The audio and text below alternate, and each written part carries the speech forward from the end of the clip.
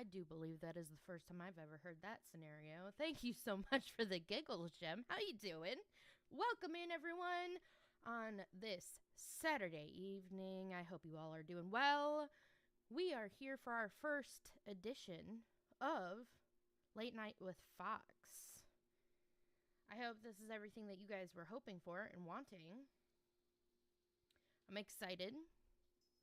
I love that. Don't mind my ass. Like 50 miles behind because my Wi-Fi is shittier than Taco Bell bathroom. Taco Bell bathroom. That's great. I've never heard that before. Love that. Gave me a good giggle. Ocean, hard to excite. Giving tears to your brain.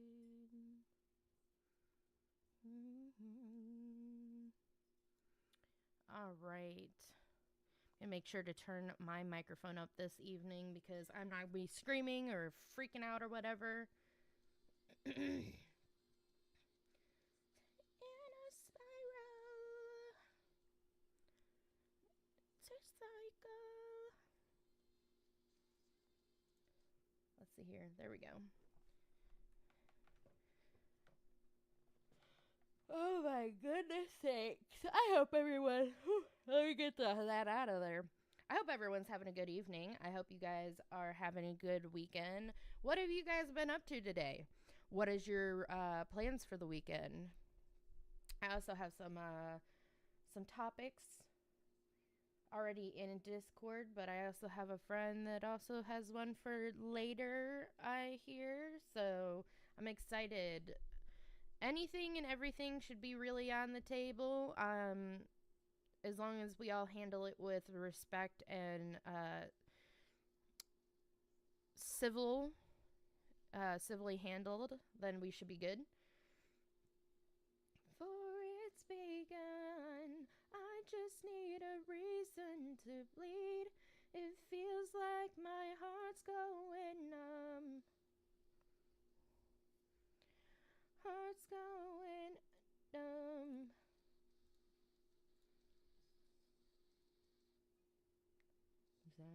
I gave it all. Back up against the wall. Everything to survive. Not just feel alive. Try to hide. What you doing, me, Sophie? I know there's something holding me here at the bottom. My goodness. My Saturday evening kind of started a little not great. I'm hoping that it gets a little bit better. I'm telling you guys, the older you get, just like be careful of what you eat and how soon you go take a nap. I thought I had plenty of time after I ate something to go take a small nap before stream so that I could make sure that my neck was good. I apparently was wrong because I woke up with acid reflux like nobody's business. It was insane. I was like, oh my God, please. No, not this. Turn the lights out.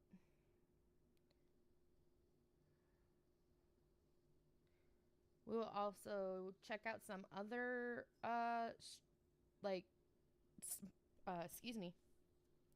small games that I can put on while we're talking in case people don't feel completely comfortable talking yet.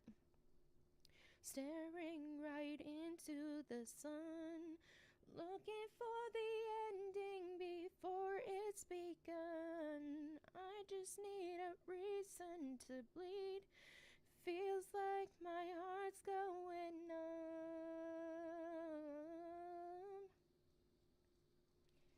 Ran right into the sun, looking for the ending before it's begun.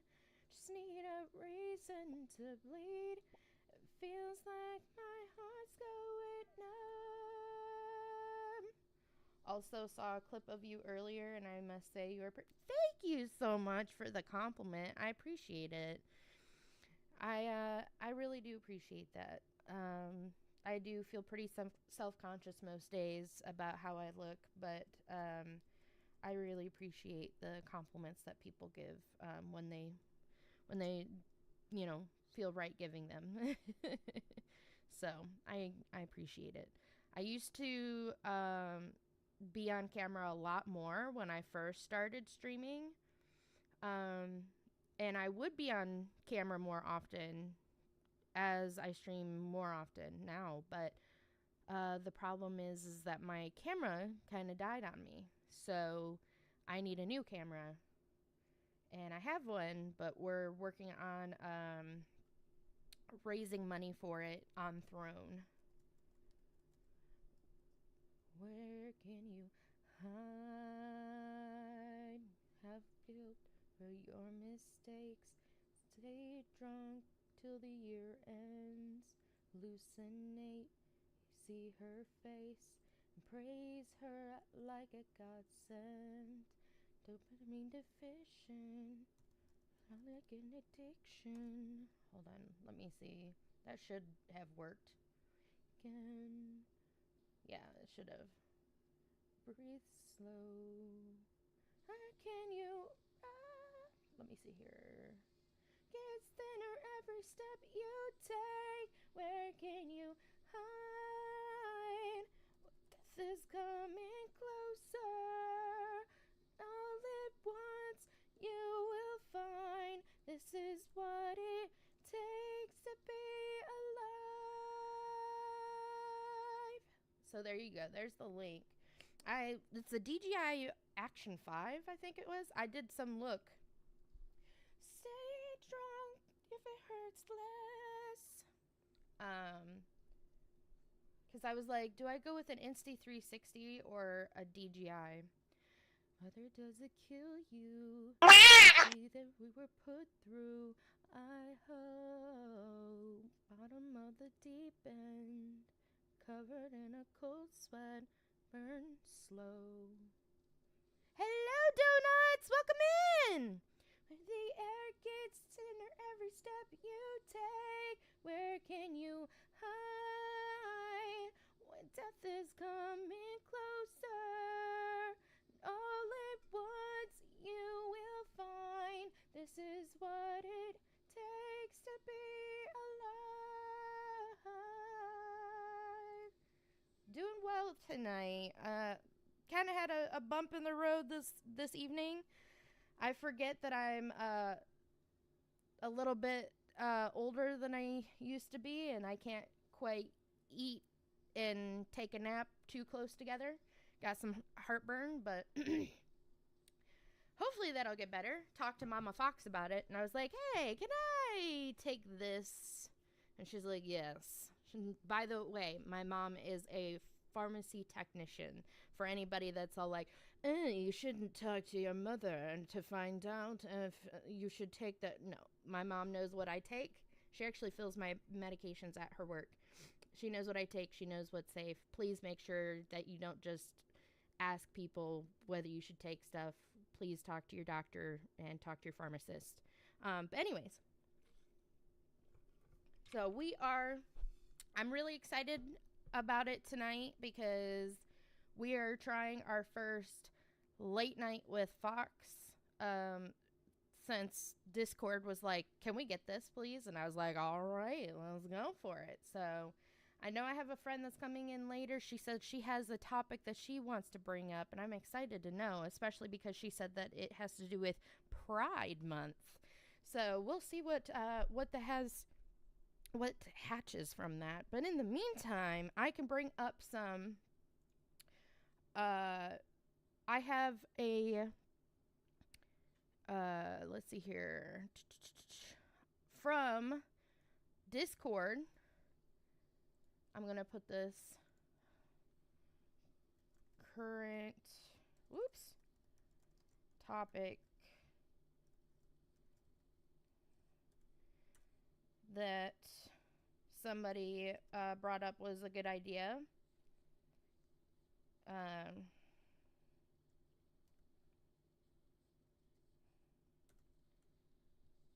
So we are going to check this out. I am a kitsune. Thank you so much for asking, by the way.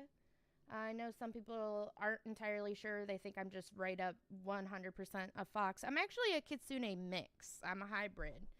Um, my I have two sides to my OC. And I came up with the one side first, and then the other side came later. That process, I always put my, I always call myself closeted, which is kind of true unless you really know me. Just because somebody type peanut. Somebody type peanut. I don't want to take the points from you guys. Somebody type peanut.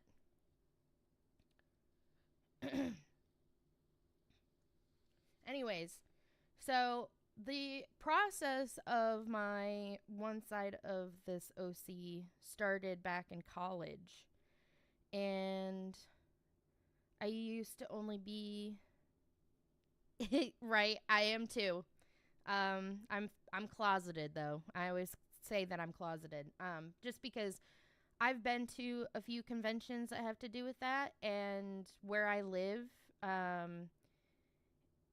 I have like walked from outside of the convention center to another place downtown and seen people like make death threats to my community. So that's why I'm like, I pretty closeted. I used to be more out when I was in college about it, up until suddenly everybody started saying that some pretty hateful, horrendous things towards the community. And I was like, look, not all of us are like this. Please, please stop, lumping us all together. Every community has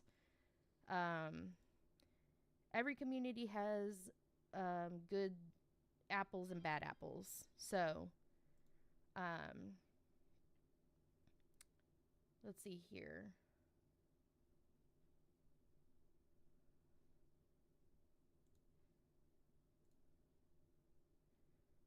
So, the beginning process of my, actually, let's change this then really quick before unpin. Alright. And you guys are free to ask me any questions you have.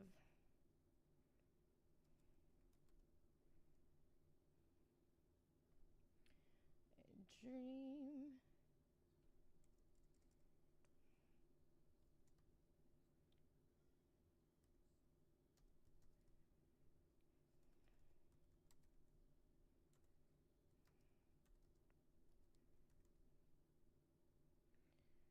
No one told you where. There we go. So we are going to change the Lord. That sounds like you're damn near breaking down my door, Kisa. How you doing, Kisa? What you doing? How you doing? Anyways, so we'll really quickly pivot and then go back to the topics that I had. That I have somebody on Discord posted it, and so we'll cover those next. So the I'm gonna have to change the music to like lo-fi, because I'm gonna be over here like, my, those eyes like fire. I'm a winged insect. You're a funeral pyre. Nah, never mind. I'm committing. I'm doing your mom. My, those eyes like fire. I'm a winged insect. You're a funeral pyre. From now, bite through these wires. I'm a waking hell, and the gods grow tired. Let me open stream. Hold on. Stream elements. I was supposed to fix this before stream. Whoopsies. Shh. Don't tell anybody. Chat. Shh, don't tell anybody. So anyways, can you guys tell that I am a filthy ADHD little gremlin? So I switched to lo-fi because if I keep listening to my music, I'm going to forget my points. Hey! Boys! Lord. By the way, if you guys hear any of my cats, Sophie is the most vocal out of them, even if they're play fighting. She sounds like she's being skinned alive, but she's really not even going through that ridiculously crazy of an experience. So she's dramatic. Anyways.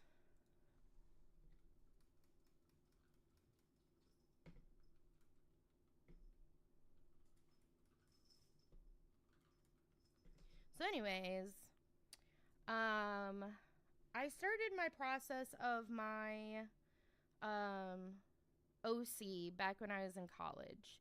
And back then, there wasn't as much of a hybrid going on with it. And it wasn't even a kitsune. So, let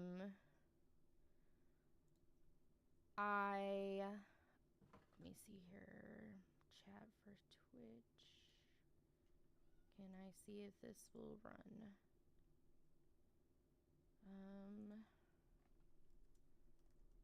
I first started out with, foxes, or a fox, and I think a snow leopard.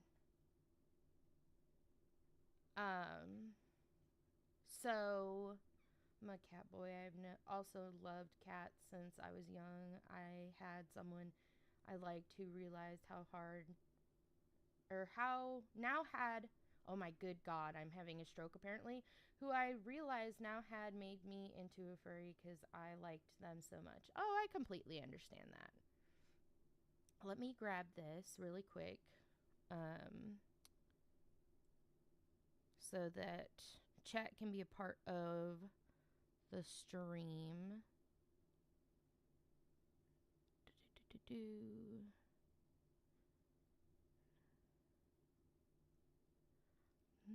My, those eyes like fire. I'm a winged insect. You're a vampire. Okay, let me add a new scene. You guys are gonna see me disappear really quick. Oh no! I disappeared. There we go.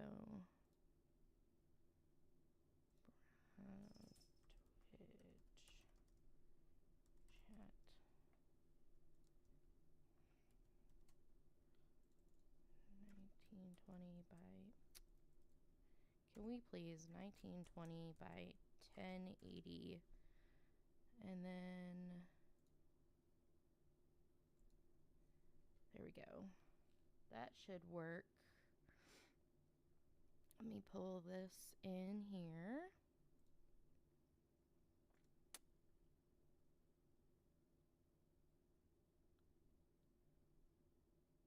Chat starts with a C. There we are.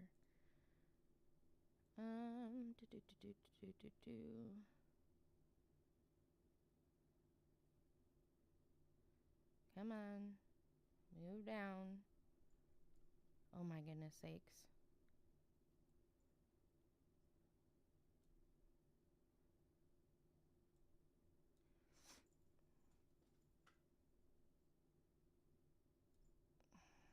Okay, there we go. There it is.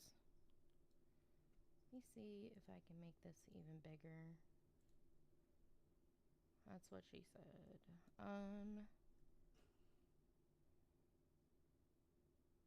35. You broke it. I didn't break anything. I broke the Wi-Fi. Nuh-uh.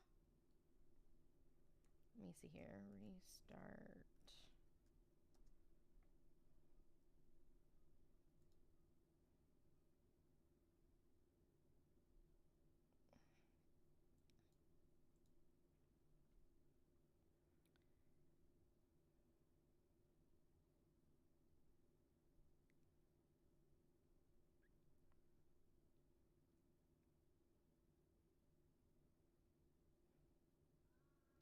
So, anyways, I started off with just a fox and a snow leopard. And then I, you know, went a few years tweaking here and there on her and like different looks and stuff like that. And then it wasn't until this year that I completely changed her to be exactly who I am now, because I like stopped, getting any kind of art of her, and I stopped, doing anything to do with her. And then, hey Kisa, can you type something so I can see how it looks on the screen? Or anybody can type something, please. Um, so, it wasn't until this year that I finally made her into a kitsune instead of just a fox. And I switched her from a snow leopard fox to a kitsune clouded leopard and tiger mix. So, and the like human version was already in my head for a few years now.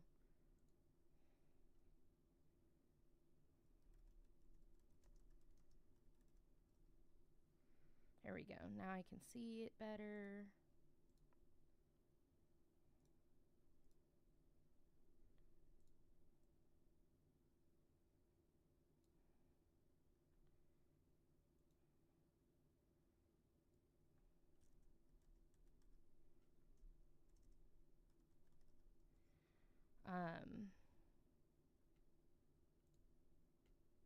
Let's bring it up to 40.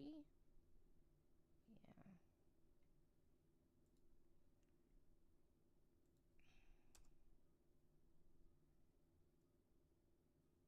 So, yeah.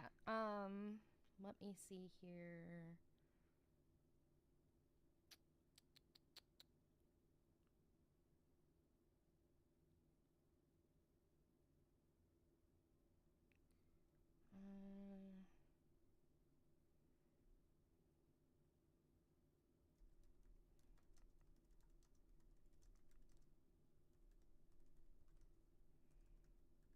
There we go. Let's see here. There we go.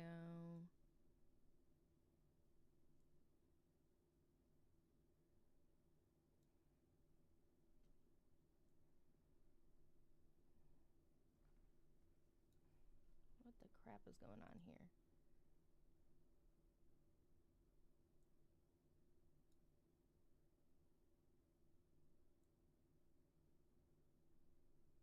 No worries. I completely understand how things can be. Giant pain in the ass. Technology be a pain.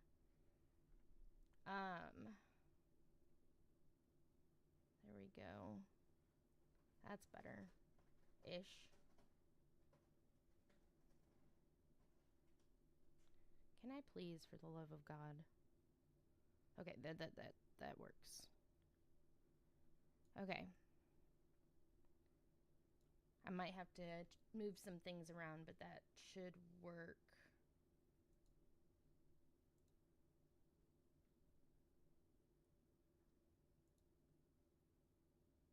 For tonight. That'll work. All right. Anyways, so yeah, that's how the process went for my character, how I created my OC. Let me move my stuff around a bit. Let me actually duplicate this.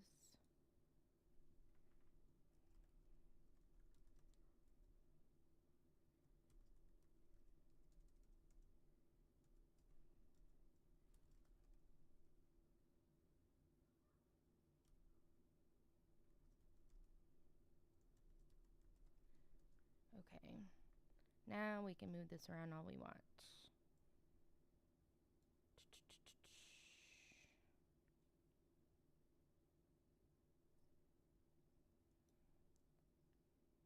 Going to go down here. There we go. There's my PNG tuber. We're going to make her a little bit smaller. That way we have more room to work with here. And we're going to grab the TTS and all of these.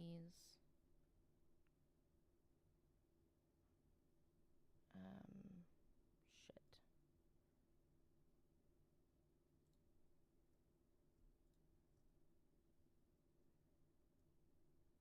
No, that's not what I asked for. Let's see here. We have an ad break. Give me a moment here to also add all those into a temporary group.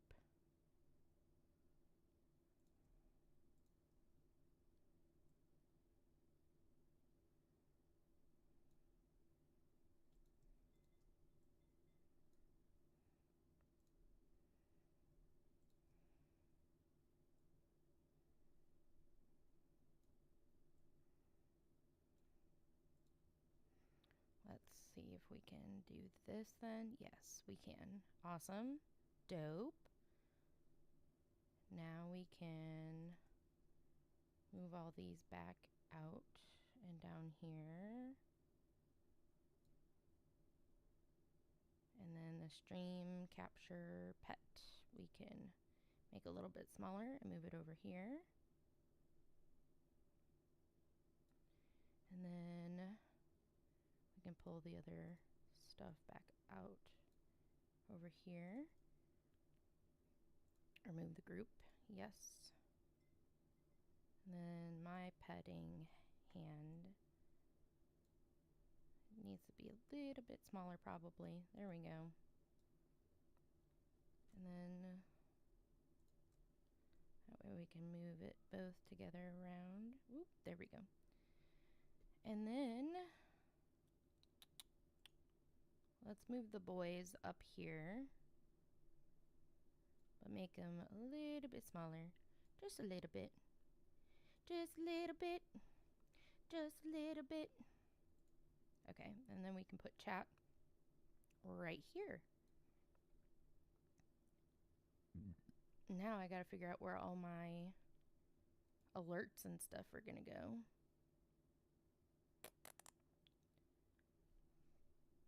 Words on stream can come down just a smidgen and over.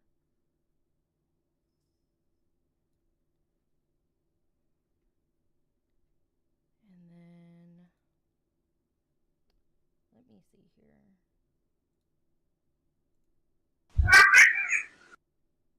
There we go. Blurb can go up here. And then stream alerts. I don't know where that's at, but we can figure it out. Stream elements. Me over here just on the fly. I know I should have done it beforehand, but let's see here. Attention, we are being followed. Shall I dispatch the welcoming drones? There we go. And then we can grab this and bring it down just a smidgen. And then that should be about, oh wait, hold on. I almost forgot about this too.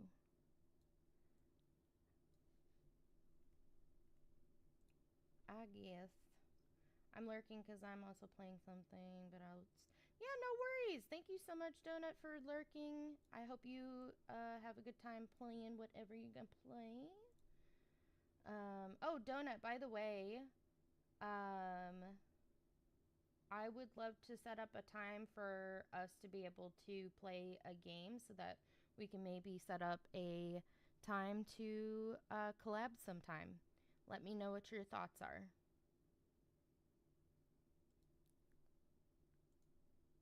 Okay, that works just fine.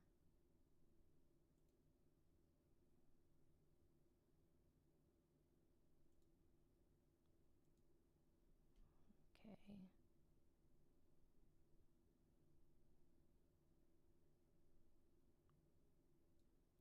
perfect. And then the GIF.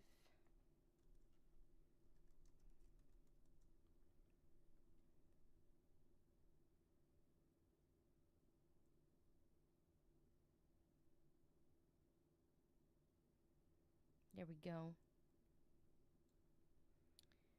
And then Lurkfish. Let's get that one too. Fish.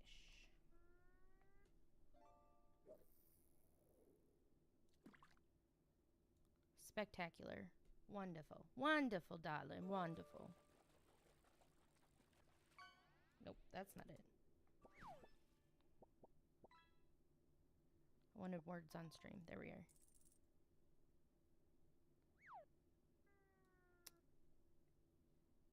Heck yeah. We caught us a hermit crab. Okay, so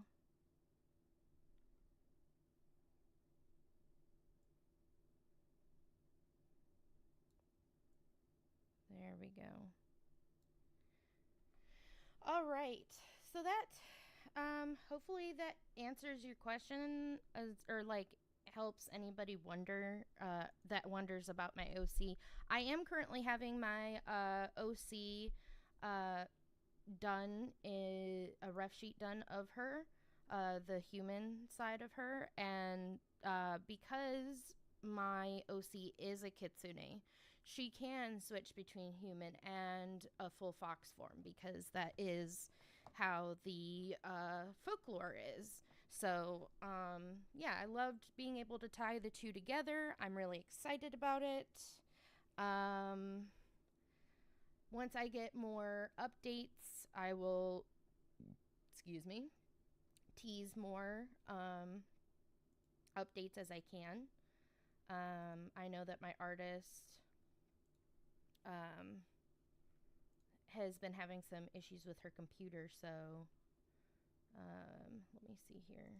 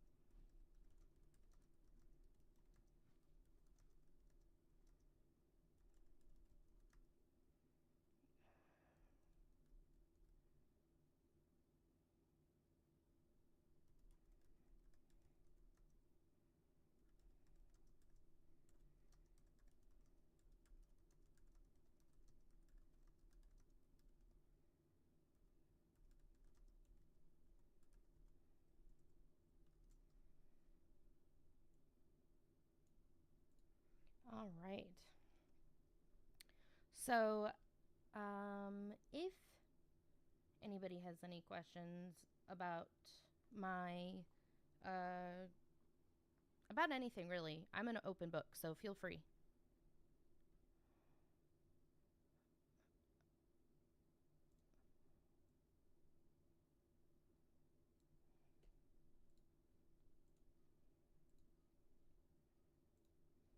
Let me make sure.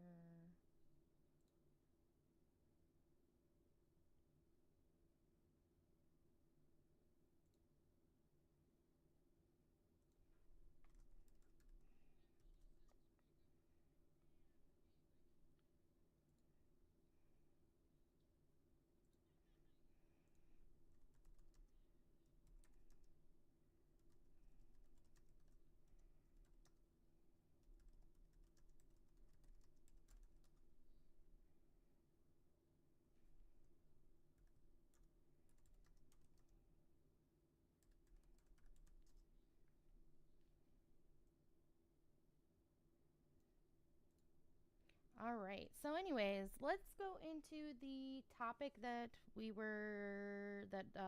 somebody posted in my Discord.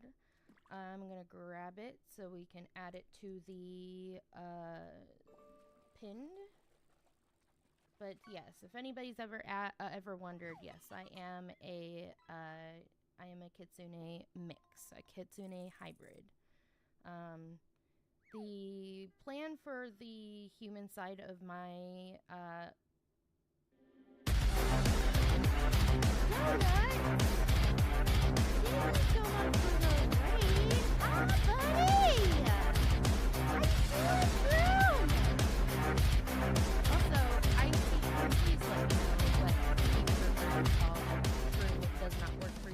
Hello, everyone. Welcome in. My name is Ember Foxx. You can call me Ember. You can call me Foxx. Just don't call me too late for dinner. I am a variety streamer. It's so loud I can barely hear you. What? What's so loud? What's so loud? Hold on. Let me bring down my music. Maybe that's it. I am a variety streamer, but I tend to lean on... Oh, yeah, the raid music. Hello! I was just saying, Shroom, let me know if you prefer a different name than Shroom. Oh, yeah, the raid music. I'm telling you what, ever since I changed or updated my stream overlay situation, my stuff has been so wacky. Anyways, welcome in, Raiders. My name is Ember Foxx. You can call me Ember, you can call me Foxx, but just don't call me too late for dinner. I am a variety streamer, but I tend to lean on the side of horror.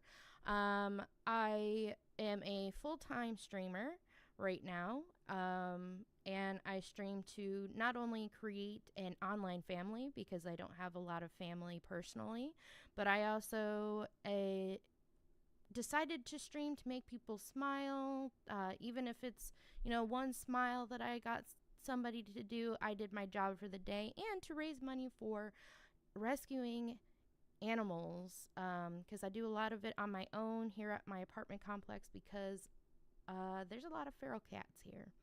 What were you playing, Donut? I saw that you were playing something, but I didn't see what. Paranormal cleanup. Oh, interesting. What is that like? You can just call me Icy. Got it. Okay. I will call you Icy. It's horror? Okay. I'll have to check it out. I've heard some people say see some new game that's kind of I guess like Phasmo adjacent, and people are like, ooh, is this better than Phasmo? And I'm like, and I just have not. My watch later list on YouTube is so long. Let's see here. It scared the crap out of me. Oh boy. Is it just like you're cleaning and then like scary things happen? Oh, you clean a house while you're being hunted by a ghost. Oh, okay. It's simple and fun. Nice. I like that. It's nothing like Phaz, in my opinion. Phaz is so in depth. Oh yeah, I agree. I am one of those people that can go in with no evidence, get a couple of hunts or a few like of the unknown evidences or characteristics of the ghost, and be able to tell you what ghost it is. And I think the best compliment or like funny thing that I've ever heard somebody say when I tell them that is, of course you are. I was like, oh, yeah, I can't help myself. But yeah, welcome in, Raiders. Please feel free to, get some snacks, get some water, take a bathroom break. Today we are trying our first ever late night with Foxx. People really voted for it in Discord, so here we are. We're doing it. And also, done it. If you need to raid and run, please feel free to do so. I completely understand. I have to go nap for repo later, so I'll lurk while you're laying. No problem. Absolutely. I will take good care of your gremlins, okay? I always jokingly say that I'll babysit your gremlins or babysit your kids. I got you. So yeah, tonight we're just kind of chilling, and I may find some other, games to put up while, if like Words on Stream isn't y'all's thing, I can find other games that we can add in to, so you guys can have fun with it. But on the um, on the dock, after, thank you again, Jem, for your question, asking about my OC, who my character is. I have something from Discord that, and I know I have a friend later that will come on. Since it is Pride, there is something that they have a question. They want to know my thoughts and stuff like that, and everybody else's thoughts, and they'll bring it to chat later. But for right now, we're gonna go ahead and update the topic from somebody on Discord that asked me. Let's see here. They said cars, anime, music, your favorites. What you admire in any of them. So thank you again, going to Cash in Discord and in my community for bringing up this topic. So it's hard to choose where to start. Hold on. Let me find another fun game for you guys. I do have marbles on stream or something like that, whatever the fuck that's called. Let's see here.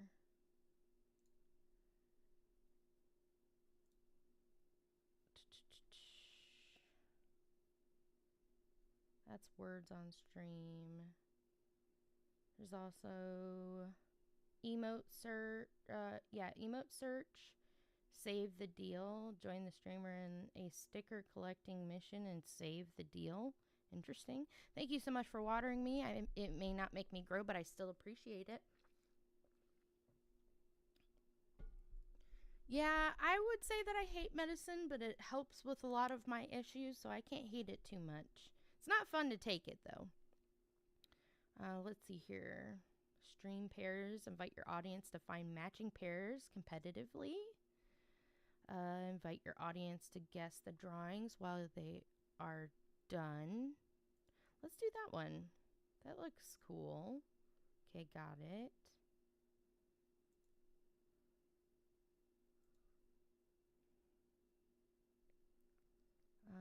Options. No music. Let's bring down that volume. Copy link.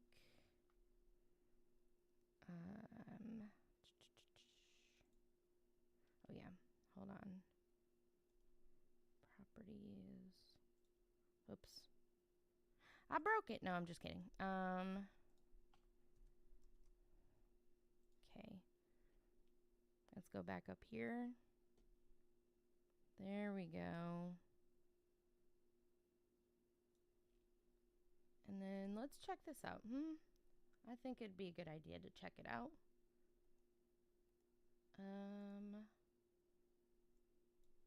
Come here.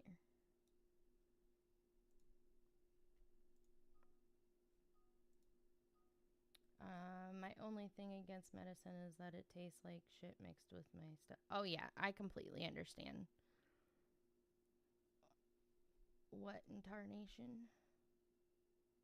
Wrench.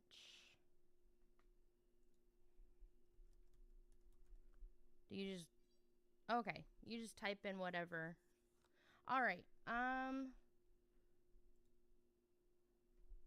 So yeah, I completely understand. My biggest gripe with medication is that I have to take a lot of it, and it's never fun to have to take a lot of it. So for ease of –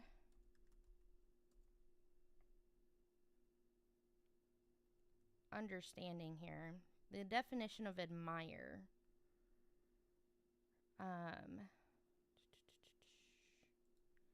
Can you please?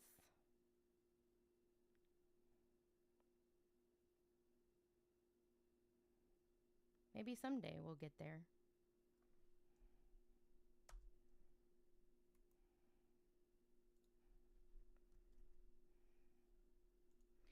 Admire definition.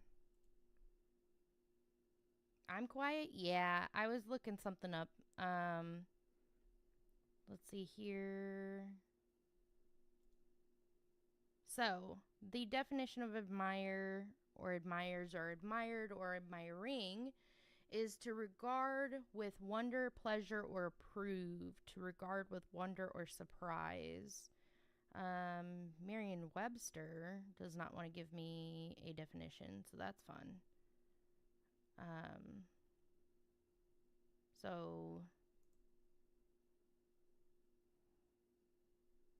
let's see here.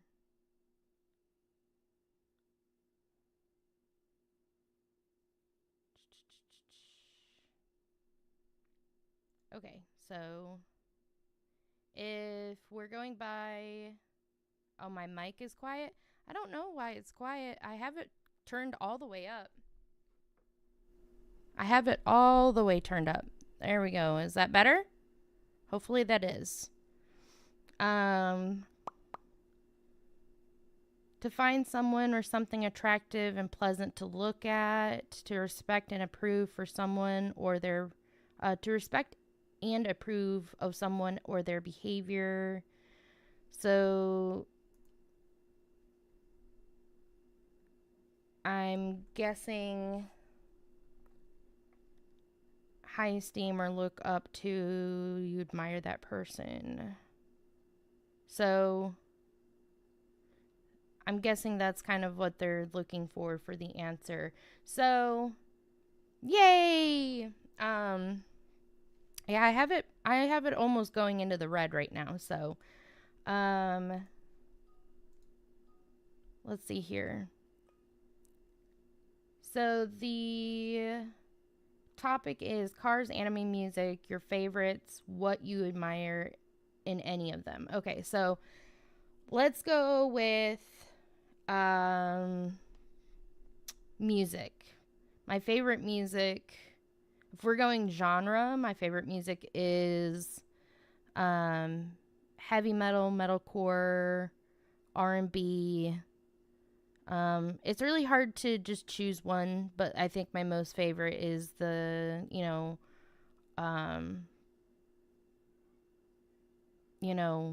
heavy metal or metalcore or post-hardcore. And new metal. Like, metal is my thing. I grew up with it.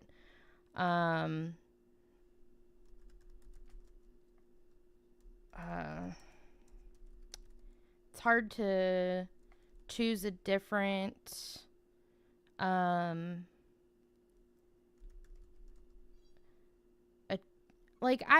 I grew up with metal, classic rock, and stuff like that, and easy listening, but I went into R&B.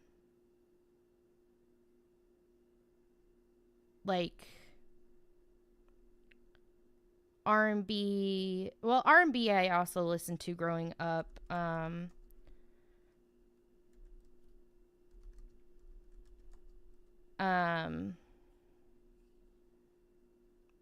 Because like the 90s music, my father didn't really like the rock scene. So I did listen to a little bit of R&B and rap during that time, Biggie Smalls, Tupac, kind of area, and then like Salt and Peppa was some stuff that I grew up with. So it's hard to be all like, oh yeah, I really, grew up with one type, but I mostly grew up with metal, in classic rock and stuff like that. So for me, like I lived through the new metal era, and that shit, oh my god, it was so good. I ate that shit up. So with that being said, what I admire in it the most is that I guess the versatility and how like insanely cool the not only the instruments but the vocals are. Like the fact that you can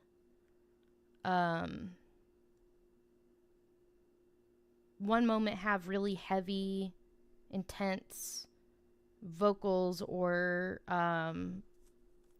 instruments, and then the next you can have like a softer melodic. Like the switches are just so beautiful and amazing, and especially when it comes to the vocals, because I'm a drummer and a vocalist. So for me, the awe is the fact that you can go from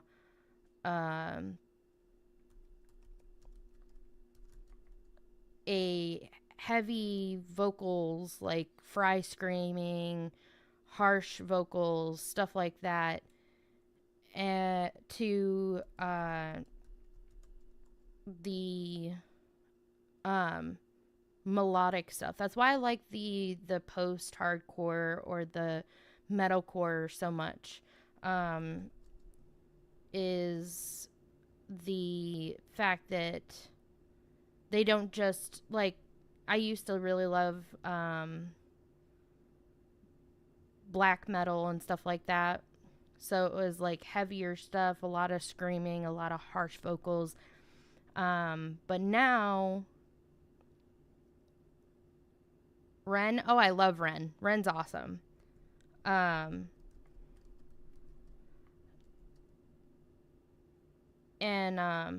I love the switch up. I can do harsh vocals myself.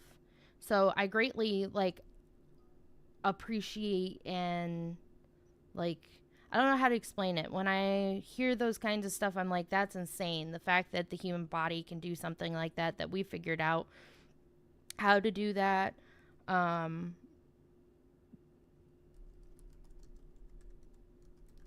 It's so cool. And then the same thing with like the instruments, the fact that we figured out how to play them so well, and the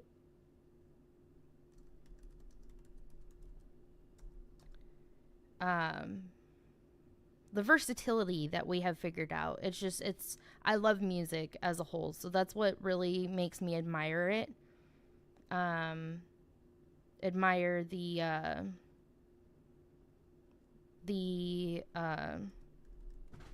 metal and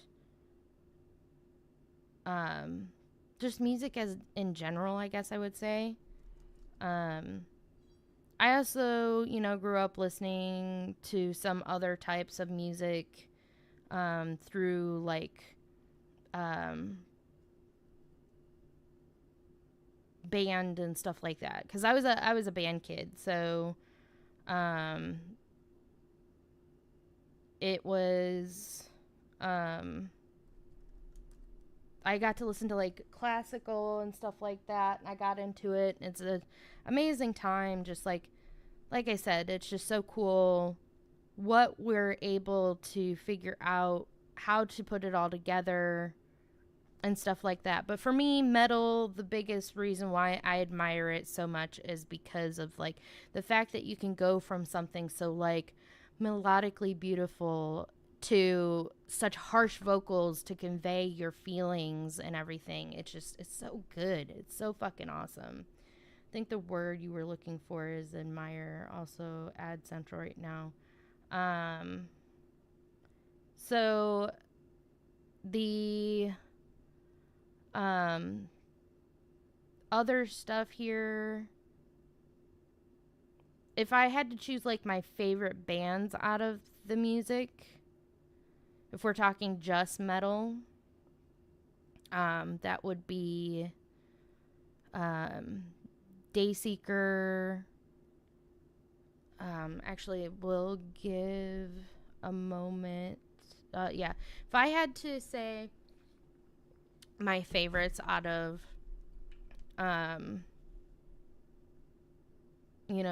the metal genre, or should I say the metalcore or post-hardcore. I love Dayseeker. I love Sleep Token. I love Bring Me the Horizon.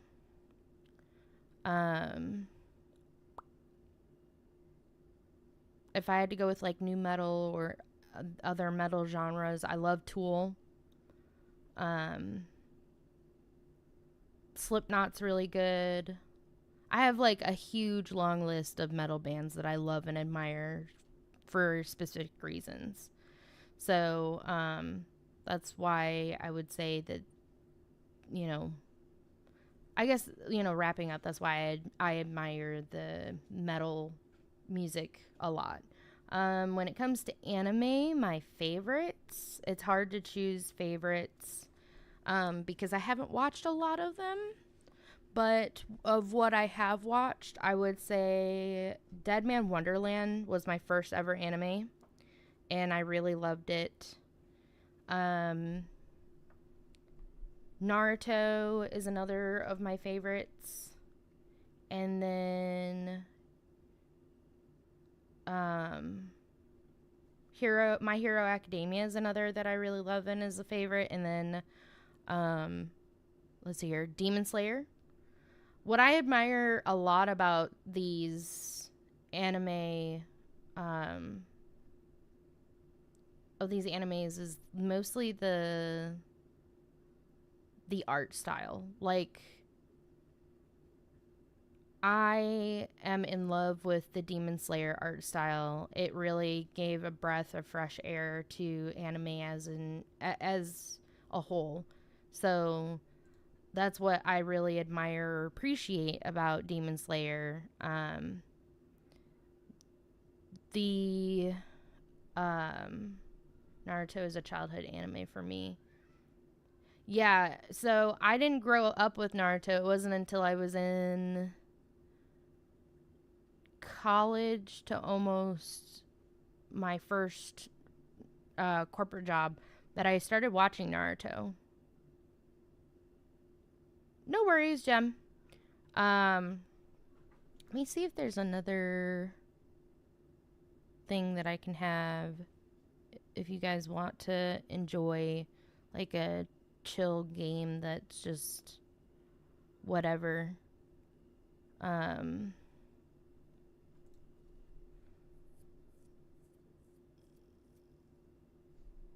have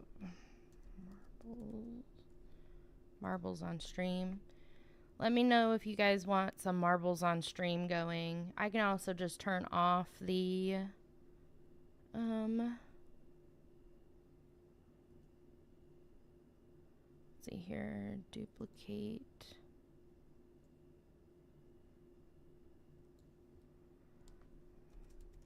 Can just turn off the gaming as well, because it doesn't seem like marbles is always nice. All right, well then we will do that. Let me grab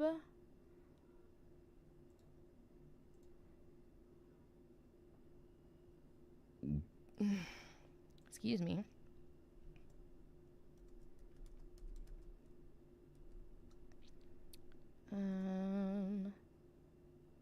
Specific window. Let me download it, or should I say install it. So anyways, so yeah, for me, anime Um,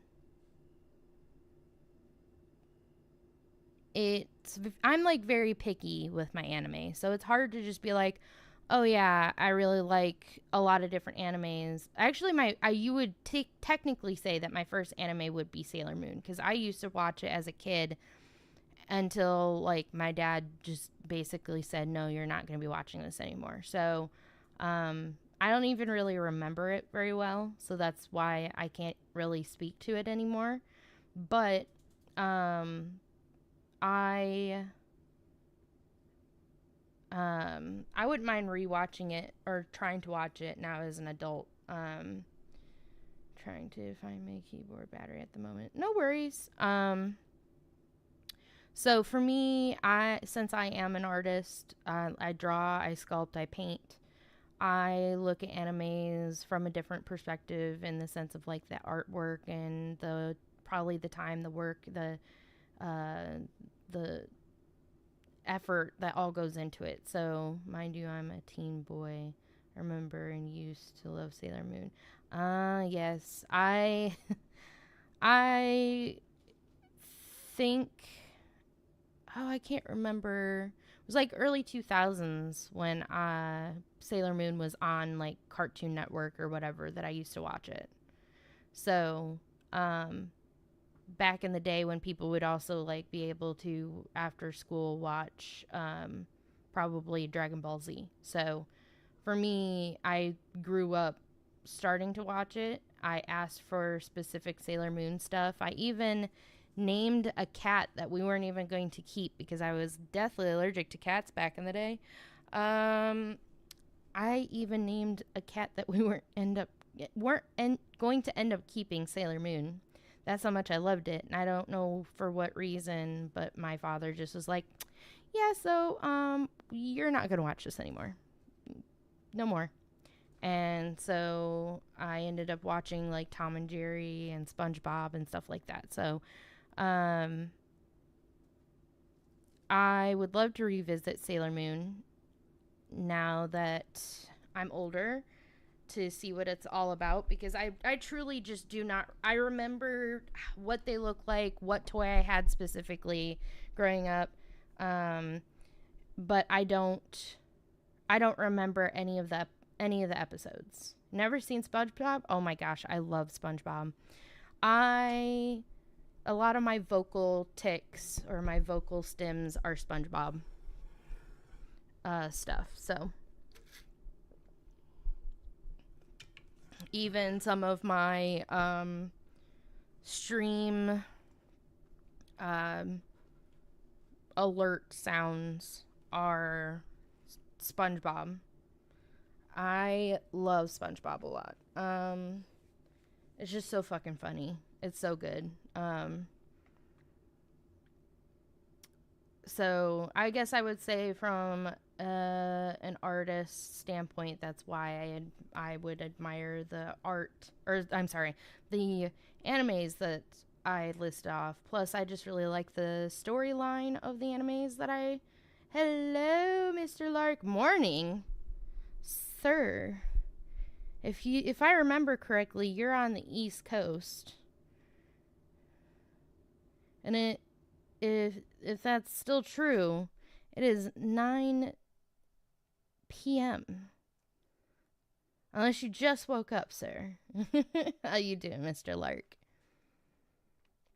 Now, cars. What are my favorite cars? It used to be only muscle cars back when I was younger and growing up, but now I love both foreign and domestic cars. Mostly JDM and I think and also KDM, along with American Muscle. So, like I love the old '90s NSX with the pop-up headlights, pop up and down headlights, pop up and down headlights. Um, my fave is the Mustangs. Yeah, I really do love the older Mustangs. Like the old Shelby is gorgeous. One of my most favorite muscle cars is a 1969 Z28 Camaro with a big block engine in it. I would love to have that car. Just like I would love to have the NSX with the pop up and down headlights. And then I would love to have a S2000. What I admire about cars, oh man, it's hard to explain it. I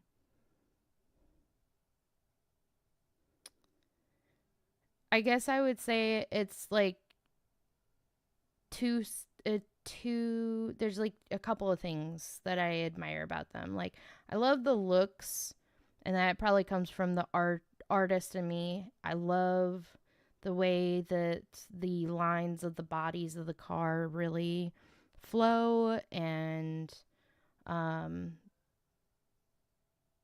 the way that, and it depends, like even newer cars, some of the newer cars are pretty damn good looking when it comes to the way that the body is to look and be manufactured.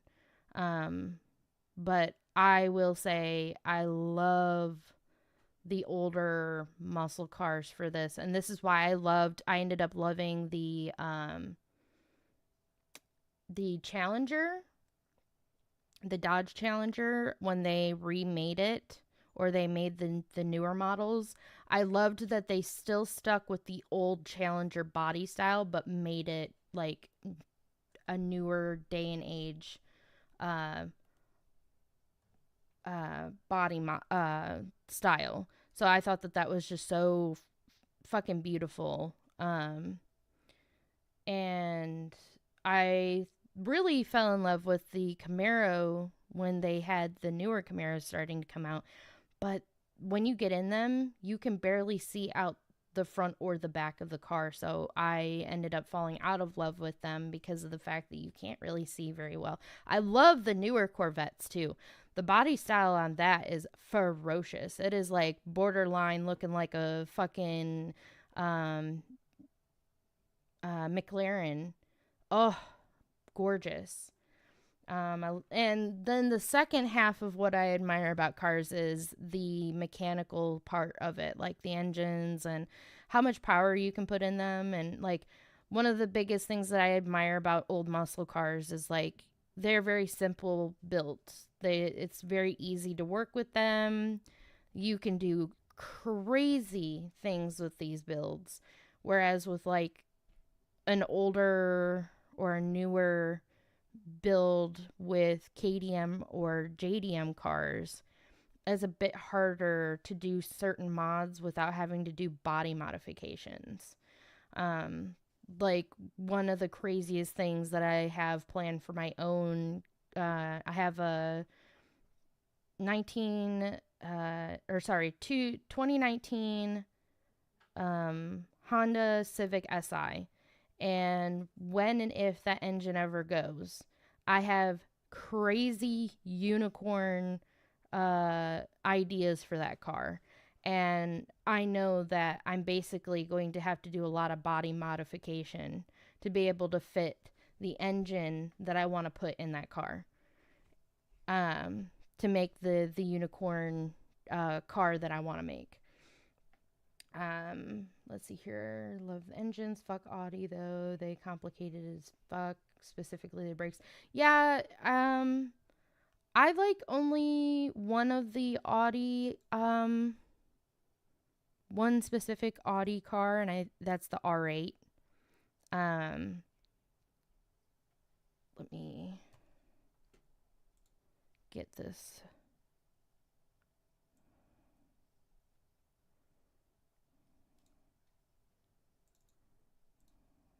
Hold on one second, guys.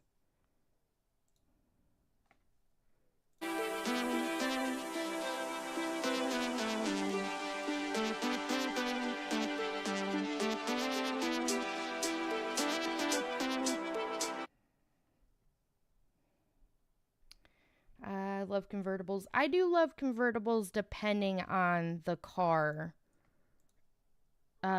is to whether I like the convertible or not. One moment.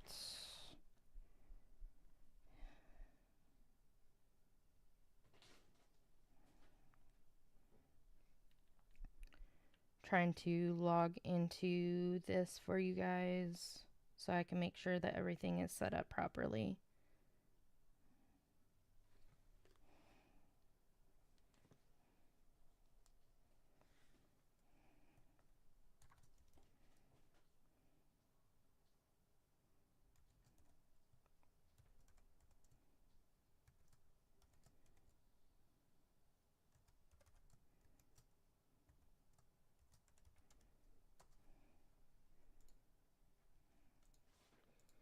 Let me go back over here. Authenticator.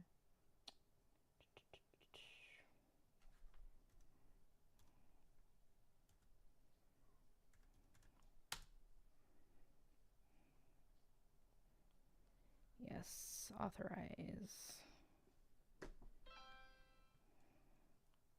Alrighty.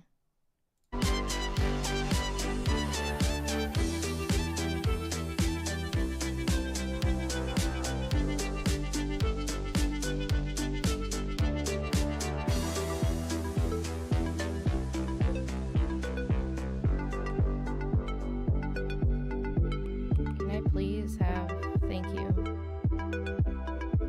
audio, chill out. Let's bring down, I don't know how loud the sound effects are going to be, so let me open this.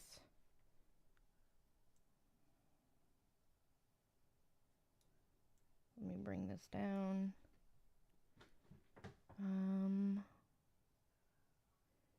Game on and off when the game is in the background. Got it. Apply. Colorblind mode, no.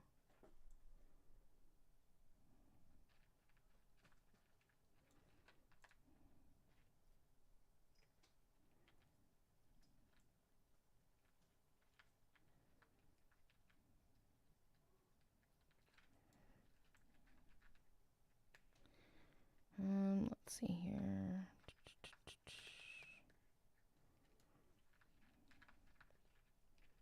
Apply back. All right. So if I remember this correctly, you guys should be able to do, I got me a 1985 Chevrolet Cavalier station wagon. Nice. Gotta fix my car though. I'm like 50% certain that the fuel pump is dead, though it's sitting on my sibling's house at the moment. Yeah, you'll get there though. Let's see here. Let's do a race, I guess. I don't fucking know.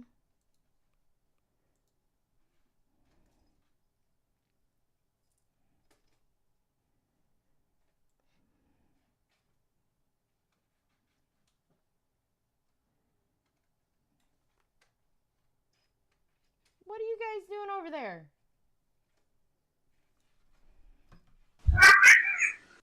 Hello, Cookie. Welcome in. Long time no see, my dear.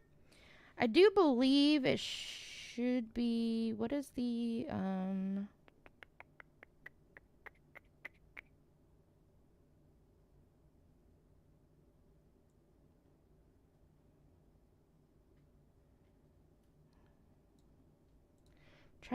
I don't remember what the fuck.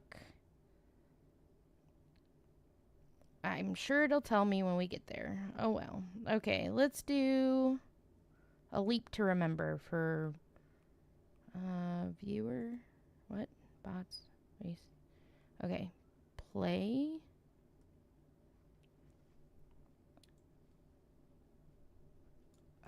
Let's fix that.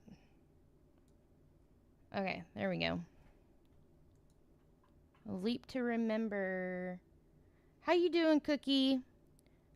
Exclamation mark play. If you guys want to join.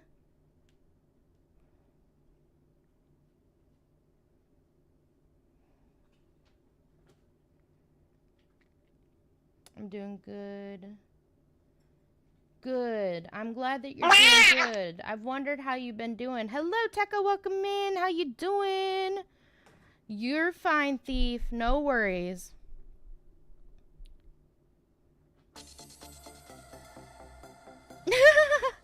I love that. Go Tekko.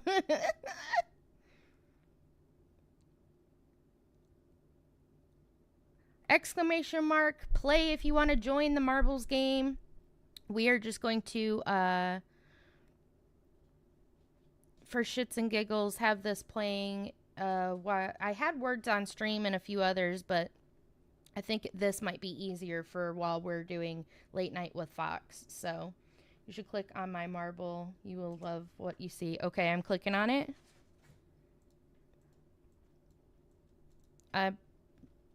I clicked on your marble. Nothing's happening. I clicked on your name too. Nothing's happening.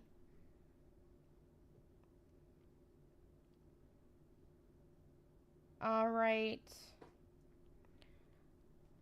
We're going to do a countdown of 10. If you guys want, please feel free to do exclamation mark play. But yeah, so those are that's what the topic was, or finishing up English, fuck.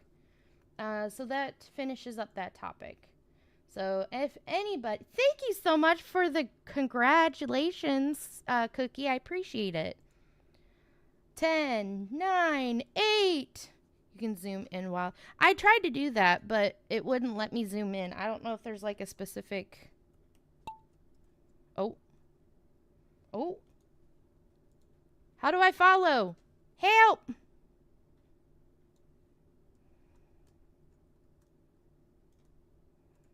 This is my first time doing this. I mean, it's not really, but mostly hotkey. Ooh. Ooh. Who's making it? Tekko's first.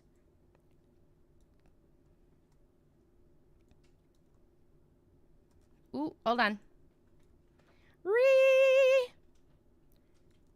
I'm inside something? Ooh. Oh, there we go. There's Tekko. Where's Cat? Or wait, not Cat, but Gem. Okay, there goes Tekko. I'm trying to keep up, guys. There's Gem.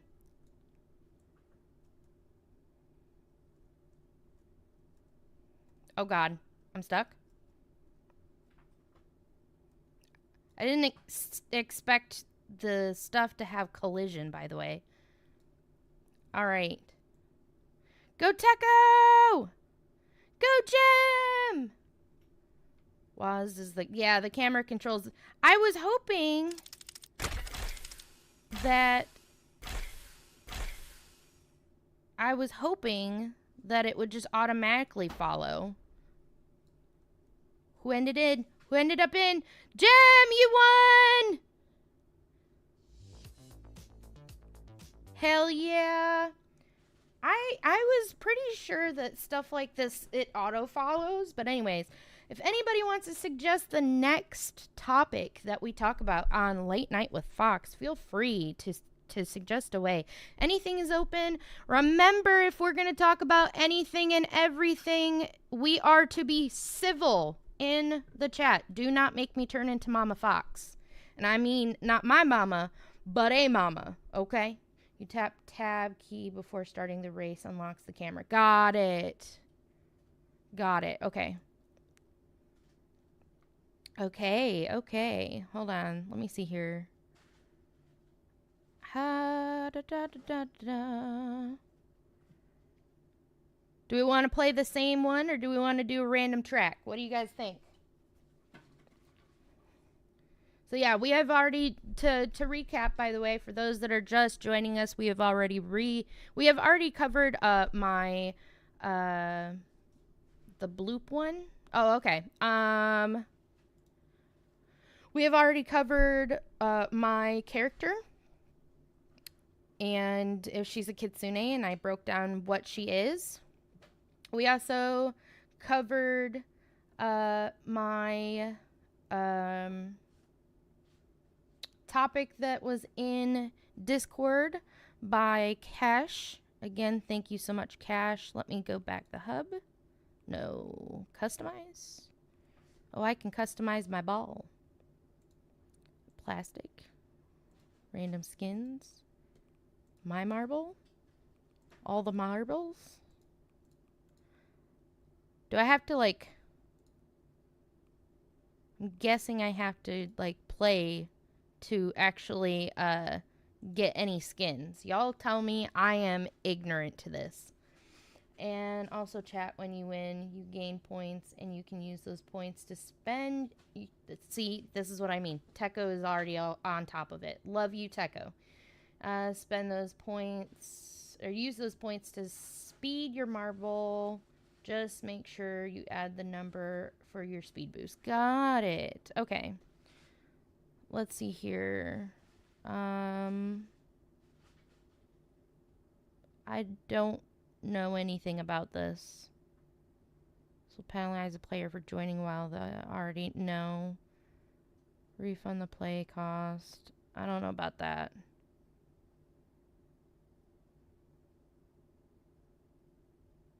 I'm confused. So I just start the game and you guys just play all you want? Is that how this goes?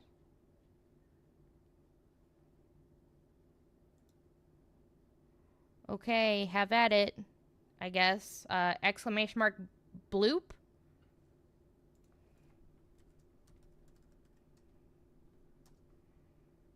Yeah, okay. It's exclamation mark bloop. All right. So, yeah, you guys feel free to suggest a new topic for Late Night with Foxx. Oh, Foxx, did you enable the drops in Marbles on stream depending on how long you plan on play this, but enabling the drops helps players probably yourself to gain Marbles on stream tokens.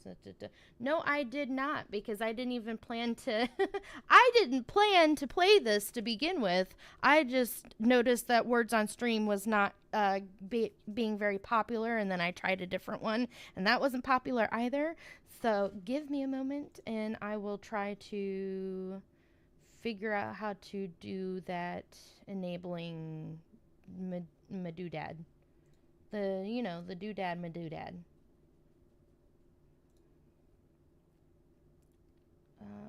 Drops and rewards. I think I have to be in Words on Stream as a category. Am I correct? I do believe so.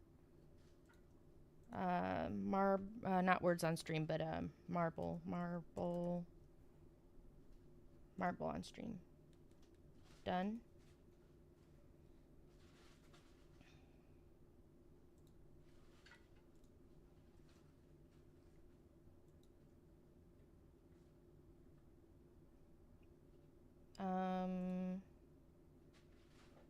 I don't know anything about this drops thing. I'm not seeing anything for drops on Twitch.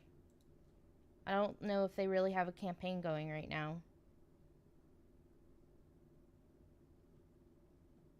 for any drops.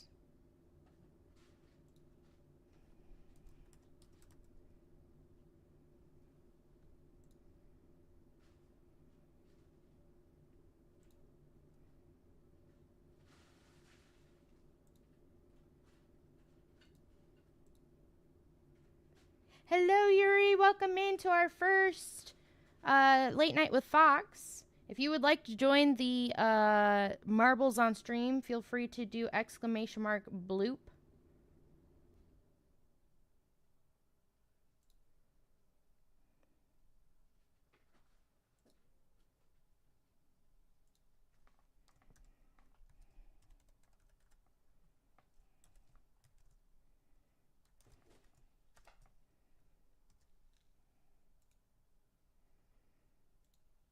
Settings, navigate to settings, game, and ensure the drops.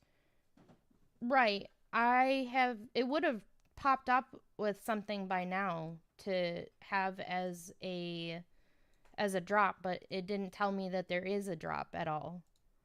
Let me see here. Settings. Game.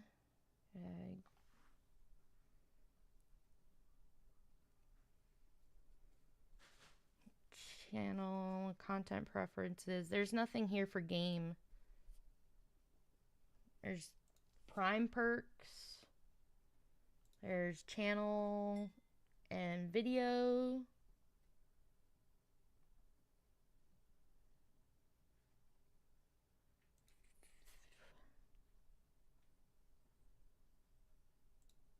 So, I don't.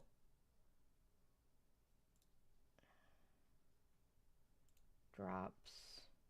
Yeah, I already have enabled drops. So, it doesn't look like Marbles on Stream has anything for you guys to get with drops right now. Yes, I connected my Twitch account to Marbles on Stream. They just don't have anything for drops today. I'd love to, but I've done so much drawing over the last 2 weeks. I've got carpal tunnel. I'm using text to speech. Yeah, no worries.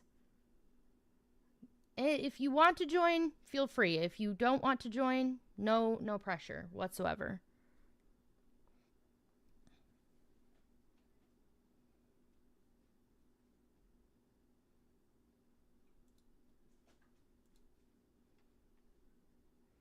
Typically, when I switch to a topic, it will tell me if there is anything that is ready for a drop, and then I will tell it, yeah, go for it. You can do the drop stuff so that people can get it, because I always enable drops no matter what, but I am not getting notified that there's any drops for the game unless I can join the game and just control them. Oh, what it is you just type or say !bloop or !play, depending on the map, and the ball does its own thing. You don't have to control it at all.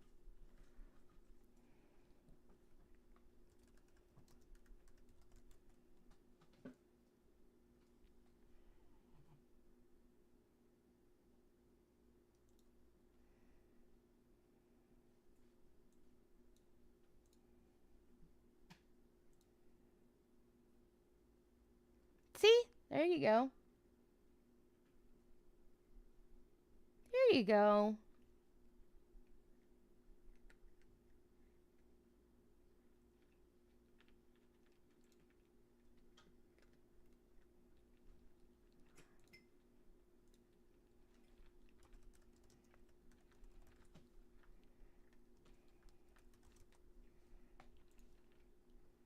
We even have, oh, I didn't even know that that's something too.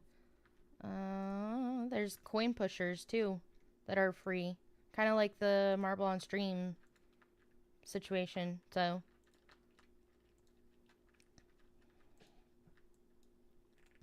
anyways.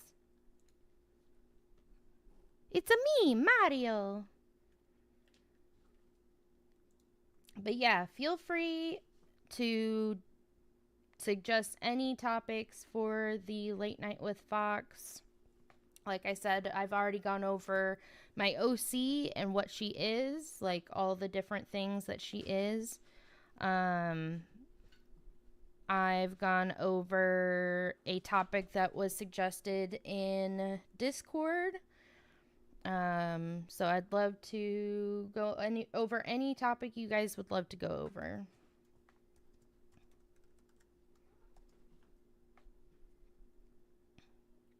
I'm an open book, and I have no problem just chilling and talking about whatever.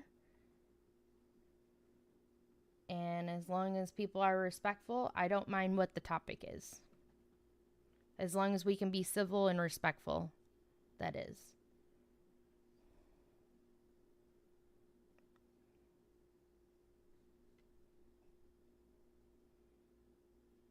Who likes puppies? Puppies are adorable. I love them. But a caveat is having to train them. And that means like potty training and all that stuff. So that can be a lot of it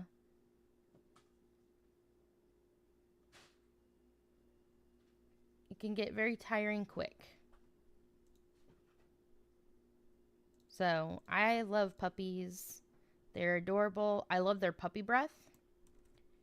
I love their little puppy kisses. They're so freaking stinking cute. But the biggest problems that I always have with thinking about ever wanting to have another puppy is how much sleep you will likely lose and how much of you have to deal with training them, you know. I'm a good puppy trainer. I don't sleep much, so if they gotta go, they'll get there. Right.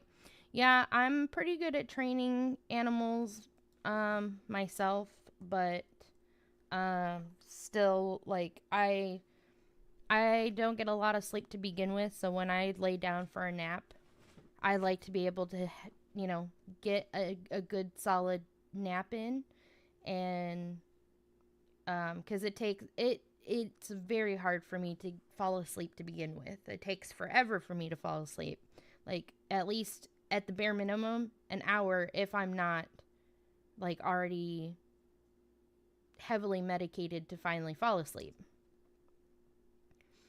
But like as a great example, the kittens that I'm fostering, they're having to learn, because the thing is like you should never let your cat kind of run your life. They should learn how to run around your schedule.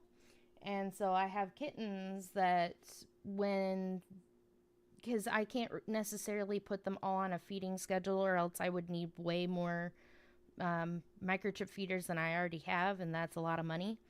I let them free feed, but then after a certain time of the night, I close the door on the bathroom, and they have to learn like through the night into the morning, you know, like my cats, they get fed in the morning and the evening, and then you wake up tomorrow, start all over again.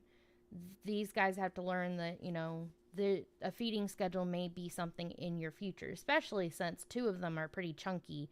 They're going to need to be on a feeding schedule. So they try to wake me up at like 5 in the morning, 6 in the morning, 7 in the morning. I get very tired because of it, and like I'll take a nap during the day, but then I turn around and end up getting woken up again because they like maybe ran out of food, or they want pets right now while I'm sleeping, and they have to learn, you know, you don't get to wake me up just because you want pets. So that's something that a lot of people will let their cats just do whatever, but cats really need to be taught that we work on a schedule, you know. Okay, this is why I love researching. The next Twitch drop campaign for Marvel's on stream is June 15th through the 21st. Yeah. I figured that there was something there going on. That like there would be a new one later. I learned something today. Being from Wisconsin, I can own a kangaroo without needing a permit. That should be amended. I agree. Okay, this is a great topic. Thank you for bringing this up, because this is a very strong feeling I have. So, in Texas, it is another great example. So, in Texas, they allow... I was watching this one YouTuber that is a wild animal rescuer, and like an exotic animal rescuer also. And he was saying that somebody tried to say something about the zebra that he has on his property, but by the state law and the sectioning law, the zebra counts technically, because they have it in the law, just as much as a rhino also counts. This is insane. as an agricultural animal. Like, that they're saying that a zebra or a rhino is the equivalent to a cow or a horse. And I'm like, I'm sorry, what? Why is that? Like, I realize that Texas is all about, having the freedom to do whatever the fuck you want to do. No shade, no tea. There's a lot of things that they let slide there.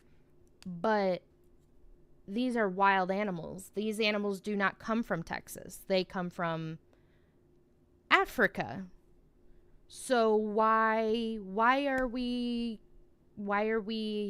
does any state allow an animal that is wild like that to be considered a agricultural animal? Blows my fucking mind. And in the same sense, Yuri, here in Georgia, where I live in the US, I cannot own a fox as a pet. I have to have a permit, and I will not be allowed to pet it, will not be allowed to interact with it, though by doing so, I'm doing it a better service than leaving it alone, because if you don't interact with an animal, they stay as wild as possible. And if you're rehabilitating them, then yes, I agree. But if one is like staying with you forever, you need to build some kind of trust there so that you can, treat it at a vet office, so that you can check up on it and stuff like that. That's where the problem is that if they don't learn that, you're a trusted source, this can become an issue for treating the animal. But I've been told by a rescue that came to one of the conventions that I've gone to that they cannot, even a red fox, you cannot own one as a pet in Georgia, which means that you have to have a permit, and you cannot pet it. You cannot treat it like a pet. It cannot live in your house. It has to live in its own facility outside your home, on your property, and all that kind of stuff. And I'm all like, okay, I can understand that if it's a fennec fox, but red foxes are native to the U.S., and we also have still fur farmers. So a lot of these foxes are bred to be somewhat domestic, not fully. Don't ever get it twisted, y'all. Foxes are still wild, but they are selectively bred to trust humans more and be more friendly with humans, especially in fur farming. So then you have these places being shut down in Minnesota or bought out, that's fur farms, and then these foxes need homes, but only certain states will allow you to have a fox as a pet.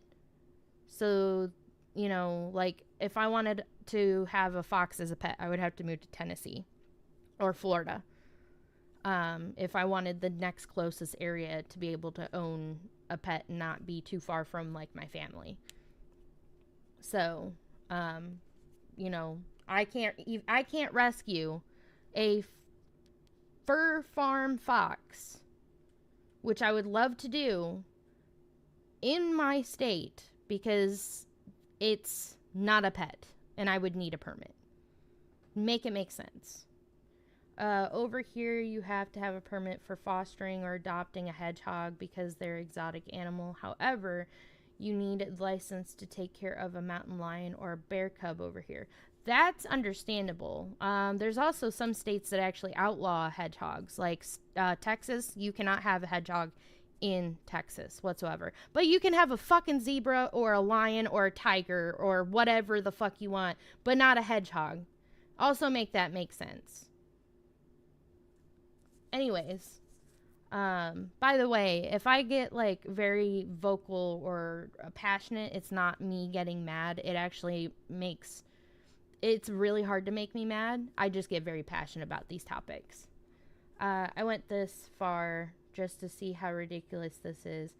For 1,500 American, you're talking dollars, I can have a male kangaroo.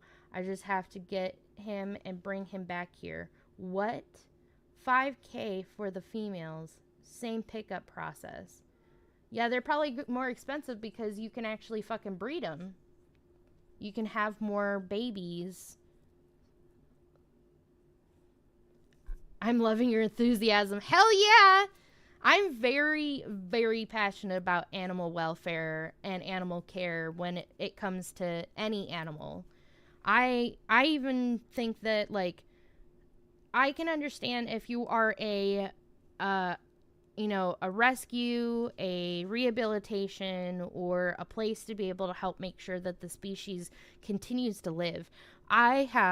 But I do not understand and I do not condone you owning a wild animal just because you fucking can. Like, there's people out there that are like, oh, I think it'd be so cute to have a fennec fox. And then they get one. And then they don't get more than just one. And that's a problem because they are like, they need more of their same species to live longer.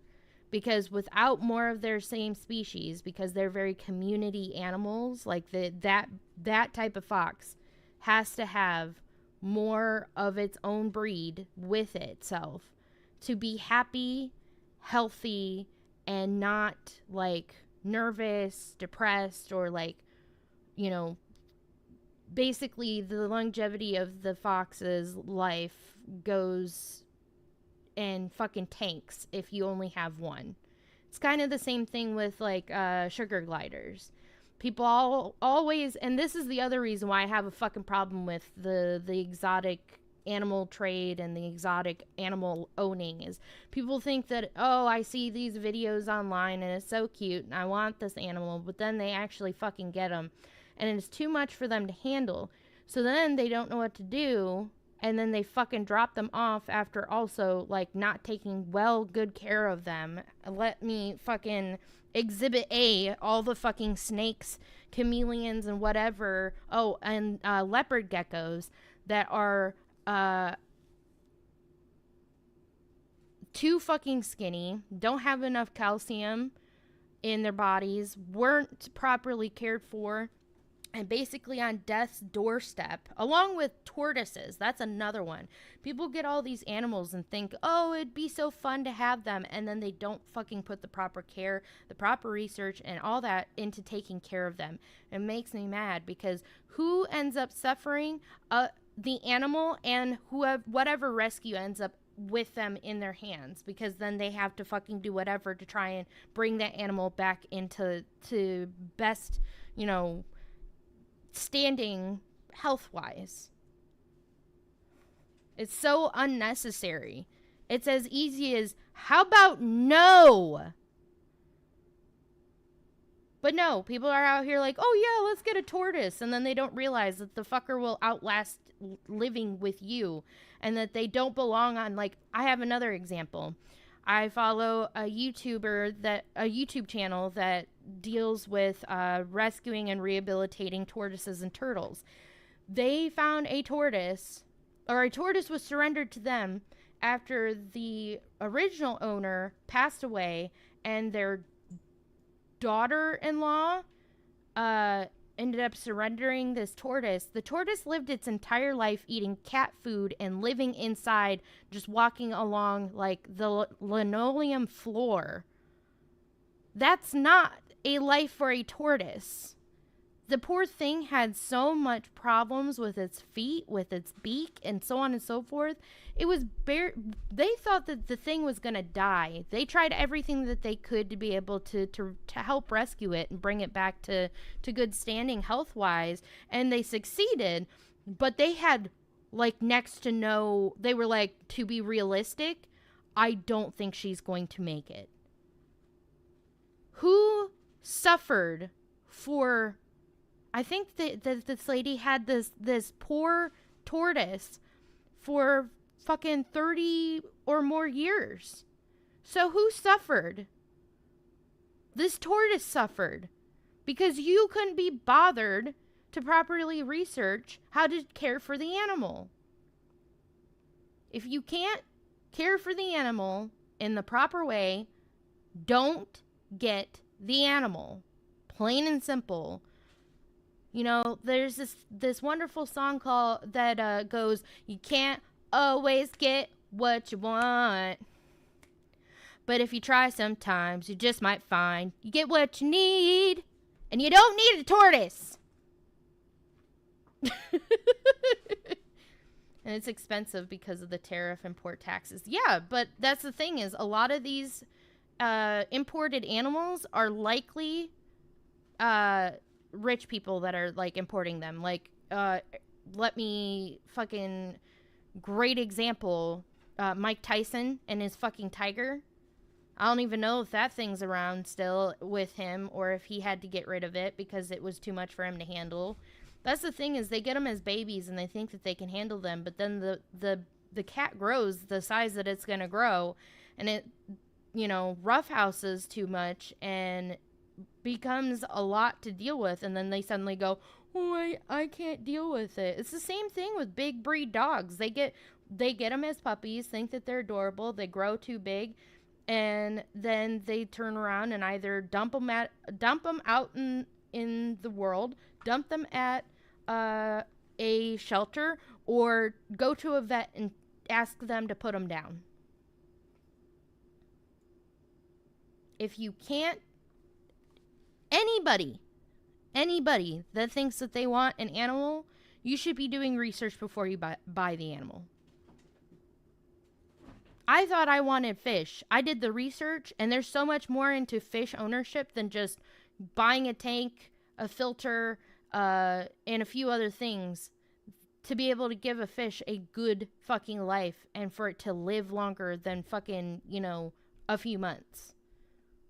So I was like, no, this isn't the type of life that I can't give that fish the life it needs right now. Just like I would love to have a leopard gecko, but I know that I can't give it the life that it needs right now. So what did I do? Not get the fucking animal. Let's see here. Not gonna lie, on my days off, and I mean this in no mocking manner, I could probably hang out with a sloth, right? They just sleep and chill. Sleep, chill, occasionally eat, and then like I think it's every other day or every week, they just climb down their tree, poop at the bottom of the tree, and then climb back up. Now, the only legit pet we have that I purchased without a permit, without a license, and my roommate picked it because of how much I love fluffy fur, that is like a complete cute fluff balls, is literally a gray chinchilla that I named him Mr. Fluffbutt. Oh my gosh. The cats love him. They considered him as a next level play date fur friend. Right, and that's the thing is like, I'm sure you did your research before you went and bought the chinchilla. Again, everybody sees these cute little fluffy animals and then they go, "Oh, I gotta have it." No, bitch, you don't gotta have it. Did you do your research? Did you do the bare minimum? I bet y'all are the same people that don't fucking do the research and don't do the work on like making sure that you take care of yourself and all that kind of stuff and all the self-growth and everything before you have kids. These are the type of people that sit there and impulse buy animals. Please don't get me started on the influx of wolf dog adoptions, which thankfully are now much tighter than they were during the 8th. Oh yeah. A wolf dog is not a dog. It goes right back to, again, that's a bigger breed of animal or a bigger breed of dog to begin with. So let's start there. People can't handle a big breed of dog. They suddenly are like, "Oh, it's just too big. It's knocking my kids over, blah, blah, blah, blah, blah." What the fuck did you expect? You got a wolf dog, or you got a Mastiff, or you got a Cane Corso, or you got one of these big ass dogs, a Great Dane.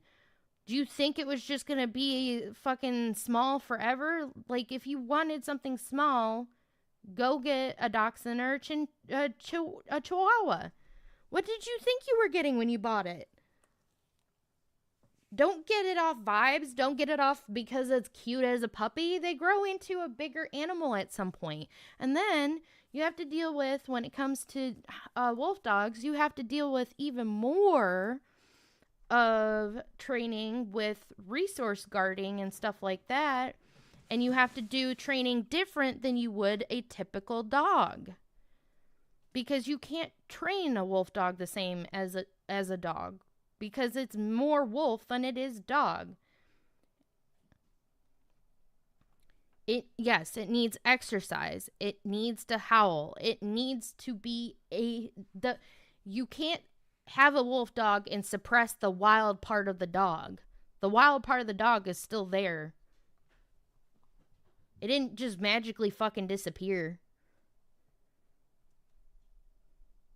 See, and that's the other thing. Don't even get me started about pit bulls. I love pit bulls, and there's such a misconception about them.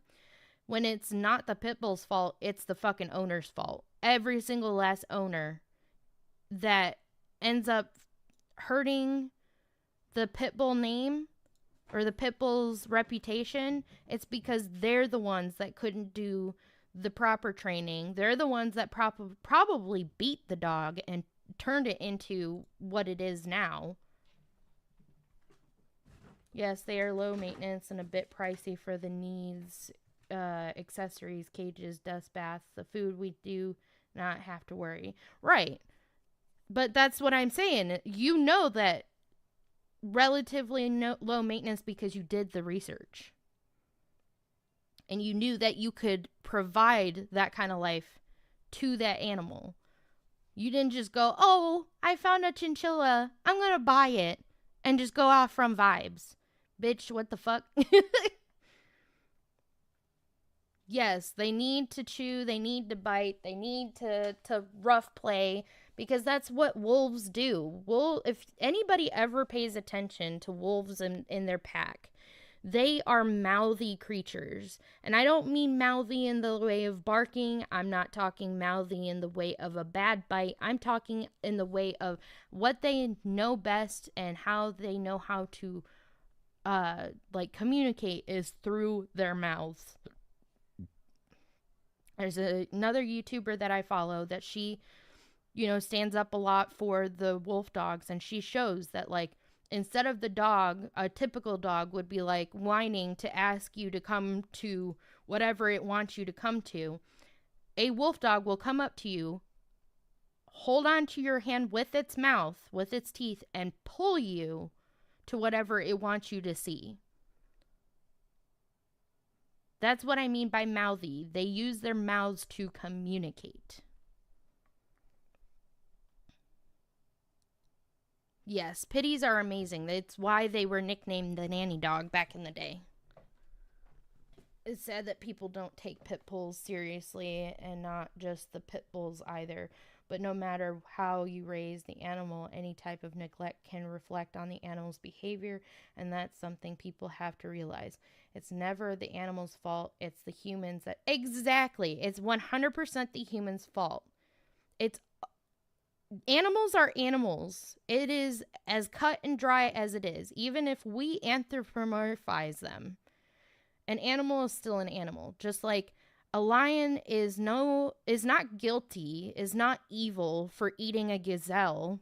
It is nurturing itself. It's nutrients. It's getting food for itself. It's not killing the gazelle because the gazelle looked at it wrong, like how humans will look at each other wrong and somebody will get fucking shot. No. Animals are there's some gray areas because obviously some species will yield to babies of other species, as a great example, jaguars or leopards that end up killing a mom baboon will stay with a baby baboon until the baby baboon perishes, but it will not eat it, it will not kill it, it will stay with it and give it comfort until it passes away. But the point is it doesn't go, oh yeah, I'm gonna murder this, because of the fact that it inherently sees baby traits and it instead of goes, yeah, I should eat this, it goes, oh, that's a baby, I should take care of it. So there's gray areas obviously in animals, but animals are animals. There is no, oh, like obviously there's some scenarios of like dogs will or cats will get into fights because of territory or, you know, pack status situation and testing each other out. That's different than, oh yeah, I was walking down the street and somebody looked at me funny so I shot him. Like, that's not the same. Animals are animals, and you know, if you neglect them, if you beat them, that will reflect in their behavior. That will reflect in how they grow up. So I am always so disappointed, so upset, and so pissed at every time I hear about a dog that is put down because it bit somebody, because it's like, well, maybe you should put down the owner instead. Not seriously though, but like you should be fining the owner. They should be going to jail. They should pay more for this misconduct than what they are paying for, because they're the reason the animal is the way it is. My pity is a nanny dog. She used to sleep by my door before we moved. Yeah, see, pit bulls have always been known as nanny dogs back in the day. They were the dogs that people trusted with their kids to watch after their kids and care for their kids if they couldn't be around. So, you know, the fact that people are like, oh, pit bulls are scary, they're horrible, they can do this and that. Like, they don't have lockjaw. How that's a misconception. That's fear-mongering information, by the way. They don't just bite to bite. An animal will act out because of either neglect or how it's been treated by humans in the past. There's perfect examples of this in even other animals that are in the wild or captive, that when they see, like, here's a great example. If you adopt a dog or a cat and they don't like a man, it was likely because a man in their past hurt them. So they're scared of them, or they either cower or they get aggressive about it. Animals don't forget that shit. That's trauma. That's the same kind of trauma that us humans hold on to.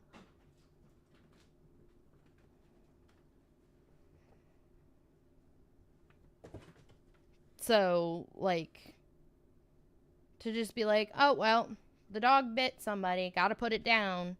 Why did it bite somebody? And then the other side of it that really pisses me off is, why are you getting a dog if you can't handle it and you can't train it properly? Because there's some owners that will get, like, let's say, Belgian Malinois. That's a great example of a breed. Or a Doberman Pinscher. Or even a Rottweiler. That if you don't properly train these dogs, you don't properly exercise them, you don't properly, you know, all that kind of stuff, especially if you don't train them, they will run the show. And so then you get these people that are like, I've seen videos, like cop cam videos of a woman that was like running away from her own dog because she's like, well, I can't control my dog, it's out of control, I've tried everything. I bet you didn't. I bet you were too caught up in your own life and your own situation to actually put the effort into training the animal or doing the research on how to train the animal properly. So, truly, it comes down to, do not get an animal if you cannot care for it, if you cannot train it, if you cannot give it time, love, comfort, attention, all of these things. And that's okay. Like, I know sometimes people want to be able to have an animal because they feel lonely. I get it. But instead of causing a lot of, discomfort or a lot of, loneliness or anything that has to do with the animal not working out very well and hurting other people or, being too scared or whatever. It's okay if you can't manage to take care of an animal. Go volunteer your time at an animal shelter. Go walk a dog. If you want some company, go do something like that instead of buying the animal or getting an animal. If you don't have the time, the resources, and the drive to be able to care for and properly train and everything for that animal.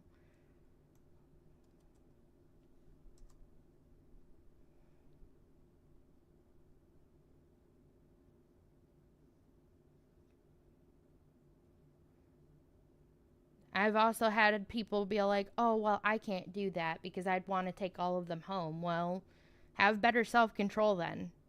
If you can't handle going to an animal shelter because you'll feel bad and sad and you'll leave wanting to take them all, then I guess you just don't need to go to an animal shelter and you don't need to go be around an animal that bad. Or here's another option. You could go be a cat sitter or a dog sitter. Or ask your friend to babysit their dog every once in a while or take them for walks. Like there's other ways to go about animal ownership or, about being able to have an animal around and keep you company without you owning the animal and you not doing good for the animal, if that makes any sense.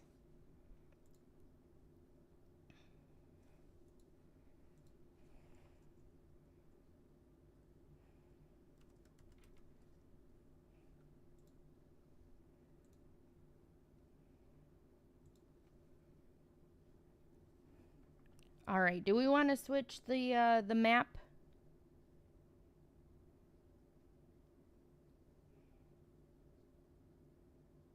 Or do you guys have another topic that you guys want to talk about? Thank you again, Yuri, for that amazing topic.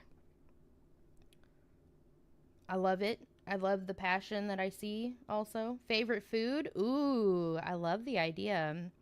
You want to know my favorite food or everybody else's? I want to hear everybody's favorite food, actually. Instead of asking you that question, I want to know everybody's favorite food. And if you can't choose one, choose your top 3 to 5 favorites.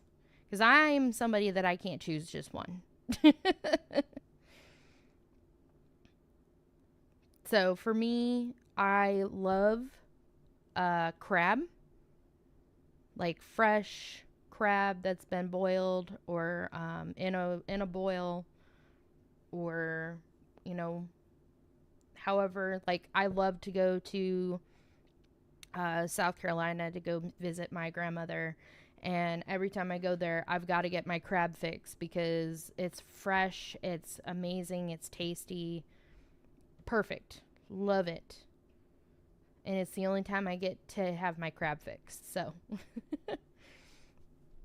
but I can't just choose crab as my one and only favorite because I love hot pot and I love ramen and I love specific types of Indian curry. So those are like my top 4 favorites.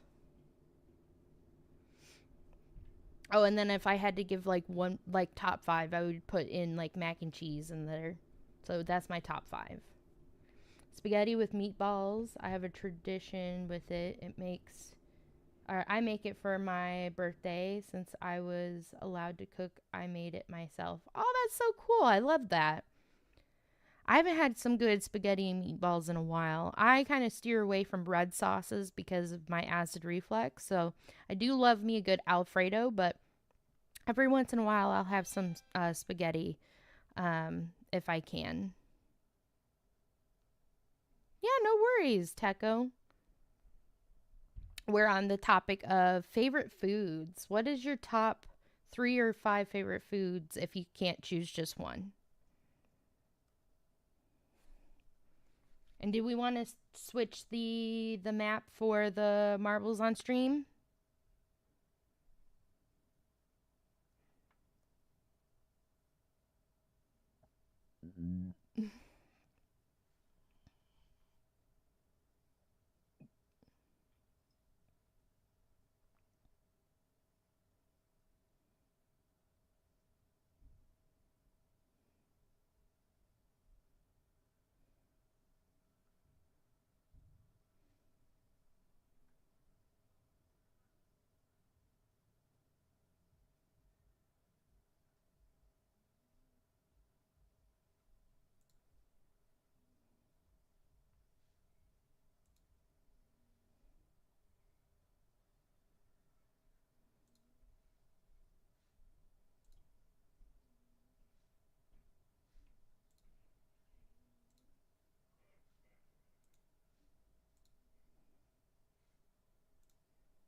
Let's see here. I'm trying to figure out if I want to go get a pop or not.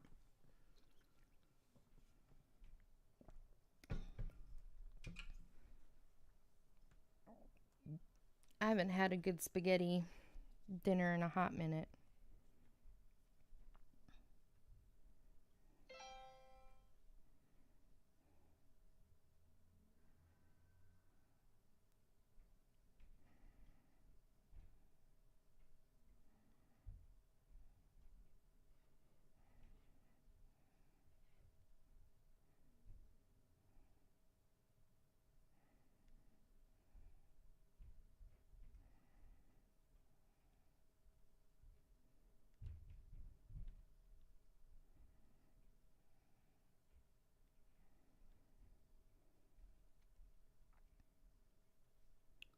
Let's see here.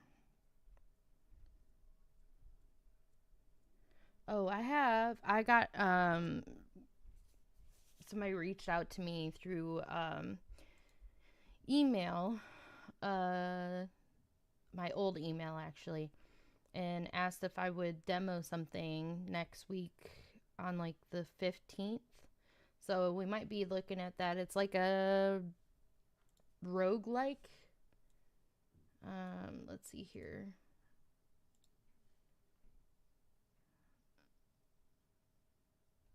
Oh, it's called For the Cat Sorcerer's Revenge. Basically, it's like as if John Wick, but instead of a dog, it's your cat. So they killed your cat, fatal mistake, in this magic infused bullet haven. Roguelike, develop your wizard, upgrade and evolve spells, collect items, and create unstoppable builds while battling hordes of enemies. I'm curious about it. I don't really play a lot of bullet haven roguelike games, but I'm curious. I thought it was pretty funny that they were like, "Oh, they killed your cat. Fatal mistake." I was like, "Hey, you know what? That seems like fun."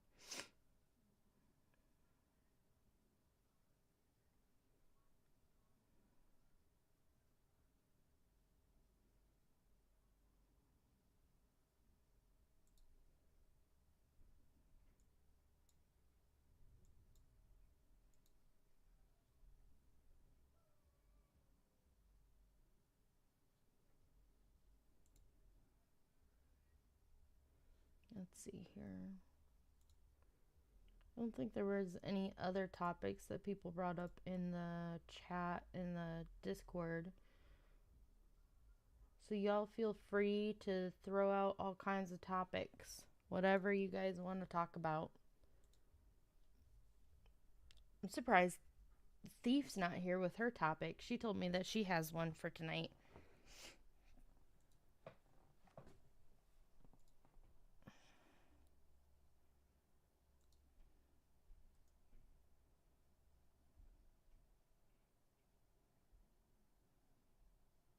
Let's see here.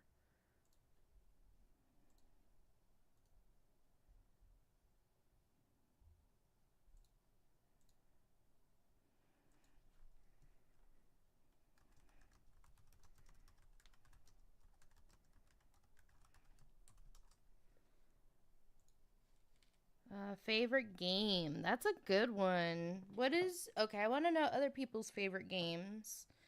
I have a top five, I think. I think it's top five. It might be a little bit more than that, but I have a top few.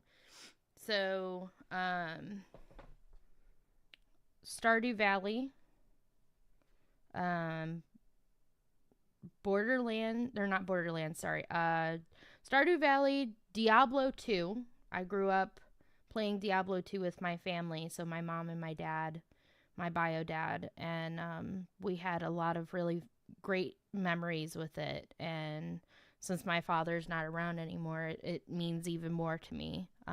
So Stardew Valley has helped me through a lot of things. Like Borderlands is amazing. Um, so I completely understand loving the franchise. I haven't played the newest. I didn't play the last one before the newest one, and I haven't played the newest one. But if people want to see me play all the Borderlands games or some of them, anybody is free to um, start the vote in Discord for it. So, anyways, going back to Stardew Valley, Diablo 2, Bioshock, all of them, and you can't make me choose which one's my favorite, and you can't make me put them in different slots because they all are amazing to me. Um, let's see here. Bioshock, Stardew Valley, Diablo 2, Horizon Zero Dawn. As far as I've gotten before I stopped playing it and then restarted playing it on stream, I love how beautiful the game is. I love how open it is. I love like all the different. It's hard to just choose one thing that you love about the game, but it's such a good game, and we're only so far in the game, but I love that game. And then let me see here. Should be another one. Let me open my Steam. It's hard because I have so many different games.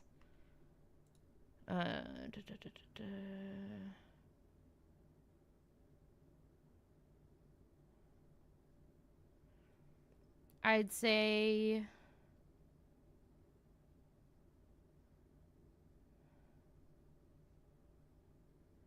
the Fear series is good too. It's one of my favorites. I'm really sad that we will likely never get um, those games remastered.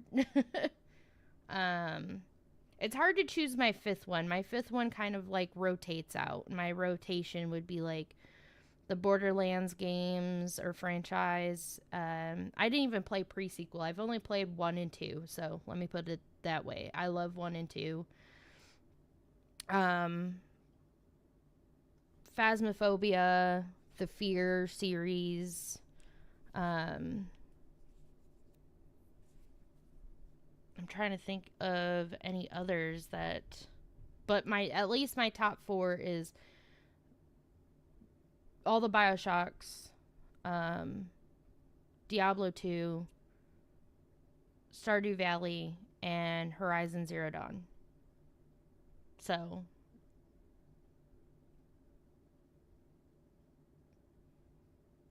then let me see here. Udon noodles with miso, spring onion.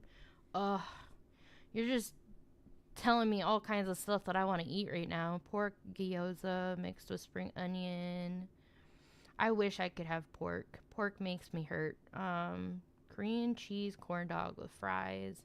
And oh yeah, I love the potato. So I love Korean corn dogs, but I love the the potato batter instead of the actual like corn dog batter that they use. That's my favorite type of Korean cheese corn dog. No hot dog dusted around in sugar. I love to, instead of any sugar on it, I love to put spicy mayo and nam on it. Iced roasted green tea. Carbonated peach soju. That sounds so good. I love me some soju. I haven't had it carbonated before though.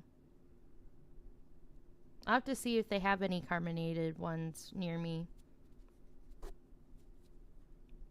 If I had to drink like an alcoholic drink other than soju, I think wine is my, or not I think, I know wine is my other favorite, so.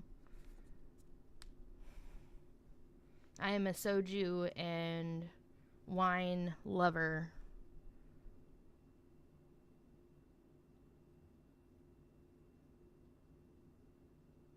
Bevmo. Okay, I'll have to see if there's any out here in the east.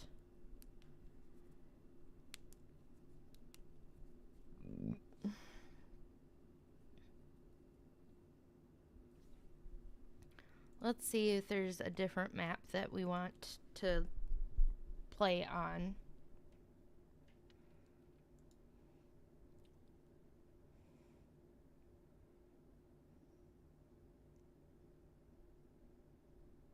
What is that? Okay, let's do a race, I guess.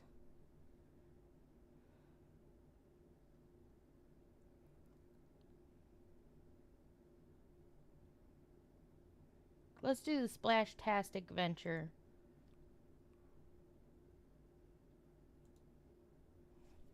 And then you said Tab releases the...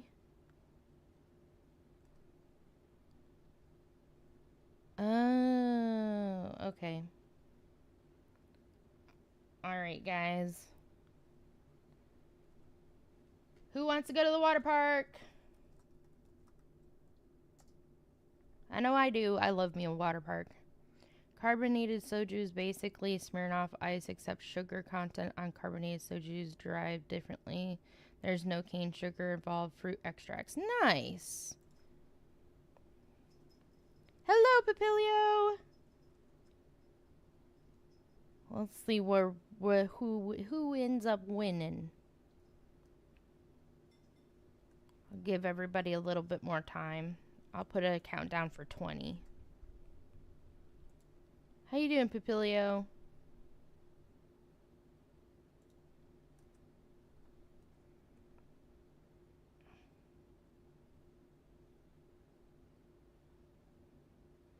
Welcome to our first ever Late Night with Foxx.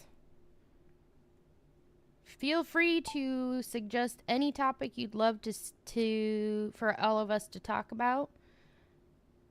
Ooh, Gem is in the lead.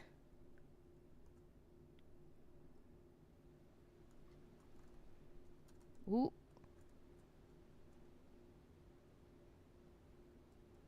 Ooh. Let's see. Ooh. Somebody's coming down the green. Ooh, they're going to get sucked up into the other green. Who is coming? Is anybody coming down the blue? Oh, I see somebody coming down the blue. Hey, Tekka's like, I'm going. Ooh, who's going to make it? Who's going to make it? We don't know. Somebody's over here in the big green. Almost looks like a toilet bowl. Getting thoroughly overwhelmed by all these loud motorcycles and cars and emergency vehicles tonight. I don't know what got into the people around here. I'm sorry to hear that, hun. Look at that big old octopus. Sorry, I was truly, my ADHD just kicked in. Ooh, who's gonna make it? Who's gonna make it? Oh, Gamer already made it. And then it was me. Papilio's in third. Will Papilio beat Tecco?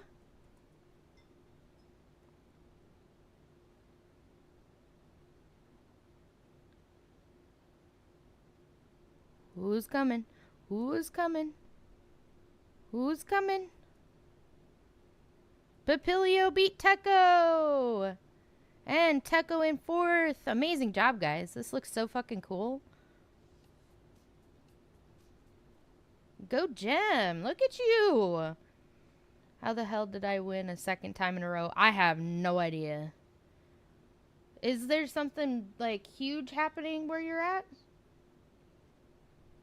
Yeah, if you have points and marble on stream, you can waste those points to boost your marble speed. Gotcha. Skill, that's how. Do you guys want to go down the same map again? Or do you guys want a different map?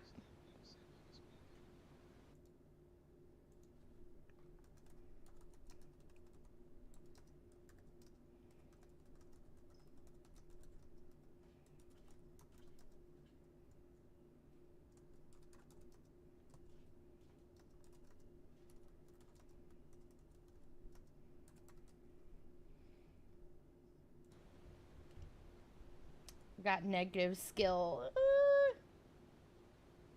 Can I ask you something, Fox? Absolutely. You can always ask me anything. Thief, how you doing, sweet dear? How do any do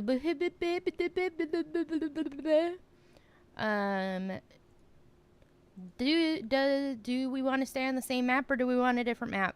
What do you guys think? Random track? I'm thinking random track. I really like this map though, not gonna lie. It's a really cool map. But that's just because I love water parks and I love water, so. Random track is fine with me. Alright. I'm also skipping the next ones because I have to pack my soap stuff and storage and other things. I will be listening. My Bluetooth skull can. No problem. How would one become better at talking about ooh stuff? Ooh, okay, that's a good question. Farewell Memorial Heaven, whatever. Y'all, exclamation mark play if you want to join. I guess we're going to Memorial Haven. That's a good question. So are you talking about... Okay, talking about ooh stuff. So you're talking about being able to talk in general about, like, sexual things? By removing whoa people from your life. Are you talking about... I'm trying to think here. My brain is a big stink. So are you talking about... Okay, hold on. Let me find your question again. How do you talk about... How would one become better at talking about ooh stuff? Okay, so are you talking about sex in general? Are you talking about kink? Are you talking about... I love how you just answered yes. I'm like over here listing stuff. Sex in general or kink or fantasy. There's a lot of stuff that encompasses is encompassed in sex and stuff like that. So each one kind of has its own level of like need of comfortability and confidence in talking about it. I can't seem to talk to anyone about anything like that. Okay, so let me start this countdown. If anybody else wants to join, remember exclamation mark play. So, that's a great question. So, from my experience, I guess I would say that practice takes perfect. Good job. Okay. How do you want that good boy to be said? Do you want it funny? Do you want it sweetly done?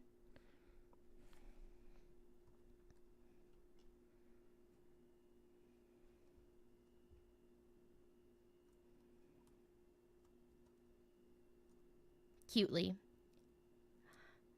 Jem, you're such a good boy. How's that? Did you like that? I hope so.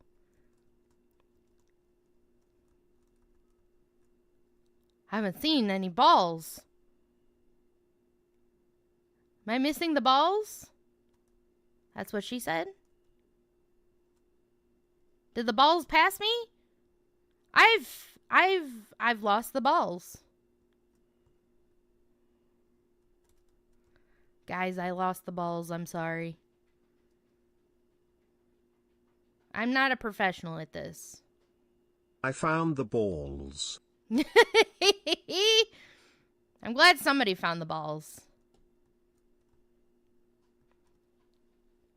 All right. So I think it's more of a practice makes perfect. It's one of those things that you just kind of have to, try to push through.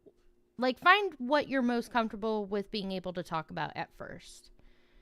I remember when I was younger, I felt uncomfortable about certain words and stuff like that until I started to, say them more, or do you have a particular audience in mind? Exactly. That's another good one. Depends on your audience. It depends on what your comfortability level is. What if there's anything that you are most uncomfortable with talking about, or stuff like that. Just gotta finish with you're good. So I don't know where the fuck these balls go, but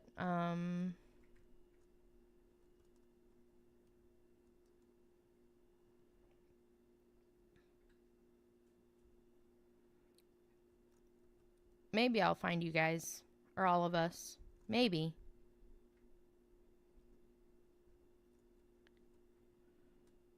So,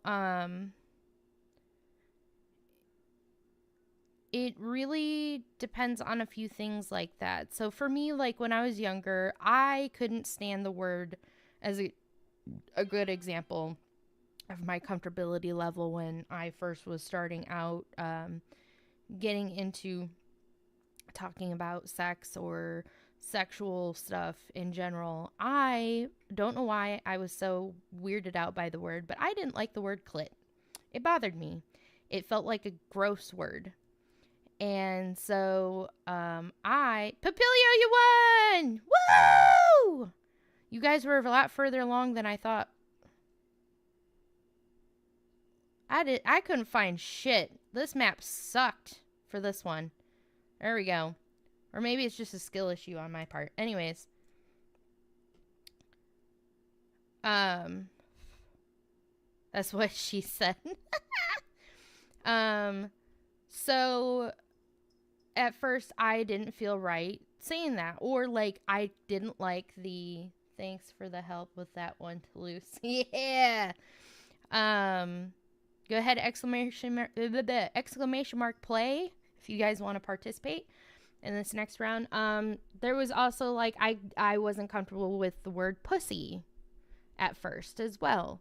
So like I think it's a combination of like as you start to say those things more, or you start to experience sexual things more and you talk about them more, the more you start to be able to feel like more comfortable as you talk about them. Like practice takes perfect. What?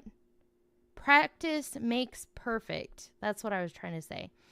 It takes practice. It takes time to feel comfortable talking about sexual things sometimes. And like also having like a one-on-one with yourself and talking to yourself about like, hey, we do sexual stuff if you are sexually active, mind you. Or even if you're not sexually active with somebody and you like masturbate, it's a natural part of life. Like having this kind of talk with yourself and saying, hey, it's natural. Sex is natural. It's nothing to be ashamed of. It's nothing to be embarrassed of. It's okay to talk about these things. And if anybody is too prudish to talk about them, then, it's really truly their problem and not yours. So never let anybody like tell you otherwise about whether it's okay to talk about, like, obviously you can't talk about certain sexual things in certain scenarios or certain places, but like if you're having a talk about sex in general, and or the topic arises and somebody gets all prudish about it, then let them leave, let them mute themselves, let them walk away from hearing any of it, because again, at the end of the day, sex is natural. How else did you get here? You didn't magically spawn. A stork didn't just magically appear and with you in its little wrapped up thing. Like, that's not how that goes. Two people had to have sex to bring you into this world, and it's okay. That's natural. It's also natural to have sex without procreation being a factor into it. It is completely okay to enjoy, to have sex, to enjoy it, as long as you're being responsible. Also, by the way, always protect yourself, people. Prep, use condoms, use birth control. Make sure that you are doing what you need to do to make sure that you do not take any of that baggage with you. Because the other person doesn't always have your best, they don't have your, your health or anything, what's best for you in mind. They can end up only caring about themselves, especially when, like, one night stands happen. People don't end up really caring too much about, like, okay, I got to have sex on the next thing, gonna do my thing and live. So people can end up being more, caught up with themselves.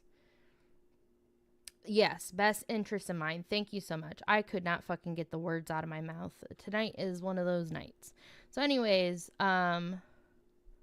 with that being said, I guess also learning how to be more comfortable with myself, with my body, and with my sexuality and stuff like that also helps. Like, as an example, I used to be very shy and worried about having sex without, so like, not every woman can, because not everybody knows this, when women have sex, not every woman can climax without using like a vibrator to help assist while having sex.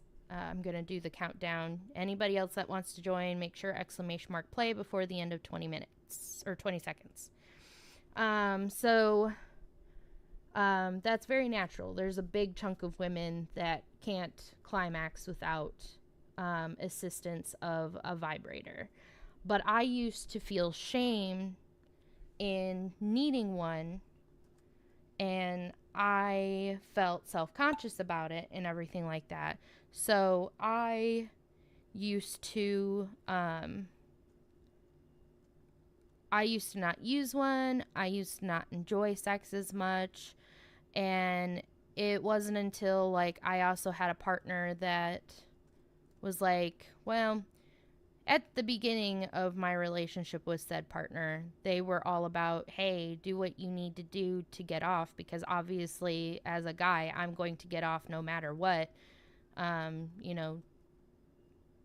want you to enjoy the time as well. And so for that, I papilio in the lead. So for that, it took time to feel comfortable. I even had a hard time for the longest time feeling comfortable having sex without even a shirt off, because I felt so self-conscious of my body.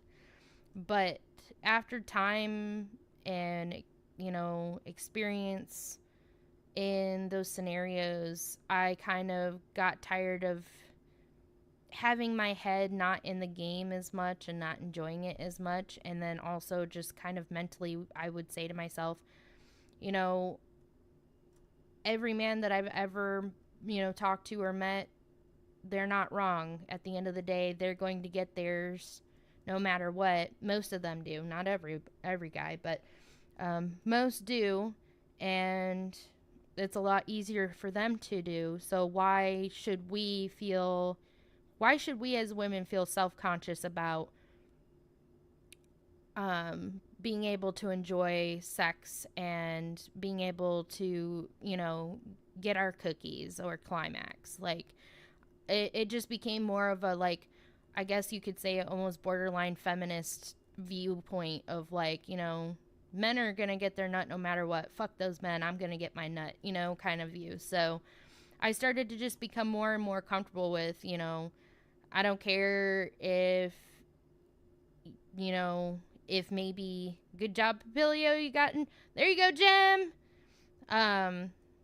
I got to a point of just being like, I don't care if that bothers you. I'm going to, if you are bothered by me getting my nut with a vibrator, then leave my bed, leave my house, fuck right off, because you don't get to dictate what I do with my body. You don't get to dictate how I get my nut.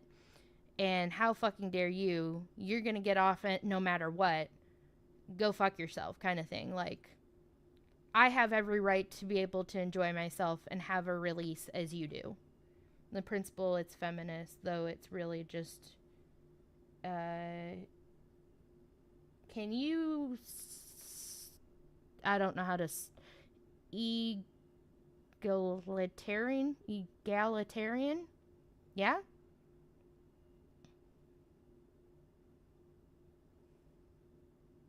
In principle, it's feminist. Egalitarian.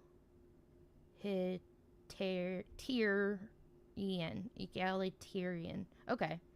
Can you explain what you mean by that? In principle, tear like as in tear apart. Okay. Egalitarian. Got it. Can you explain a little bit what that means for other people? Just meaning everyone is on equal ground. Exactly. I agree 100%.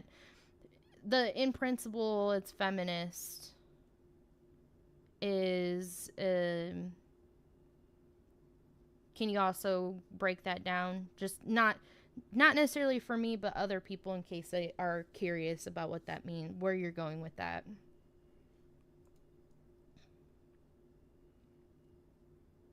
But yeah, I mean, when you go to bed and you have sex and you guys are if you're going to have sex together because you're both trying to enjoy yourselves and reach a climax at the end of it, both should be on equal ground, on equal footing. And if that means that you have to use a vibrator on your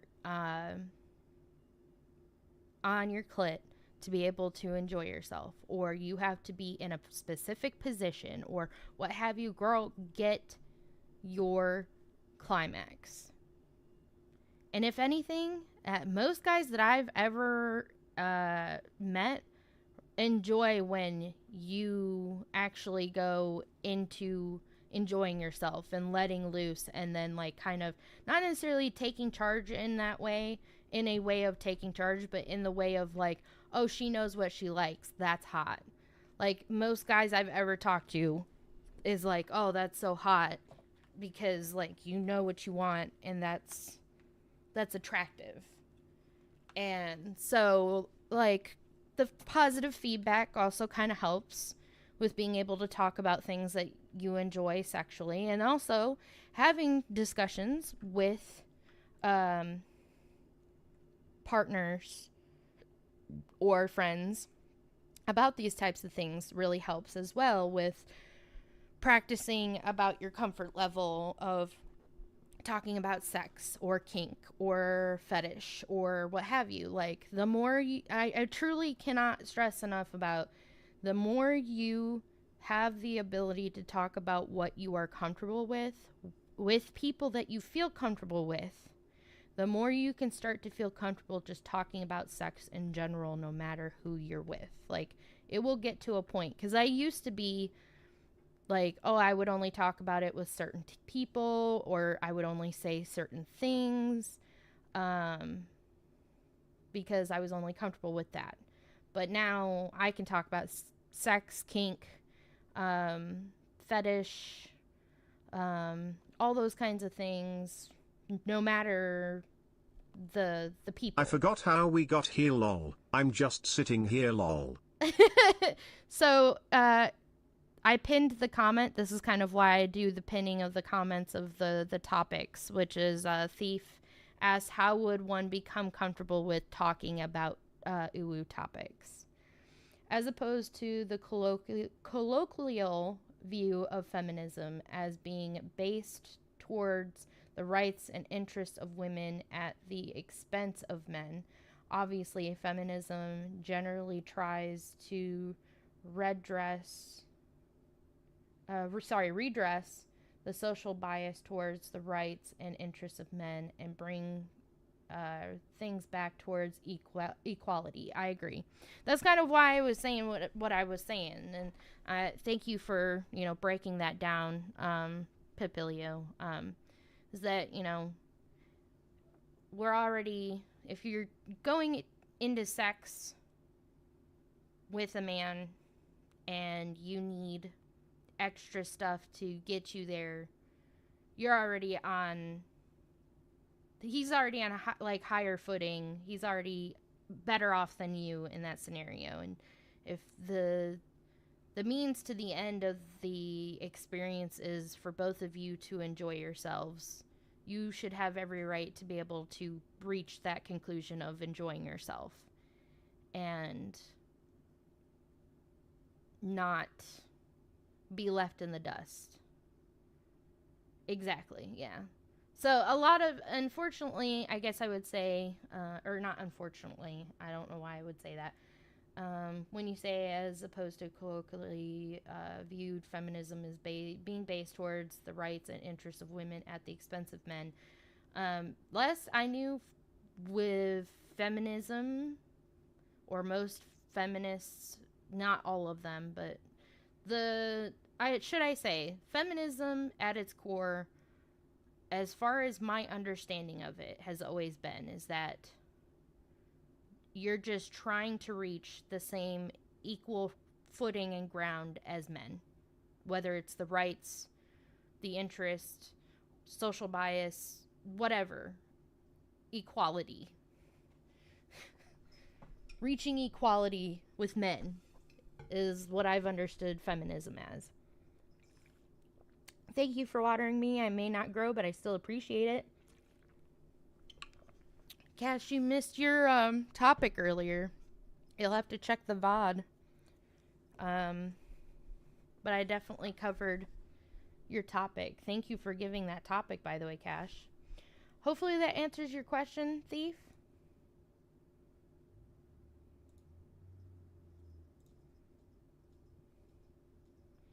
Yep, that's what the movement is primarily about. It's just been caricatured in a lot of groups, especially the manosphere, right? I'm like, okay, this goes back to the same fucking topic the same thing that I was saying earlier about the fact that I am a part of a community that has gotten a lot of death threats, and people think that we're all the same as the extreme side of the community. And it's like, don't lump us into the same extreme side. There's always bad apples in communities, and always extreme sides to every community. Don't be lumping people in together like that. That's not how that's not how a whole community is as a whole. Like, how would I try to say to people like that, well, especially if it's a manosphere person, like man that's in the manosphere, I'm like, well, how would you like if I categorize men as a whole as XYZ as your most negative part of being a man? Well, that would make me mad. Don't women already do that? No, we don't already do that. But you're not helping your case because you're the extreme side of the situation and you're making things worse for your fellow man.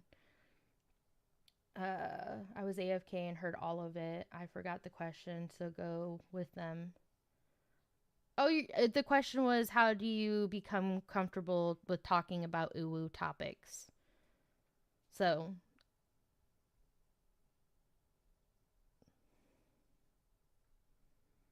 I answered your question. I'm pretty sure I did. Oh, let me press start. Anybody else that wants to play? Exclamation mark play. 20 seconds on the countdown. Or do you mean follow-up questions? Yeah, that's... Do you have any follow-up questions? Does anybody have any follow-up questions? I really, truly do not have a problem with talking about any kind of topic. Again, any topic is fair game tonight as long as we can be civil together about it and mature. Jem is in the lead.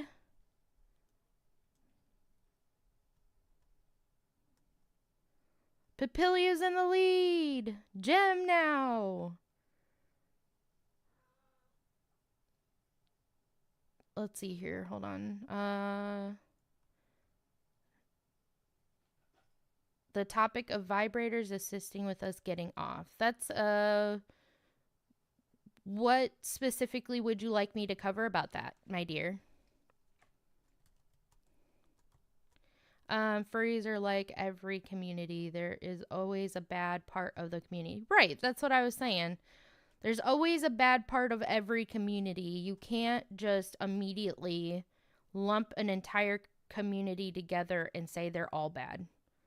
That's what pisses me off about people that are like, oh, what like concerns me and why I've gone closeted in certain communities is because of the fact that I've had people just assume that we are the worst part of that community and then say that, oh, well, what we should do is just ship a bunch of furries or this community off onto an island and nuke it. And it's like, or do a Holocaust. I'm like, wow, the fuck? They're people too, even if you don't understand or believe in the same shit, like I guarantee you there's a community that you are a part of. Anybody that sits there and says that about a community, I guarantee you are a part of a community that another community does not like you guys don't have shared interest in that same community and they don't care or they don't understand why you like what you like. But at the end of the day, that does not warrant you to say that or to believe that an entire community of people deserve to die for that like belief or enjoyment of that topic. What about when you want to get off and you don't want a partner? Then there are the times that you will want to have a partner, toys included. Is that bad? Is it bad to include toys in the bedroom with a partner? Is that what you're asking? I want to make sure that I'm clear on what you're asking. Exclamation mark play, everyone that wants to join.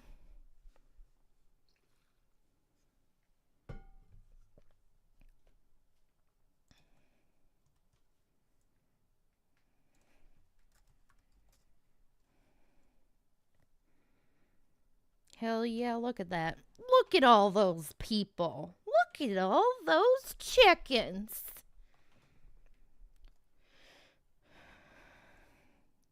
Because if that's what your question is, I have a very quick and simple answer. But I will also dive into why. As long as the partner is willing, that's the thing. You have to ask for their consent or permission if they're comfortable to enjoy with you. I agree with you, Techo. But I can also understand maybe the possible hesitancy. I'm going to do 30. So I agree.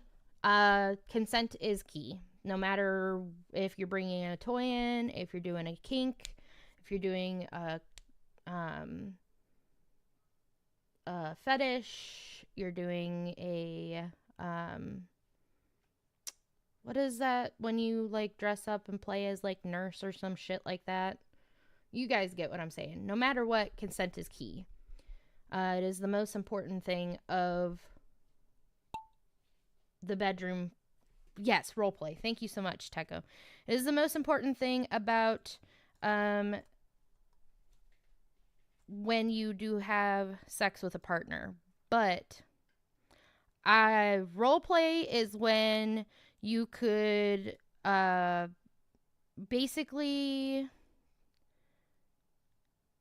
okay, I got it. It's play pretend, but in through sex. So say that you're like, oh, I'm going to be a cop and you're going to be a robber and I'm going to come in and I'm going to arrest you. Like that's role play. Like I'm going to arrest you and I'm going to punish you. That's role play.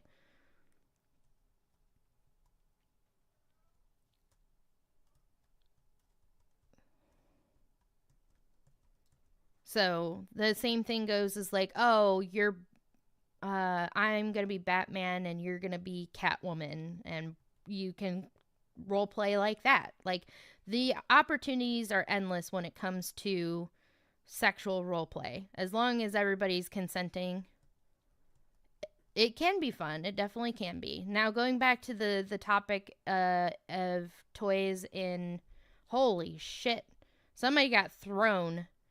Cash, you're out. Sorry, Cash. Now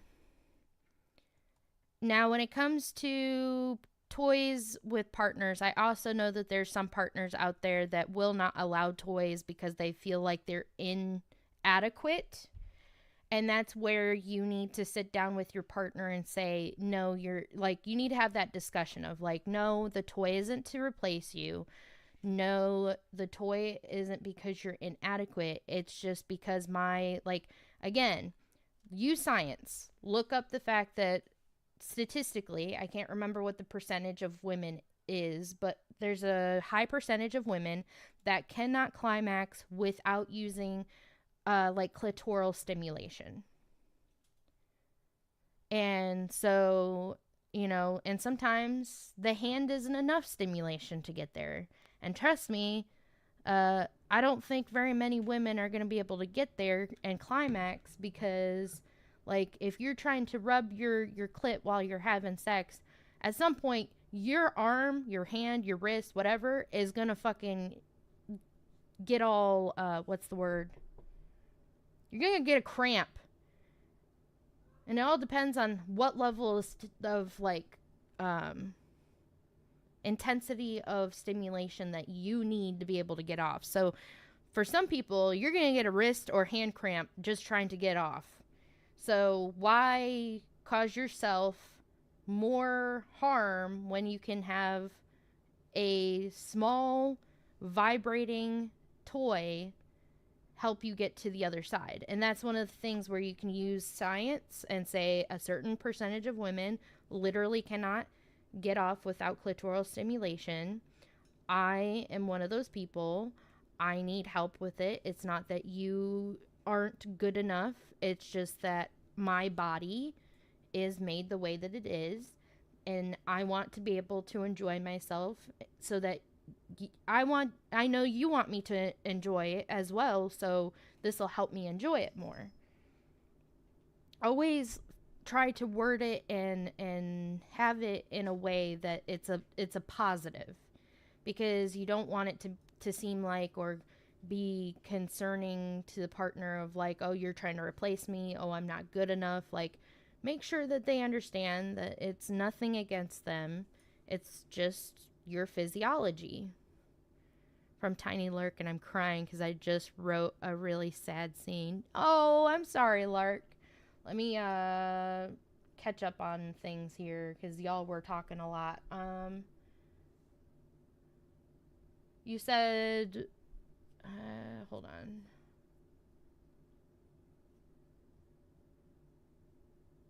I don't know if you said what is that to consent or to role play. If you don't know what consent is, that's concerning. If you need me to explain what consent is, I can explain what consent is. Let's see here. Role play.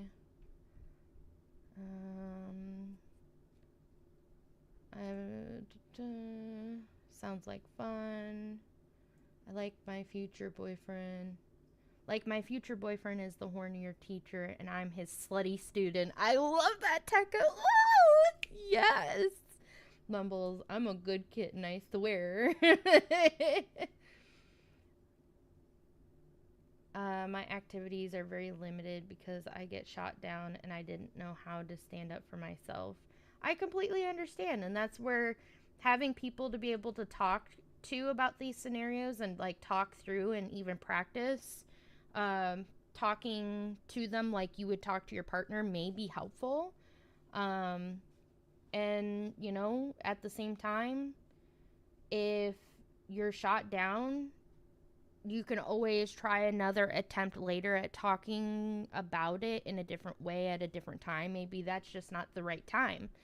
And if you keep getting shot down, then they don't consent to the action, and then there might be a bigger problem than just that. Can also be fun when you include a plot with it. Yes, I love the plot ones. Oh my gosh. I can only dream about it. I'm back from a tiny lyric. What happened? I've been told you're broken. Honey, you are not broken. You are not broken.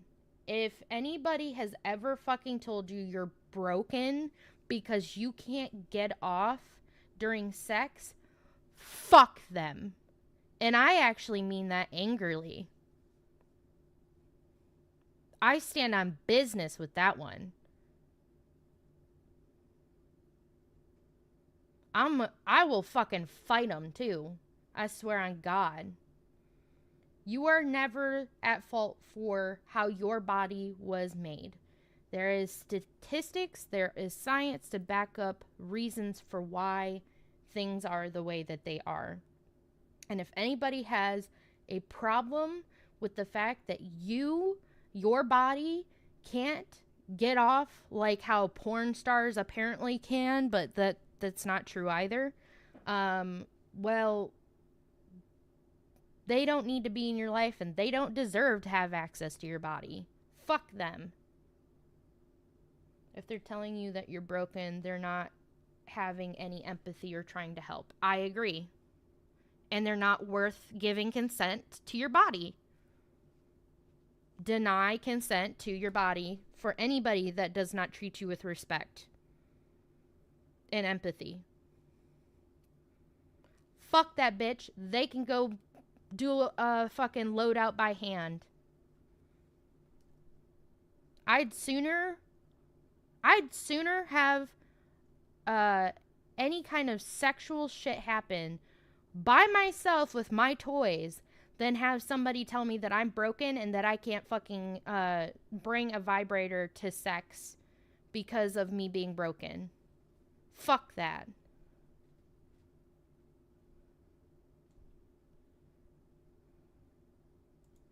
Well, girl, I will take you on the wildest ride. I'm telling you what. Hold on. Let me catch up too. Another key thing to orgasm is including whispers, touch like gliding, just the fingertips against the skin. I agree. So another also thing that people don't talk about, especially for women when it comes to key thing to getting to orgasm, it works for men too, but it's more often women than men. Mike Crunchy, got it.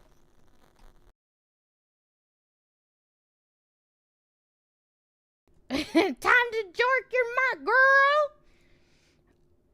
The other thing that people don't talk about or men don't think about when having sexual relationships, even with other men, but especially women, we are We are inherently creatures of our mental horny drive, if that makes any sense. Like, if our brain is not in it and we're thinking about how we need to go get groceries, we have to cook, we have to clean, we gotta go put or take little Jimmy to soccer practice, we aren't getting off.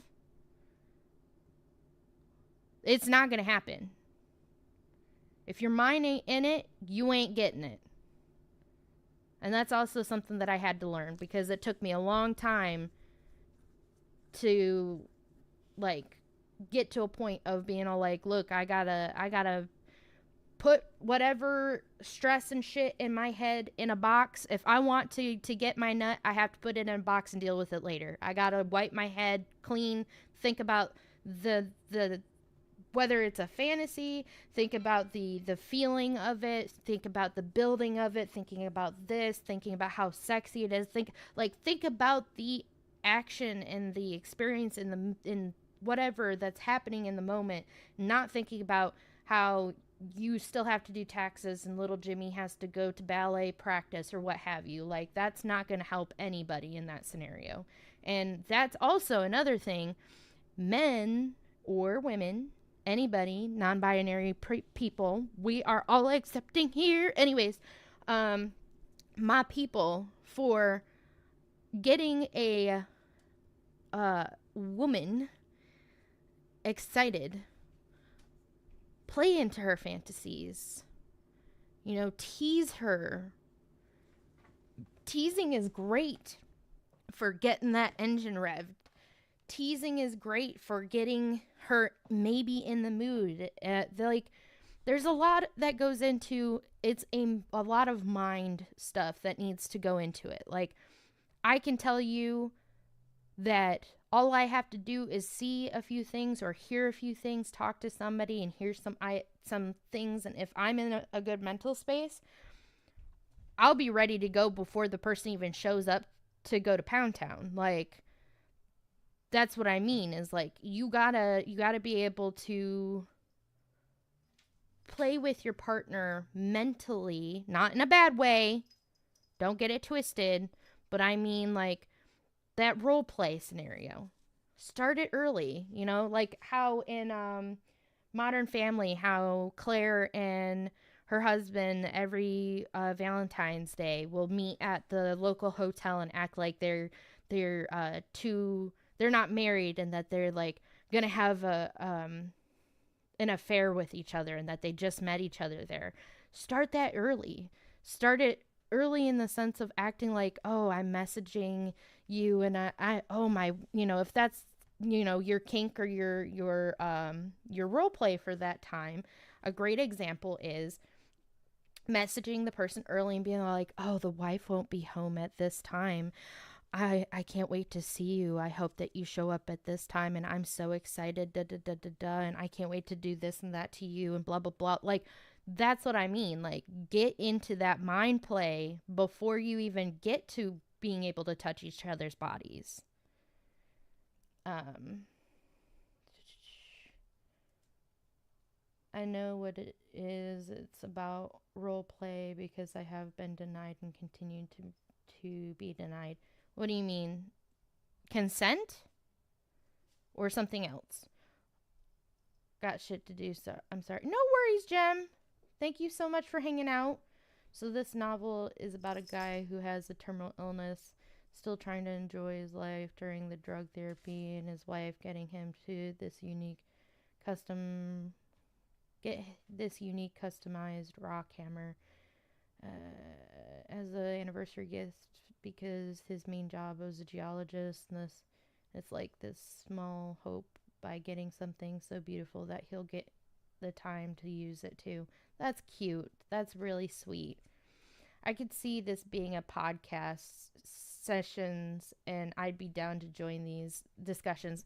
Trust me, if y'all want podcasts of me talking about sex, kink, and all that kind of stuff, I am so for it. I know a lot about all those kinds of things, and I love to give as much information and as much of a leg up to anybody out there that deserves to know this information and understand and work with their partner, because I believe in a happy, healthy sexual relationship, whether it's with your own body, with your partner, whether it is a long-term partner or a one-night stand partner. No matter what, everybody deserves to have a healthy sexual relationship with their body and with any partner that they choose to have, and or any partner that they choose to have.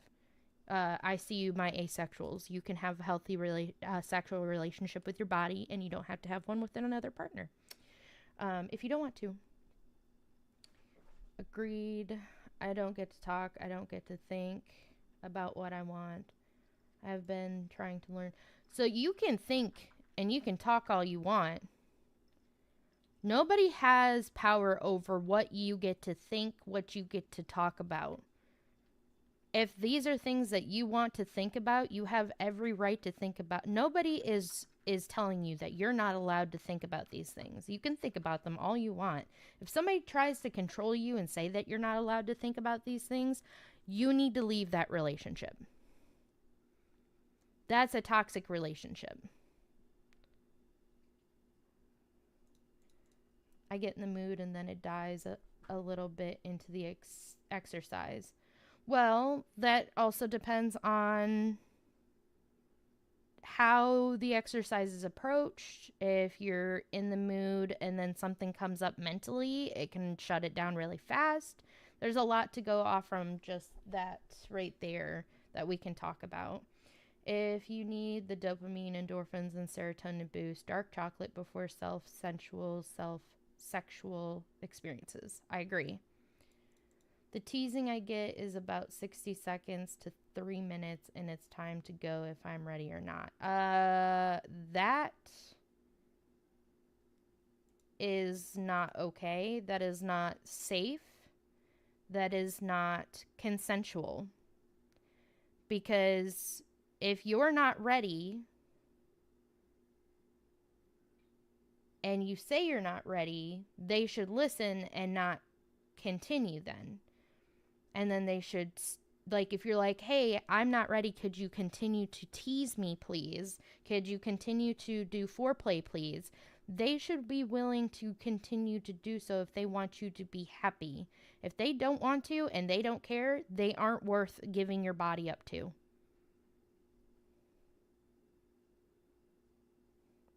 They aren't worth giving your body to. Your body, I hate to be cheesy about this, but in a certain sense, your body is a temple. You have power over who has access to that temple. You have power over how somebody uses the temple, and whether they get to, how they, like, how you, English, you have full control over who has access, who gets to play at the temple, who, all that. And if they aren't going to reciprocate, you have every right to shut them down. You have every right to consent isn't just one time, by the way. Let me make this very fucking clear here for anybody and everybody. Consent is key. And consent doesn't mean I consented once, so it means that you get to have sex with me anytime. Consent can be retracted at any point. Just because you started off with a yes and then you turn into a no doesn't mean that it's still yes.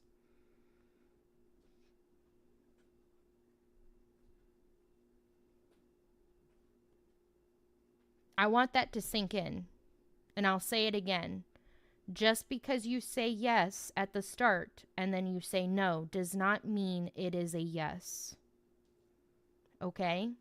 And if somebody does that to you, you are more than welcome to ever message me. I am on Discord.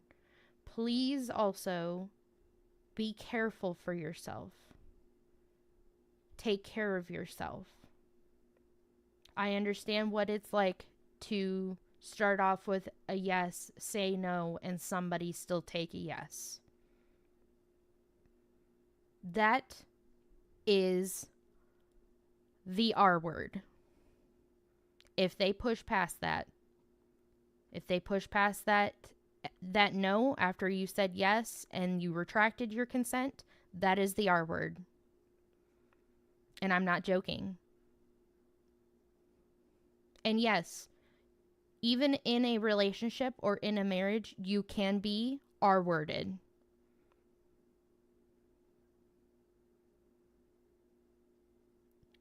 Teco says the exact thing that I'm trying to put across. Consent is universal. There is no one time point. It's not just one person thing. Also, people have to understand that consent is a rule in any form of relationship, sexual or not. I agree with that as well. Consent is key no matter what. And you have every right to give it and you have every right to take it away. And nobody has the right to force you through after you have taken it away. There are resources out there. And there are people that will support you if your partner is doing those things to you. Again, please reach out. Whether it's me, whether it's resources, please. Now, Thief, is there a safe, secure journal you can write in? One idea might be to write down what went on in those streams you mentioned. That could give you ideas for foreplay, roleplay, or at least what would keep you in the mood. That's a good idea, Papilio. That's a great idea, actually. From my experience, my infamous double dark chocolate brownies does have an aphrodisiac side effect, which some of my feminine cosplay friends had experienced and asked for the recipe because they kept saying the brownies improve their relationships with their partners. Ooh, honey, you're gonna have to send me the you know what I'm saying? Because I miss being mentally who I was before when it came to. By the way, anybody that wants to play, ! Play. I miss having a more like. I used to be way more mentally there to enjoy it, but I have not been for a while now, and that's. I know it's because of depression, but anything to help would be nice. I tried to get creative, but I can't see what I don't know. The RP will not take place no matter what I want. Well, if the person doesn't want to RP, then that's their right to not consent to it. And that just means that they may not be fit for you as a partner. I also want to normalize people. It's okay if you and your partner do not sexually align. It is also okay that you feel the need to leave that relationship and seek a different relationship if that is important to you. I will also say as a caveat and a big fucking asterisk, only for healthy relationships. If you are in a very healthy relationship, it is also okay to be polyamorous or have an open relationship or have some kind of kink related or fetish related thing that you guys do, whatever is your business. But again, it is important to have a healthy relationship when you go into this, because if the relationship is not healthy, then the relationship will not last, that polyamorous or that open relationship. Trust me, I know from experience. I had a very toxic marriage, and then my ex-husband thought as a good idea to help me instead of going to the doctor and also being a better person towards me, was to open our relationship and have somebody come along to satisfy me and also satisfy a kink of his own, to which then I fell in love with the person, and then he was like, oh, found a solution, polyamory. No, we were in a very toxic relationship. We should have broken up and stayed broken up years ago. That's neither here or there, but the point is if you don't have a good base to start with, if you don't have a good foundation, it's the same thing like a home. If you don't have a good foundation, everything will crumble. It should be a two-way street. I agree. Any sexual transaction should always be a two-way street. Now, there is a caveat that there are certain scenarios out there that it is okay if your partner wants to satisfy you only and doesn't want anything in return.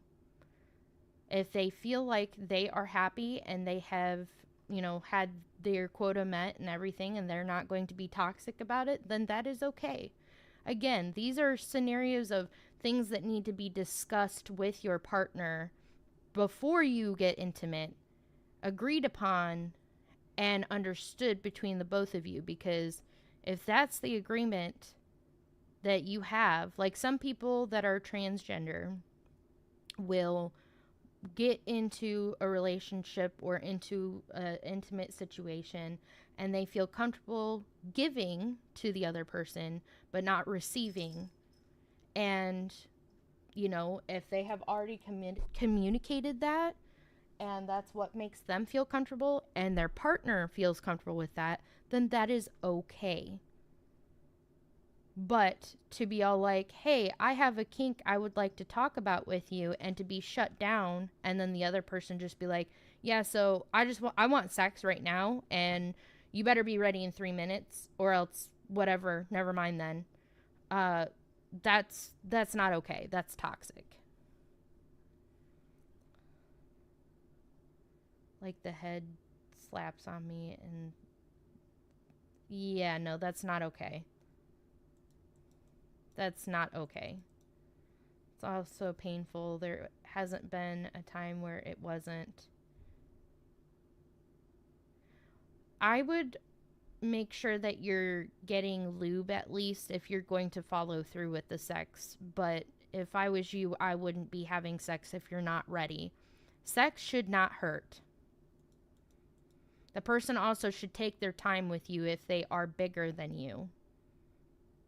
If we're talking about genitalia size, they should be respectful to slow down and let you acclimate and listen to you as you are having sex, and speed up or slow down depending on that.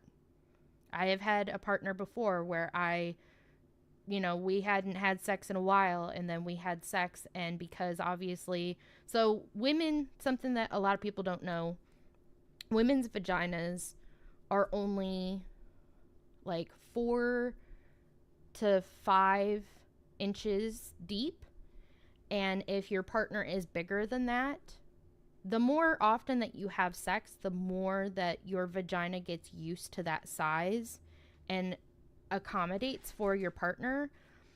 But if you go long periods of time without seeing that partner, or you don't get to see, or you don't really have the same partner over and over again, but you have a wide variety of sizes, no matter what, whether you are still seeing the same partner but you don't have sex very often, or you have a wide variety of sizes, the person that is having sex with you should have enough respect and empathy to slow down and listen to you while you are having sex.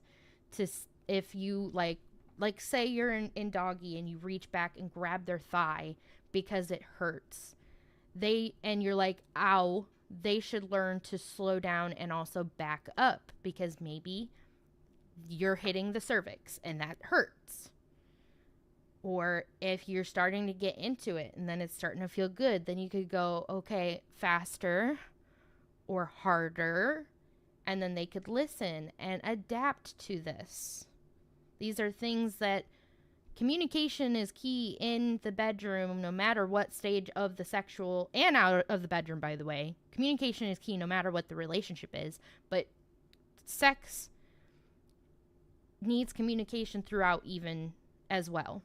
You don't just like, okay, so I'm going to do this. We're going to go into doggy. We're going to go into cowboy and then this and this. And then I'm going to finish on your chest. Sound good? Okay, agreed. And then the partner and then the sequence just goes into play. No, you need to be able to communicate during the whole entire thing. Oh, well, I'm in doggy. I go into cowboy or cowgirl. Oh, my knees are hurting. Can we switch up the position? Like, these are things that you should be discussing while having sex. And then we already covered the consent is universal. Let me hit start on this. Even if you can't write them down, you could record vocally what you experienced via dreams, which is way faster, by the way, because writing takes up a lot of thinking processing than recording your voice. I agree. You could also use text to speech, or speech to text, talk to text. Things were great, but now I don't know. You know, sometimes that happens in relationships as you get, so we also need to normalize this. As you start in a relationship and relationships go on over time, sometimes people grow apart or become different than who you remember or who you knew. And that's okay. That doesn't mean a horrible thing. You can try to fix it with, couples counseling or couples therapy if the other person wants to also do therapy and fix the relationship and work together. But if they don't want to fix the relationship and they don't want to work together, then you have every right to, be able to assess the situation and choose to leave if you want to. Because generally, if this is happening in the bed, it's also happening somewhere else in the relationship. Even I am a feminine gay that is polyamorous. I prefer the relationship to be caring and sharing, respect the boundaries, and talk instead of fighting. Exactly. I've yet to find a perfect fit. All have been, oh my fucking god. Yeah. I can understand that. I can definitely understand that. That means that also when it comes to a perfect fit, there's not always a perfect fit. Sometimes that just means that it's going to take time and needing to be slow and sensual and respectful to your own body to be able to accommodate or acclimate to the other side, if that makes any sense. A part of that is communication as well, both verbal and nonverbal. They should be able to notice that you're in pain. Exactly. See, I say verbal more often than anything because I know that sometimes, I will say it, I will own it. Sometimes when I am even in pain, I may sound like I'm enjoying it sexually, but I'm like assessing in my brain, was that good or did that hurt as much as I think it is? How do I want to resituate the situation? So that could be confusing to a partner that is having sex with me if we're in doggy and you can't see my face, then obviously you can't assess that was painful. You're going off from a noise of my moan. So that could be a confusing nonverbal cue. So that's why I say I agree with Papilio. Verbal and nonverbal are both very important when it comes to having sex. So that's why sometimes if I give a nonverbal cue that sounds confusing, I will follow that up with a verbal cue of slow down or back up or whatever, or, what have you, that fits the scenario that I needed to fit. To further go through, they should be able to notice that you're in pain, and if not, then you telling them should get them to adjust things to be less painful. Exactly. And this brings us full circle. I was sheltered as a kid, denied things as I needed to be able to survive.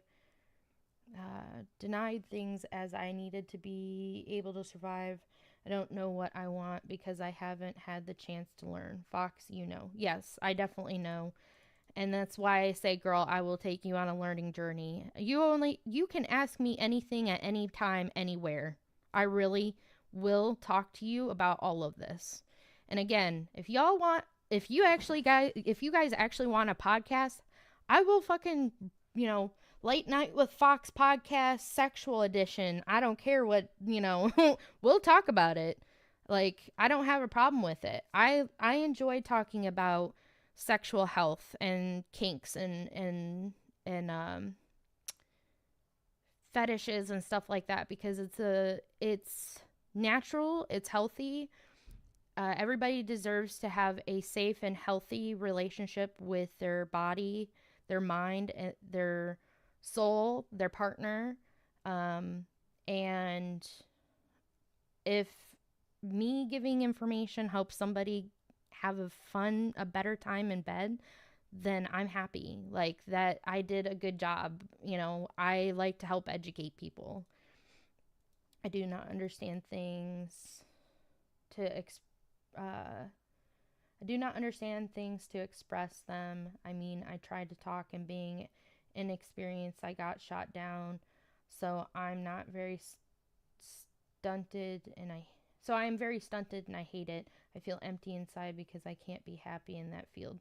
Well, that's where practice about talking about those things will be helpful. Even if you're inexperienced, somebody shouldn't just shoot you down just because you're stumbling over yourself or you're nervous or what have you. Like, they should want to try to hear you out and help you out with figuring out what the words are so that you guys can both communicate better.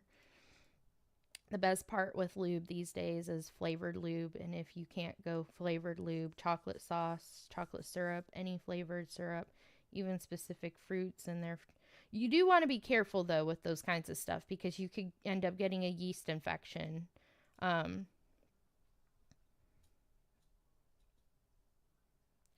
Just because of all the sugars and stuff will cause a yeast infection or other infections that can happen, like a UTI. So I would stick with flavored lubes if you're going to go flavored.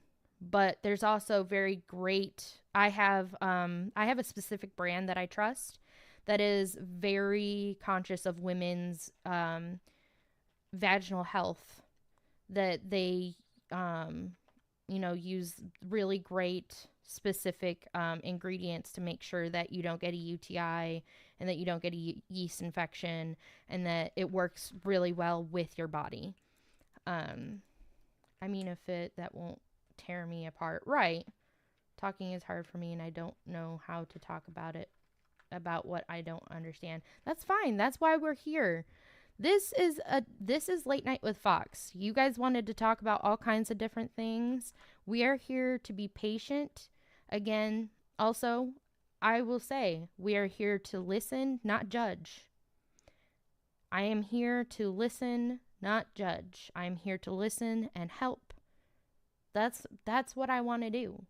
So even if it takes you a bit to figure out how to say whatever, I'm here. I literally here until like 1:30, and then I'm on Discord too. You know this, thief. So it's okay. It's okay. Make sure you take a deep breath. You're doing amazing, and I'm very proud of you for how far you have come in this discussion, by the way. I want to take a quick break and say how proud I am of my community and how open and amazing you all are in this discussion. I have never been more proud of the community that I am fostering than I am right now.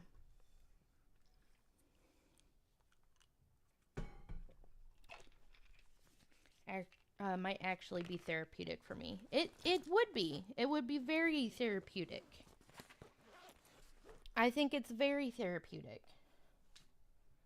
It's perfectly okay to be inexperienced. We all start there. Exactly. Remember, we don't come out the womb knowing how to slay poon or, slay dick, whatever, slay queen. Like, we don't know how to we don't come out the womb slaying poon and knowing how to take dick, okay? We have to learn. We have to learn. If you want to learn, that is. Everybody starts somewhere. That's how anything goes, even a job. You don't come out the womb knowing how to, cook a burger or how to make an Excel sheet. You have to learn. But getting shot down isn't helping here. A healthy relationship requires that partners work with each other to make the experience fun for both. And if you're having difficulty talking about it, your partner should be listening to you and trying to figure out how they can help you talk about it more comfortably. Thank you. I'm pinning this. This. You know what? Actually, I'm grabbing it and I'm putting it in Discord. In our sexual health channel that I have, that I set up, because I wanted to make sure that we had a place that was, a good, comfortable area to talk about these things. Healthy sexual fetish and kink ed. I am putting it right there and giving you credit, Papilio. Couldn't say it better myself. There. And yes, anything with sugar is you're batting 1,000 playing around with sugar in your coochie. I was referring towards their male partners on the fruits. Well, I mean, males can also get UTIs with sugar too. It is, plus you have to think about the fact that, like, when you go to have sex, you'd have to clean off the male counterpart before you can insert, because otherwise you track the sugar into the body and then you still get a yeast infection. So just be careful, ladies, what you use for play. Like, if you use whipped cream and chocolate on each other, put it on a central part, like your nipples or your neck or whatever, and like then the person has to lick and suck on those areas to enjoy teasing each other. I was referring I am a mother of 2 and I am stupid about. No, you are not stupid. You're ignorant. We don't call people stupid in my community. Ignorance is normal. Stupidity is something that can be fixed, and people choose not to fix it. That's how I see it. Yes, sexual teasing stories with Foxx. I've got plenty of ideas. Ooh, just ask me. We don't come out the womb knowing how to slay poon. Words of wisdom. This is why I wish that, you know what? Fuck it, Papilio. I'm gonna fulfill your dream right now. I don't think it's really a dream, but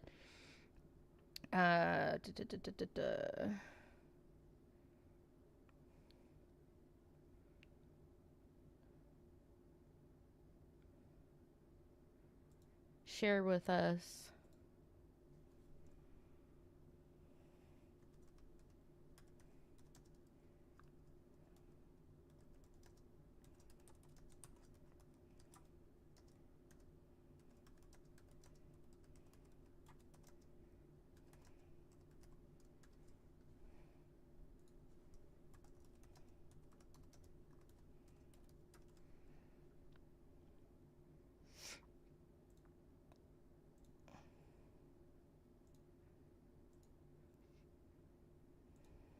There you go, Papilio. Made it just for you. I made it just for you. I wouldn't say you're stupid. You're experienced in what you know, and we are here giving resources, and it's new to you, and that's fine. I agree 1000%. Haven't been able to because they are huge. Huh? Oh, ding dongs. BJ? Ding dong? Yeah? I think I understood. There you go, Papilio. That's another one out of context. What sexual teasing stories with oh, in voice class in college, I relax my jaw in case it's big. Trust me, it takes time and practice to be able to get to the point of being able to do certain oral things. It took me a while to get to the point of being able to relax the jaw and the throat to get to where I am today. Let me just put it that way. So reflexology of it helps because your jaw muscles never get relaxed enough, so we have to find ways to do so. The most common things we do with our jaw muscles is clench, especially when we're anxious and nervous. Yes, definitely. Holy shit, yes. My jaw hurts all the time because I clench. Not really in voice class, but the practice to relax the jaw. Yes. And I'm caught up. All right. I'm going to do a countdown of 50. That way, if anybody wants to join, you guys can do so. Exclamation mark play. If to anybody that wants to play, that anybody wants to join. Cash is like, I'm just here listening in the shadows. Hi, Cash.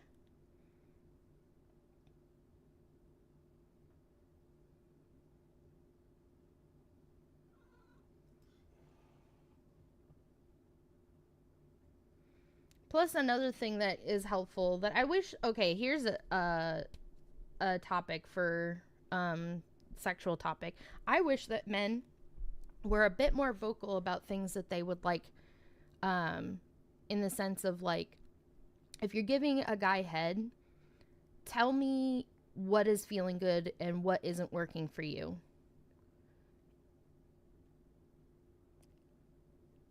I'd be cuddled up in my bed with my headphones on. Hey, that's fine. I appreciate you being here. If you got any topics, let me know. But anyways, yeah, so wait, hold on. Says that it's gonna be the finish line? What? I'm confused. So, I wish that guys were more vocal about things that they were going to, or that they enjoy during getting head, because my biggest issue is that I'll be giving head, my jaw is fucking hurting, and I'm trying to get you off, but I'm not getting further, and I just want to know, okay, well, was sucking this side, the underside of your dick working? Was more spit good, less spit good? Was working, like, licking the balls good? Like, what's getting you there, okay? Like, fucking tell me, damn. I tell you when you're going down on me where to lick and how into this and that. Like, give a bitch throw a dog a bone, not just the one that I'm sucking on. You know what I'm saying? Like,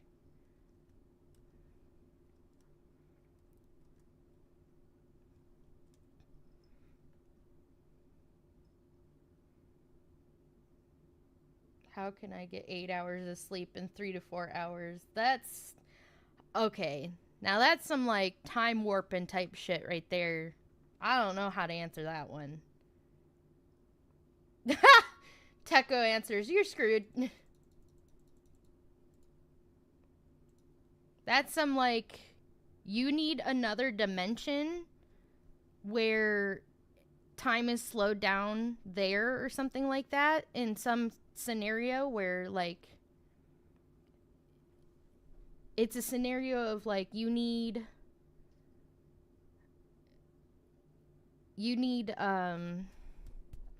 a dimension that maybe is fast. Actually, it would be faster than our dimension, because ours would need to be slow so that you go through your 8 hours before the 3 to 4 hours. So you need to be in a dimension, you need to be able to have a pocket dimension that has faster time so you can get your 8 hours before your 3 to 4 hours here in our dimension. There, that's your answer.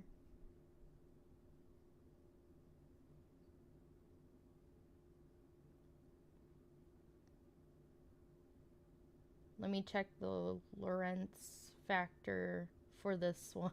1 second. Papilio is also like, I got you, fam.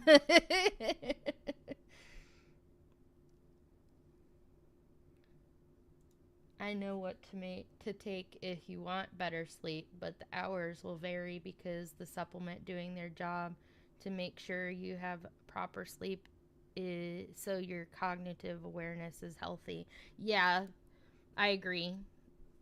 That's why I have a problem with sleep sometimes, because it's like, if I need to get to bed, I have to like, if I want to get to bed at like 1 o'clock, I need to start early with my medications to knock me the fuck out, because otherwise, if I start too late, I will end up with insomnia for the rest of the night because I can't get to sleep, and then I'm screwed and I didn't even get any sleep. But if I start early and I knock myself out with like muscle relaxer and a few other meds, then I might actually be able to get some sleep, a decent amount of sleep before 8 o'clock rolls around, and me not oversleep my 8:30 and 8:30 alarm. It's literally every minute alarm clock. Yeah, I have 8:39, because I know if I do it like every minute, I'll just get fed up at some point and turn it off.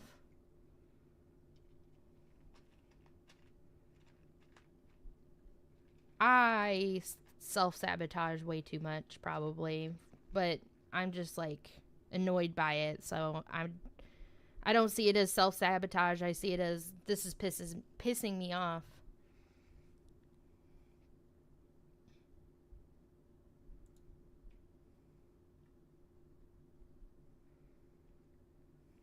There we go. Look at that. A little snow. A snow one. The same one as before, but snow. Ooh, snow. Okay, you need to be traveling at about 0.87 times the speed of light to get the time dilation right for that sleep schedule. There you go.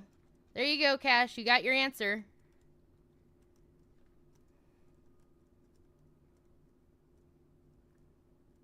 Hopefully that was helpful.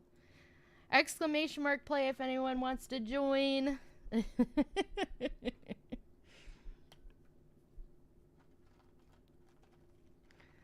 There were times I would wear my Apple Watch in bed and turn the alarm to haptic clock, which triggers my cognitive awareness to literally wake up. Yeah, I'm the annoying one that, like, if I'm hard enough out to sleep, like, I don't know how to explain it other than I have overslept my alarms before on accident, and then only been able to wake up because the cats have woken me up, but that's because I had to go the extra mile in knocking my ass out.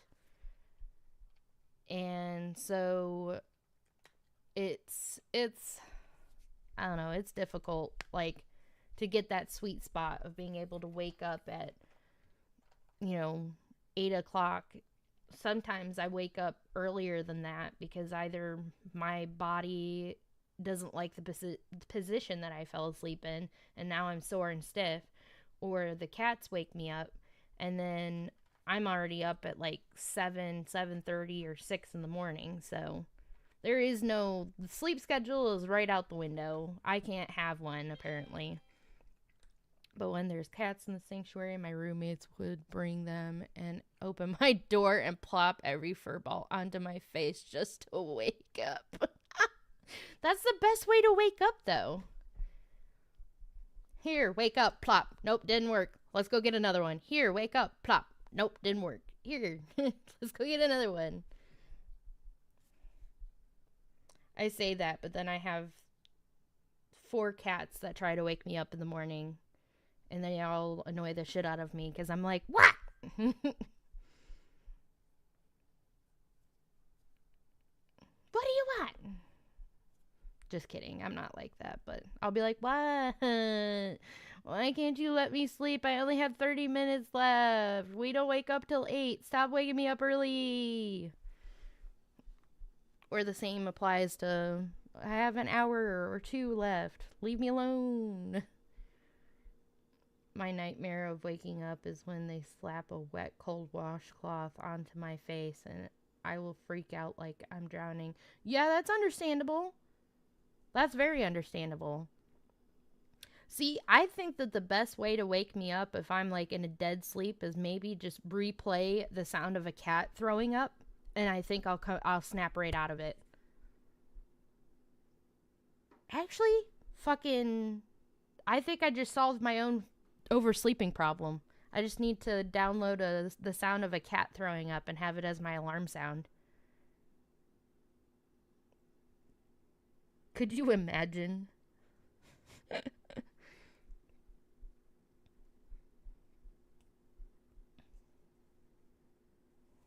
Because that wakes me up so fast.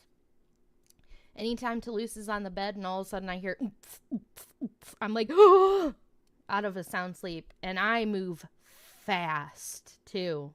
You would think with how slow my body can be at times, I couldn't move that lightning fast. But, oh, buddy, you probably don't want your cortisol spiked like that constantly.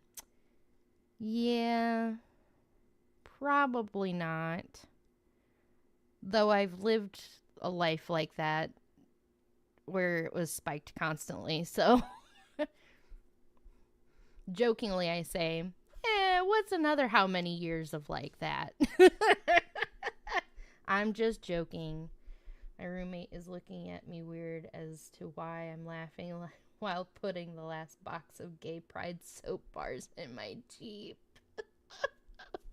Good. Tell them it's your new podcast that you're listening to.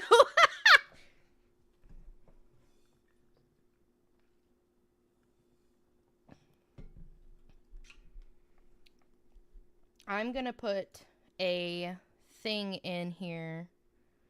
Papilio, I hope you add those quotes to that channel. I added the channel just for you. Well, and everybody else, but really, enjoy.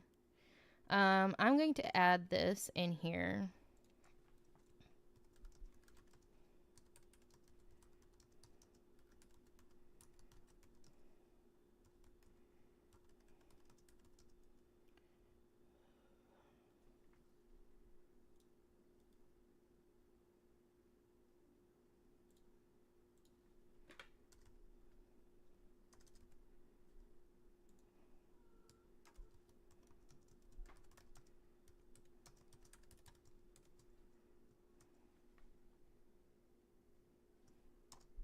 Let's see here.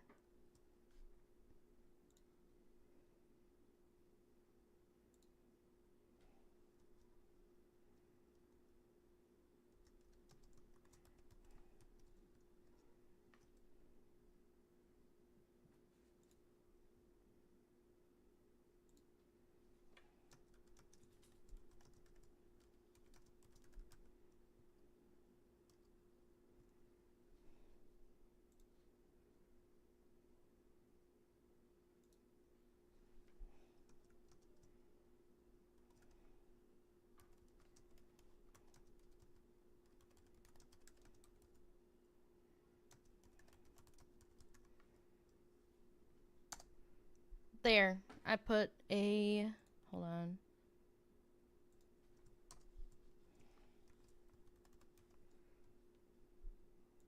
I put a new poll in Discord for you guys to be able to respond to.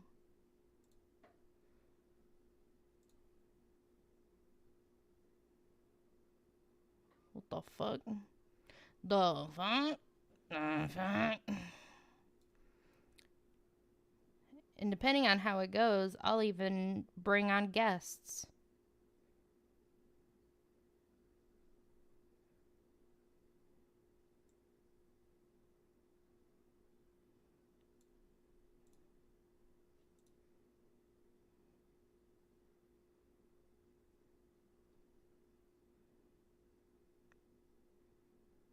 That's if you guys vote for wanting it, though.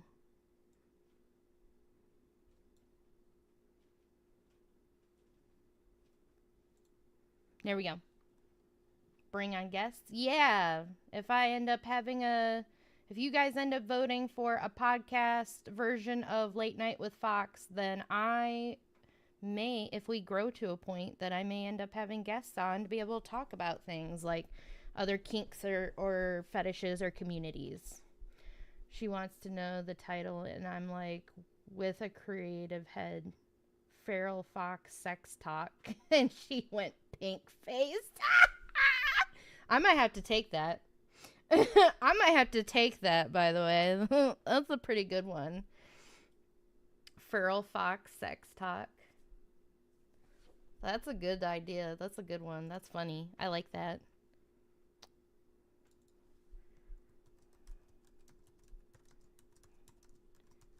The question is, though, would you guys only want me to talk about sex, kink, and fetishes and communities, or would you guys want me to talk about anything that is interesting that day that I would like to bring up? I guess that'll be a second poll. Bring on guest ? I will say the also best part of talking about sexual or sensual discussions is when you add humor during it. Oh, I agree. I love putting humor in there. Like, humor is always great to be able to break up the tension too. Because, like, that's a very, like, what's the word I'm looking for here? That's a very sensitive and vulnerable moment that you're having with somebody else. And it can help break the ice and make things feel better. But I say this with a caveat and an asterisk. Make sure that you know your person well enough as to whether you should use humor or add humor during it. Because some people take those kind of, like, the sexual talk very seriously, or sensual discussions very seriously, especially also, like, this also comes into play with if you have autism, you may take things very literal and not get jokes or what have you, or the person may feel like you're laughing at them or making a joke at their expense. And so that's why I say asterisks to the talking about sex or sensual discussions. When you add humor, yes, I agree, but asterisks, know your person well enough before you do something like that, because you don't want to end up making things worse when you're trying to make things better.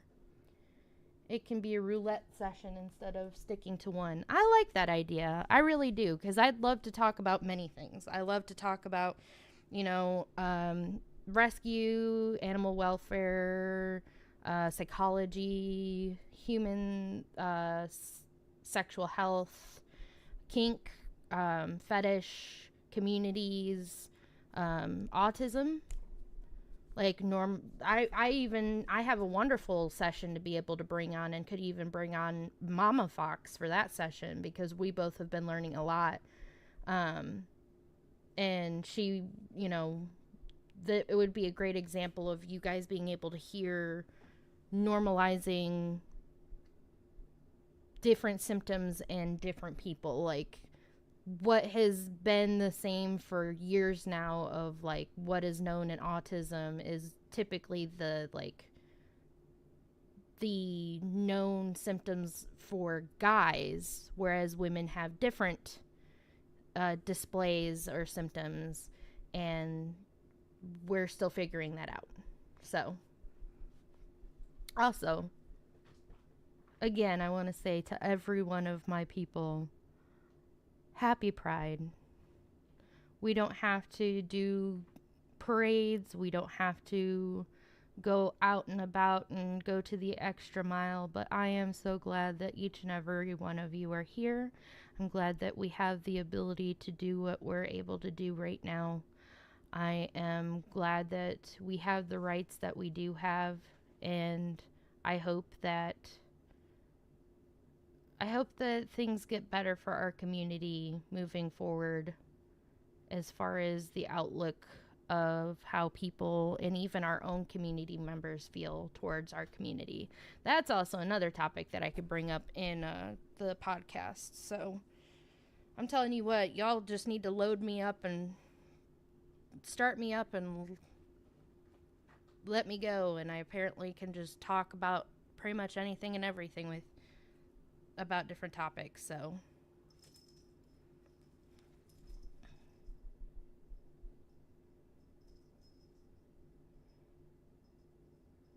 I will say, though, I am going to hit a really quick BRB because I need to tinkle. And I need to give Toulouse his SNACKIES.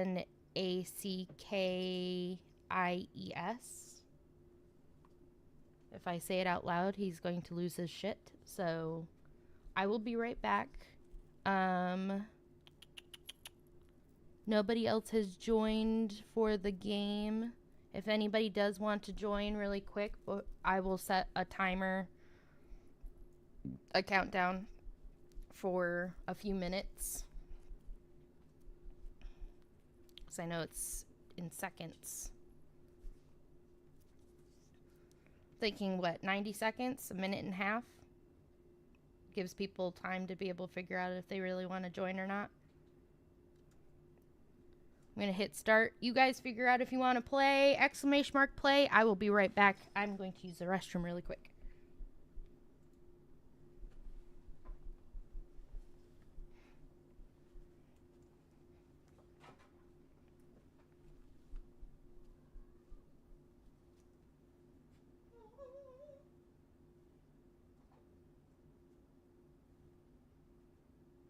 What you doing, my little chunky monkey? Oh my goodness, you're so sweet. I don't know how anybody doesn't give you guys a home. It's criminal. It's flippin' criminal.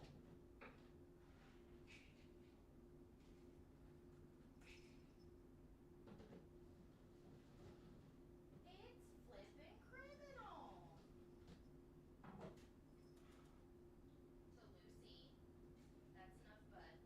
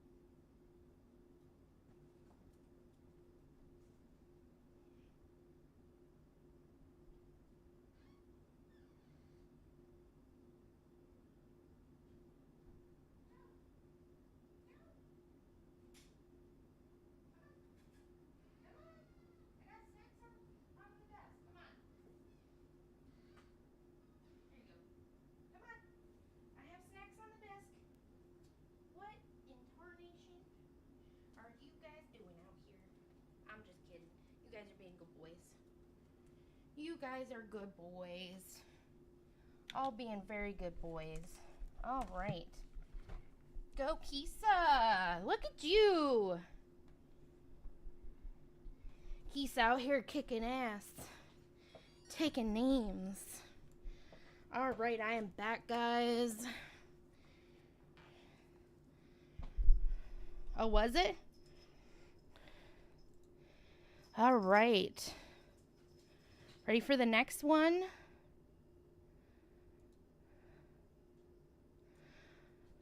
All right. Anybody, I'm going to do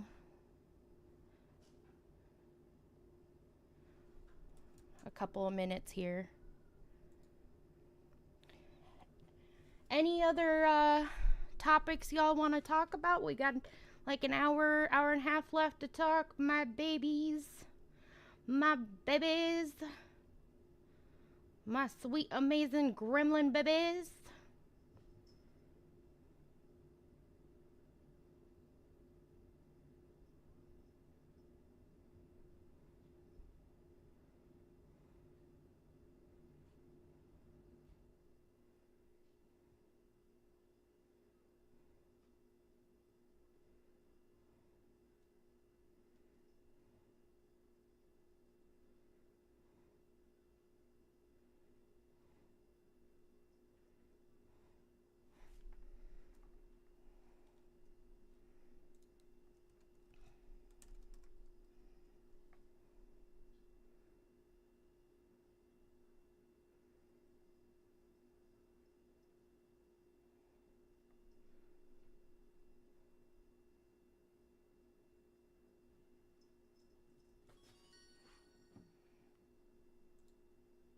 What is that? Exclamation mark, play if you guys want to join. Perhaps a point of curiosity. I've been asking other neurospicy folks. How many of you have tinnitus? Oh, baby. That is a great question. So, I have a problem because I don't know if my tinnitus is my ADHD, my migraine issue, or me going to a lot of concerts without ear protection. But I have tinnitus. It's not like horrendously bad. Like my grandmother tells me how hers is so bad that it keeps her up at night and stuff like that. But mine is bad enough that if I'm in a room and it's quiet, it will start to annoy the shit out of me. Like it'll grow. It'll continuously grow. So that's my problem with being able to see. My bigger problem is, and I know doesn't have to do with tinnitus, but my bigger issue that I struggle with is my restless legs. I was diagnosed with restless leg syndrome 2022 when I had my sleep study, but they said that they weren't going to give me any medication because if they do it too early, then I'm going to build up a tolerance to it when I'll need it in my older years when it gets worse. And I'm like, oh, cool. So I just get to continuously lose sleep because my legs are restless. Got it. Understood. Picking up what you're setting down. I mean, I understood. I'm just joking when I say that. But, like, yeah, it really fucking sucks because it's one of my issues as to why I can't even get to sleep quickly at night. I envy anybody that can fucking fall asleep in 5 minutes. And I always have the fan going, and I always have YouTube going at a very low volume because if it's too quiet, the tinnitus starts, and then my brain also starts to go, did you hear that? Somebody might be outside. They're trying to break in. And then I'm awake for the rest of, the night. So But yeah, that's a lot of confounders, you say? That's a lot of variables, isn't it? For others, tinnitus is when your ears ring regardless of what other sounds are going on. Yep.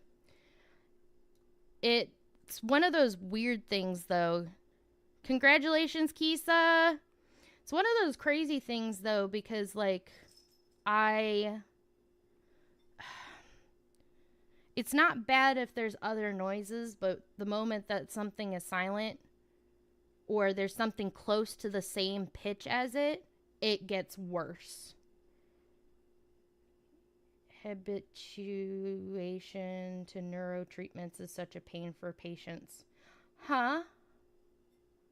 Are you talking about the restless leg syndrome situation? Habituation, you're talking about medication for neurological treatments, right? I'm just too awesome. Takes you 4 hours? That sounds about right for me, too. I can never get good sleep. Let me see here. How do I change my ball to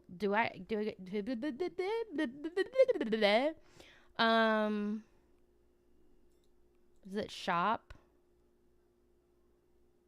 What are these? Community coins. Oh, you have to earn coins to be able to get the... Is there anything that's free? Look at that wildcat. Meow.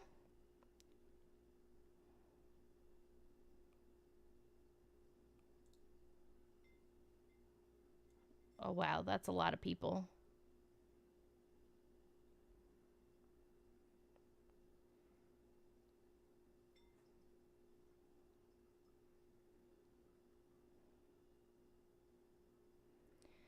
Also, I might have to set up my stream schedule this week where Monday and Tuesday we don't have a stream because if I'm... So I'm trying to... I gotta wipe my computer, so I need to get everything off from it. And that's a tentative no stream. That's a... If all shit falls apart and things go wrong, then...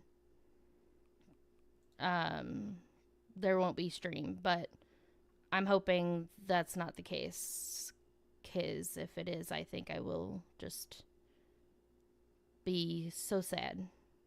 Poopy. Is there like nothing for free on this fucking thing? So you can't customize your shit? Oh, is it like with drops only, by the way? Habituation is basically where the same dose given regularly has less and less effect over time. Yeah, that's kind of the same thing with pain medications too. You start building up a tolerance.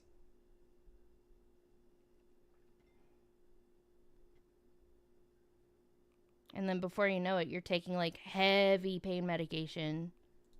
Anyways, cancel. The hub.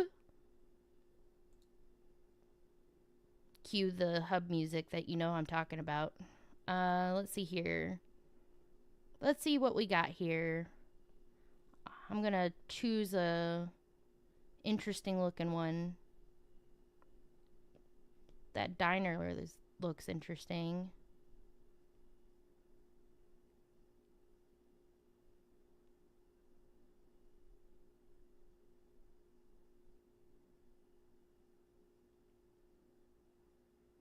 Space Chase. Ooh, let's do this waterfall one. This looks interesting. If Techo is here, you'll have to tell me if I'm correct in my assumption of like Twitch drops is how you generally end up getting cosmetics for free without buying fucking coins. All right. Exclamation mark play if you would like to join. Have a timer of 2 minutes.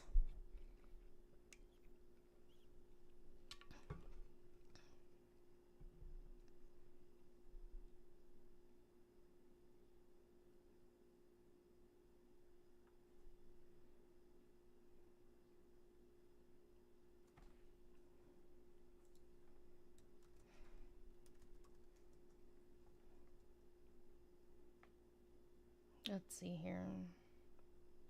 Gotta do some quick maths.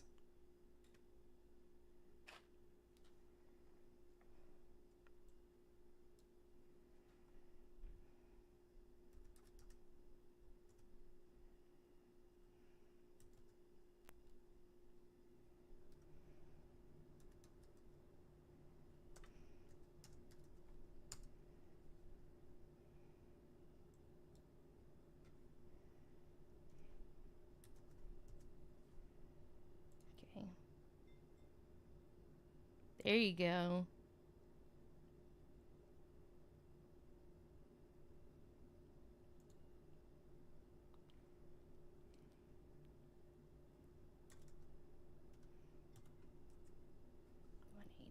Got it.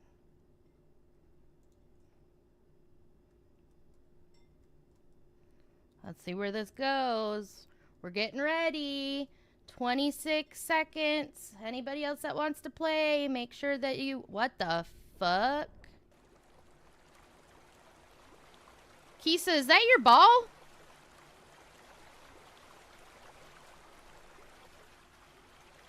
Ten, 9, 8, 7. So I gotta know, what's your... Why were you asking about neurospicy people with tinnitus? What's the causation and link? Are you looking for causation and link? It's not polite to ask a gentle person if that's their ball out my... I'm sorry. How dare me? I'm so I'm so impolite? Yeah. Ooh, I like this map. I'm gonna head out. Good night, thief. Love you. Hope you're doing okay, hon.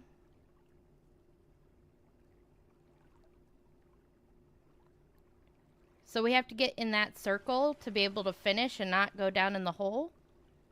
Am I getting that correctly? The hole is evil. Got it.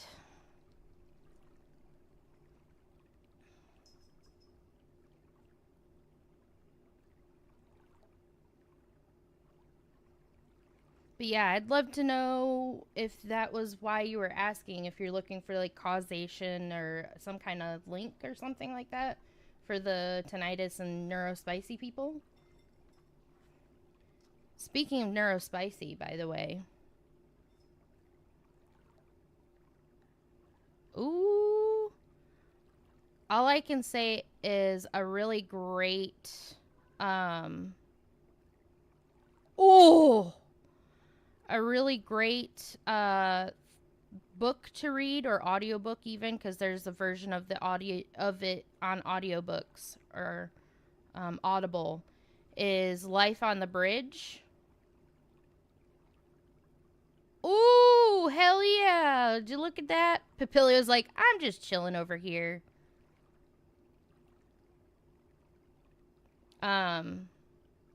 Life on the Bridge is a really good one. If you have anybody that is in your life that has autism, or you suspect you're autistic, or you want to learn more about other autistic people, so you can be, empathetic and understanding and everything like that. Life on the Bridge is an amazing read and very helpful. I just finished it recently through Audible, and it was very validating for me, and it was also very helpful for me, and very helpful. Like, my mom was like, this was amazing and very helpful. So, oh no, Papilio, you gotta go in the hole. Go in the hole. Not that hole, the other hole. Oh no, Papilio, you're gonna die. Papilio, go! Oh, Papilio. I had seen some tentative associations been made between autism and tinnitus, the possible connection of auditory processing disorder. Oh, yeah. But was curious about the statistics. Never got formally tested, but I'm definitely low support autistic, right? So, okay. I just found out that they did like a brain... I can't remember where it is. There's a brain scan. There's fucking English if I could... I know I have the the link somewhere. I don't think I posted it in Discord, and I will. I need to start remembering to post things that I find that interesting that I just send to my mom only to Discord. But they basically found out that, or from what I hear, I would love to do more research on this. But they, I found a video saying that they did a scan of people with autism, their brain, and they found out that their brain is completely different in certain areas of it than a neurotypical person, in the sense of like they have a different brain. You can basically say that they do, and it's definitely in that auditory processing, because like hell, I hear things that most people don't hear, and it will annoy me, and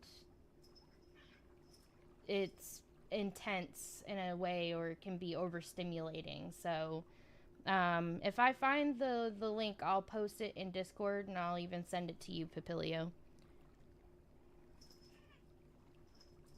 Hey! You're being rude. So let's set up this next. Let's do the same one again. And then we'll go to a different one. I'm going to set it up for 3 minutes. Anybody that wants to... What the... I said no. Stop. No shit. What the fuck? Right. I was like, what the shit? Why is it like having an issue with this?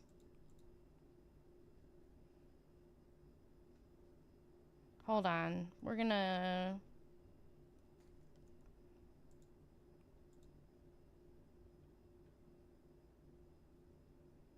No worries, Mr. Lark. You never have to apologize for something like that. Are you safe? Like, obviously you're safe because you're talking, but like, are you... Is everything okay? Is your home safe? Is...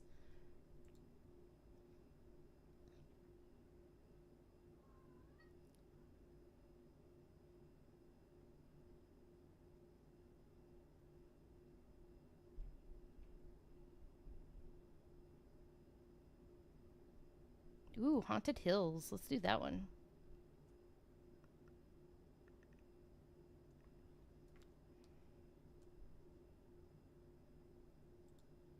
I was pretty sure that that was 3 minutes, but... Why is there an X now? Can you guys type play and join?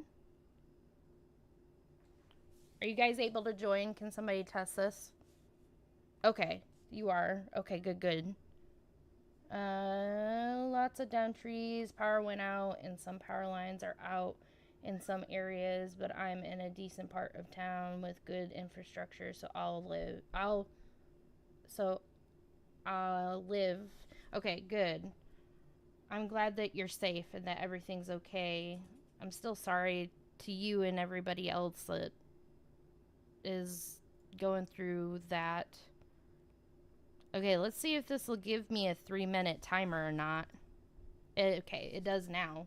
I don't know why it didn't the last time. That was stupid. Okay,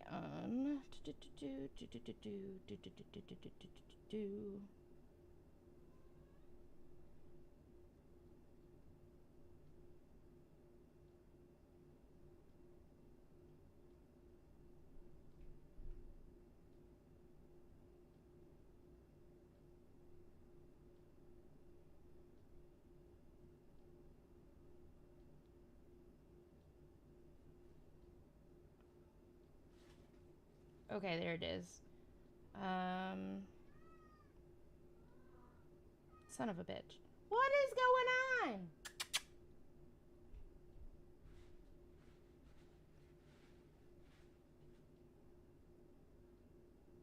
Yale University School of Medicine. Okay, this is...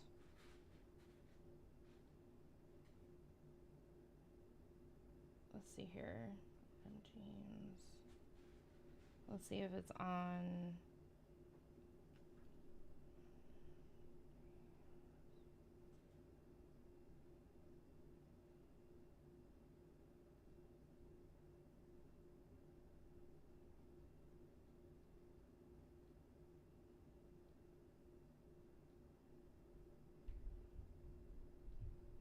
Okay, so I guess it's this one. Yes. Need to go to shorts.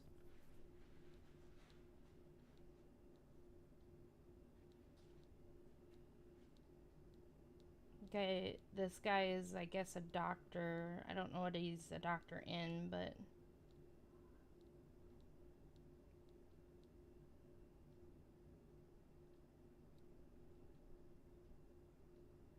Hold on. It says...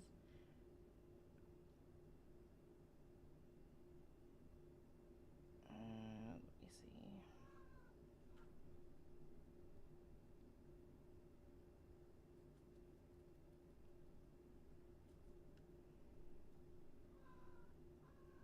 Dr. James... something. Adam James. Whoops. Adam James.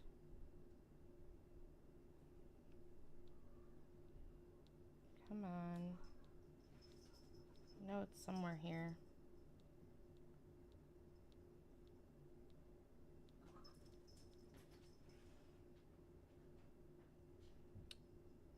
Is it Harvard or Yale that he said? Has discovered a found Yale University School. Yale.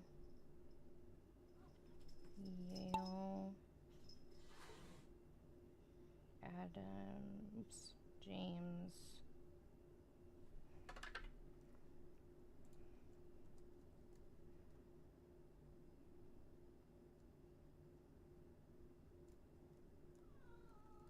Let's see who comes out first.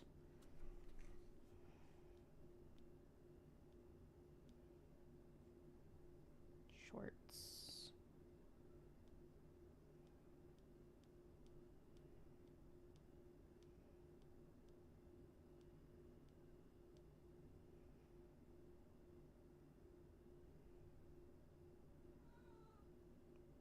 Papilio, do you have Facebook by chance? I don't need to know your Facebook. I just want to know if you do have it so that if I send you this video, I know that you'll be able to watch it, because otherwise I have to find it on his YouTube channel.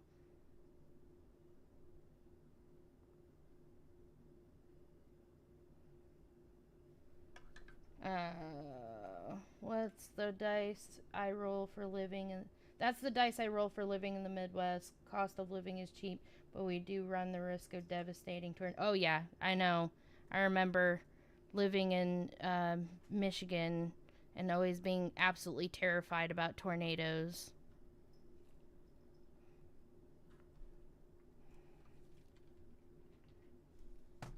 I don't think I've used it in years. Okay. Let me see what I can do about... When was this done? Would you shush it? Shushy squishy. 2 weeks ago. Let me see here.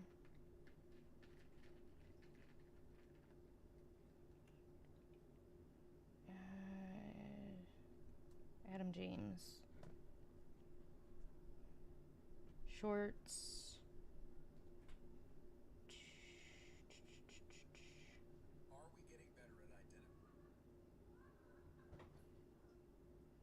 That was 13 days ago. Son of a bitch. There it is. Found it. I'm also posting it in my Discord. Well.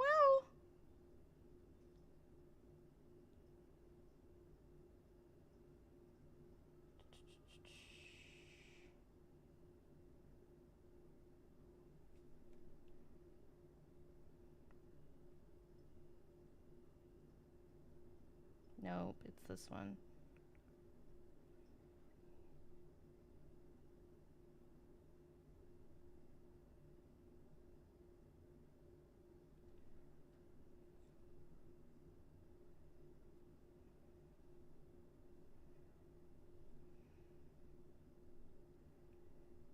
Oh my gosh. If I can type, that would be great.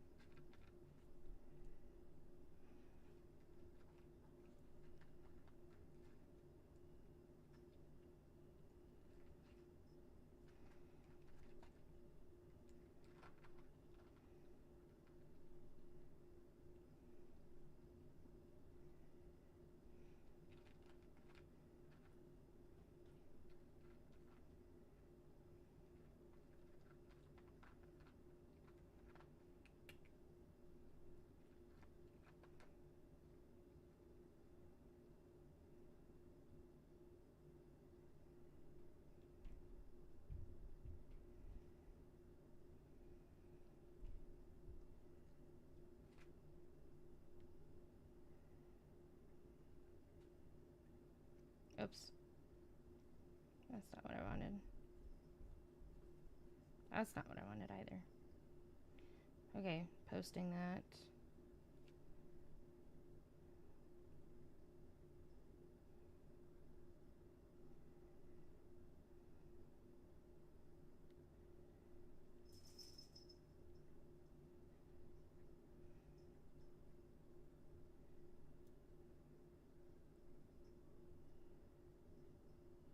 Yes, okay. I did send it your way. Okay, there you go. It's okay. Do you know the name of the person? Yeah, I just sent it to you, but I don't... He has the specifics in the video, I guess.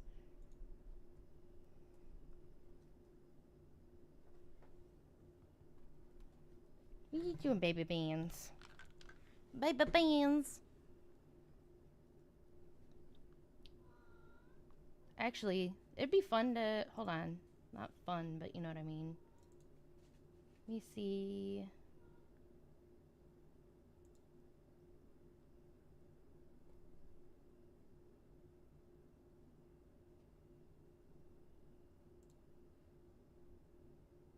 Not that. This. Yes.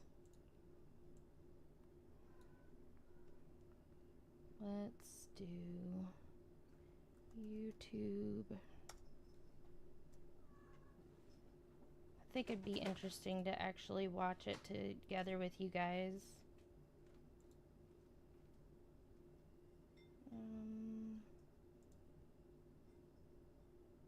don't think that's it.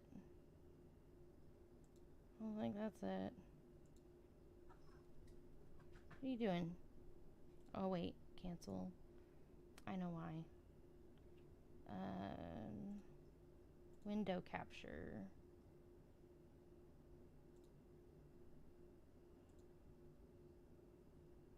YouTube. Alright, let me bring this back down over here.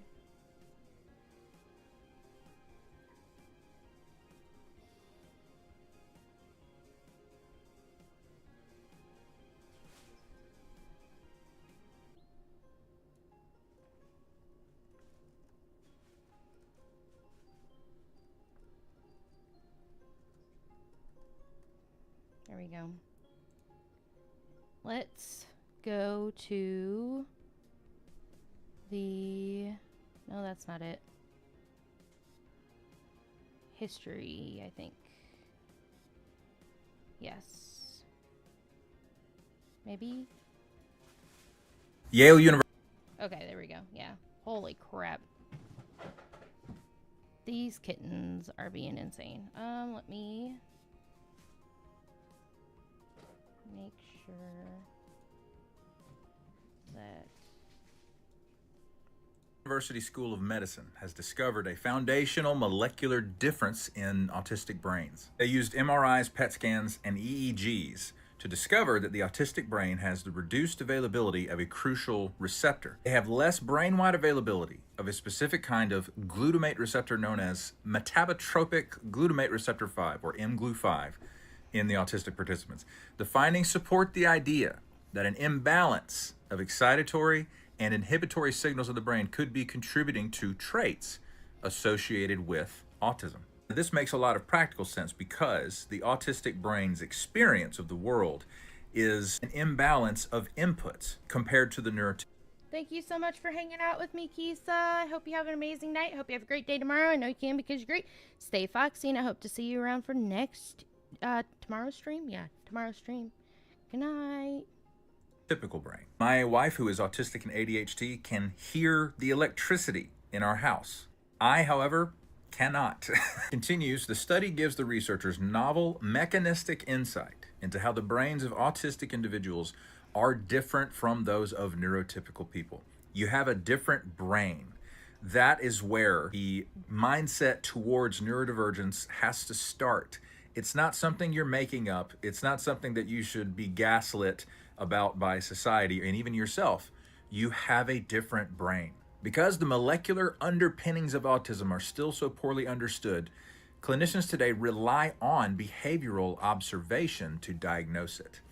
What if an autism diagnosis routinely included MRI, PET scan, and EEG? Now, everybody running private insurance companies is going straight to hell. What if the diagnostic pathway included imaging that was regularly included in so many other diagnoses and treatments that are already covered by insurance? Elucidating the molecular backbone of autism could potentially lead to better diagnostic tools and ways to support autistic people. And Dr. James McPartland says, today I go into a room to play with a child to diagnose autism.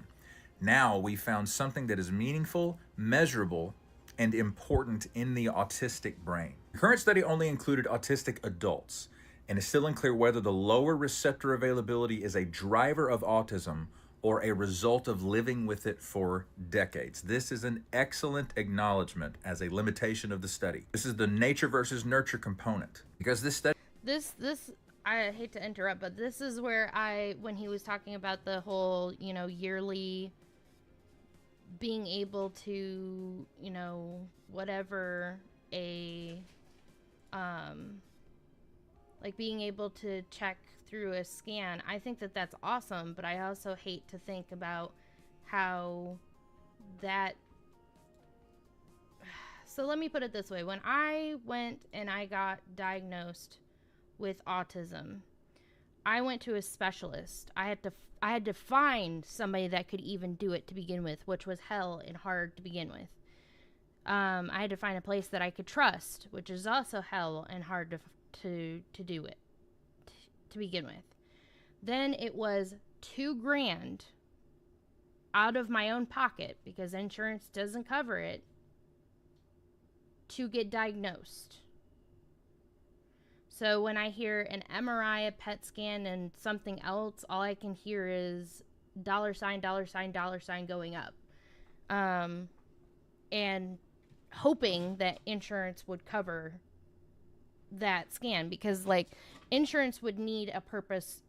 So for those that don't know the system well enough, when you go to get a scan or what have you, even a procedure, your insurance will ask for a prior authorization. And that means that your insurance...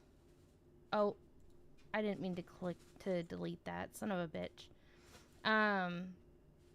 That means that your insurance is asking your doctor, why does this person need this? What is the reason? So that they can determine whether they will approve paying for that scan or not. And all I can think is, we already have a hard enough time trying to get an MRI, a PET scan, CAT scan, what have you, whatever scan you need to even check if there's a broken bone or a fucked up thing in your body.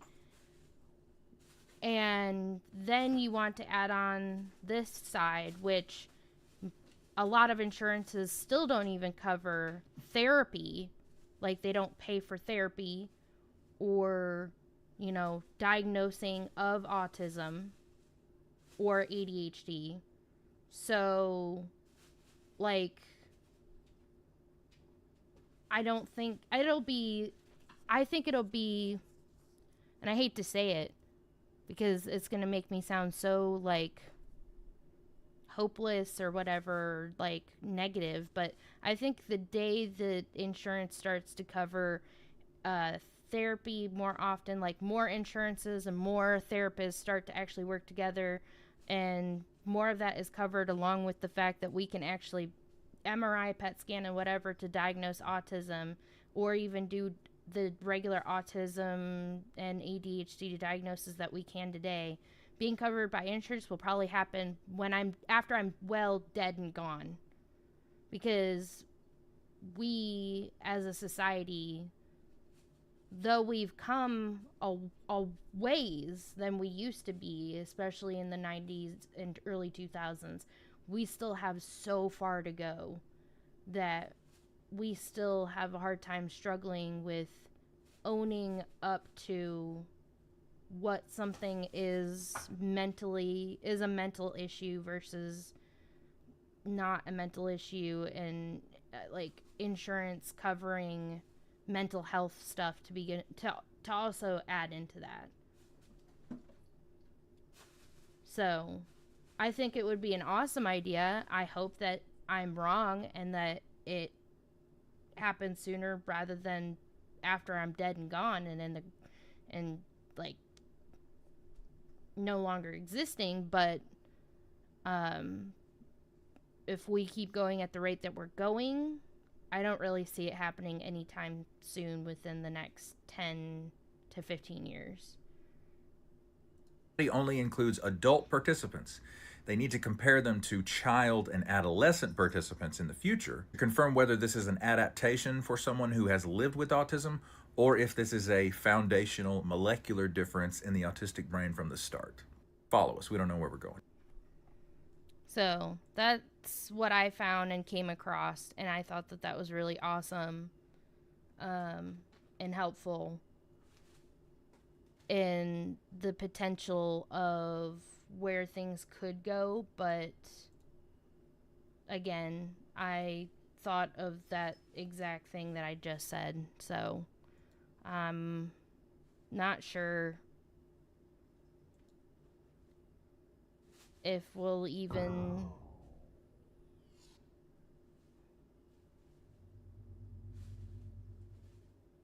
get too far.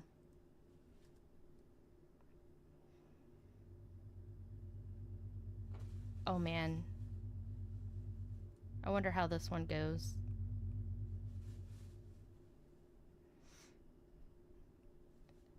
With a special treat of dessert. Ooh, what you having?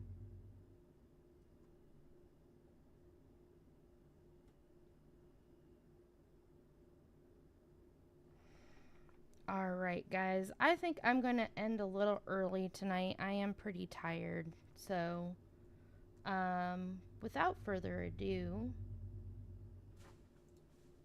I hope that you guys had a good time.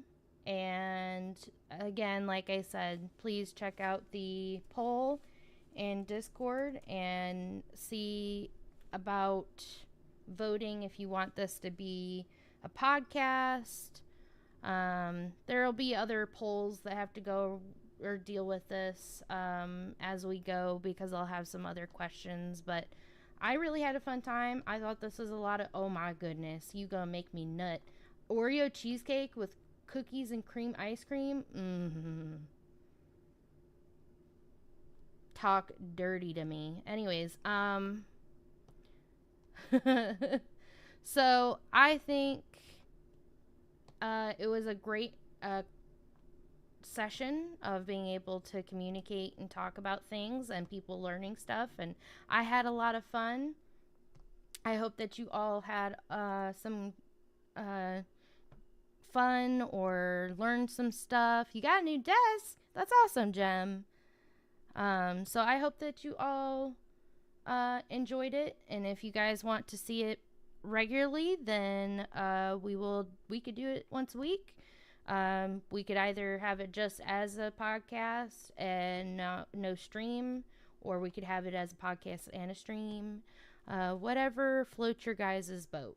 So we will figure that out though in Discord. I hope that you all have an amazing night, and I hope you have a great day tomorrow, because I know you can, because I know you're great, even if you may not believe that you're great. I hope that you know how proud I am of you guys. I am so fucking proud of you and you guys being my community. I am just so thrilled to have you guys be just in my community. I am at a loss of words of how proud I am for you guys to be around me. I go live every day at 8 p.m. Eastern Standard Time. So I hope that you guys come around tomorrow. We'll see what we end up playing. I will be posting the schedule in Discord and on the YouTube community tab. But otherwise, let's go find somebody to raid out to. Again, I hope you guys have an amazing night and a great day tomorrow. I know you can, because you're amazing. Stay foxy, and I'll be seeing you guys tomorrow. Use this raid message to share that love. After LA Pride tomorrow, Monday we'll finish the overlays before getting ready to do the purchase of the supplies. After I read what you wanted for those forms I gave you. Yeah, I still need to finish those. I'm so sorry. I will finish them, but I have a lot of questions, and I also would like to, I guess,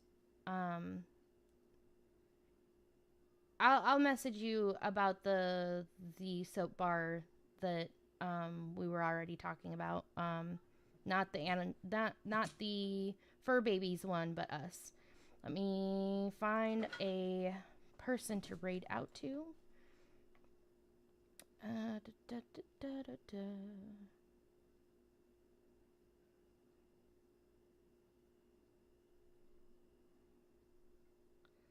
This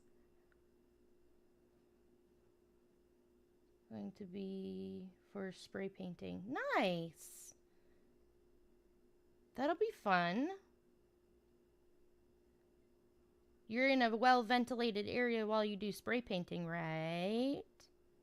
I hope so.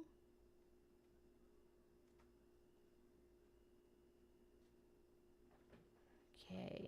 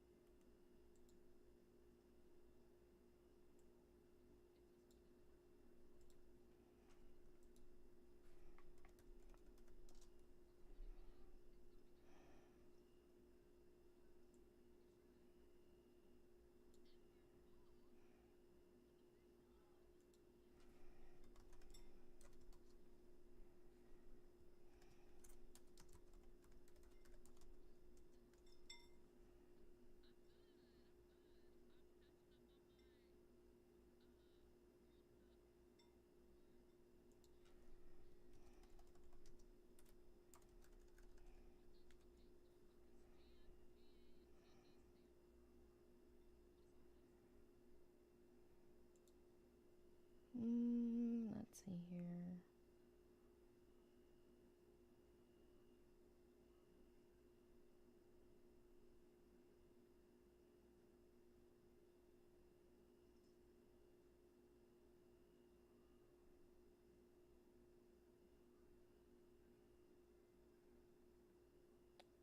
Do do do do do do do do do do do do do.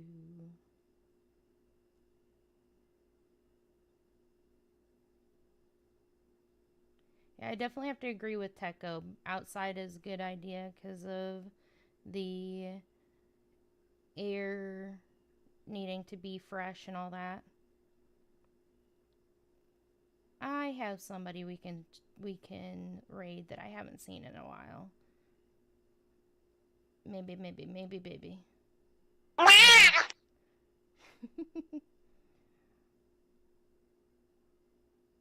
Let's see here.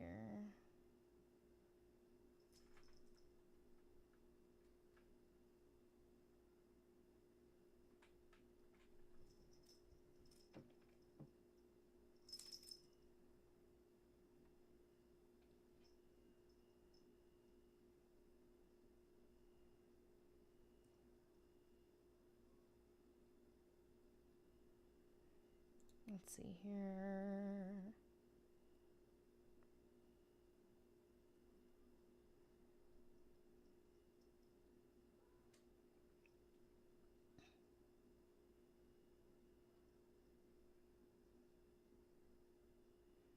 I know, just the person. All right, you guys get ready. Grab that raid message, and we're gonna raid out. I hope you guys have an amazing night. Good night, everyone. See you tomorrow.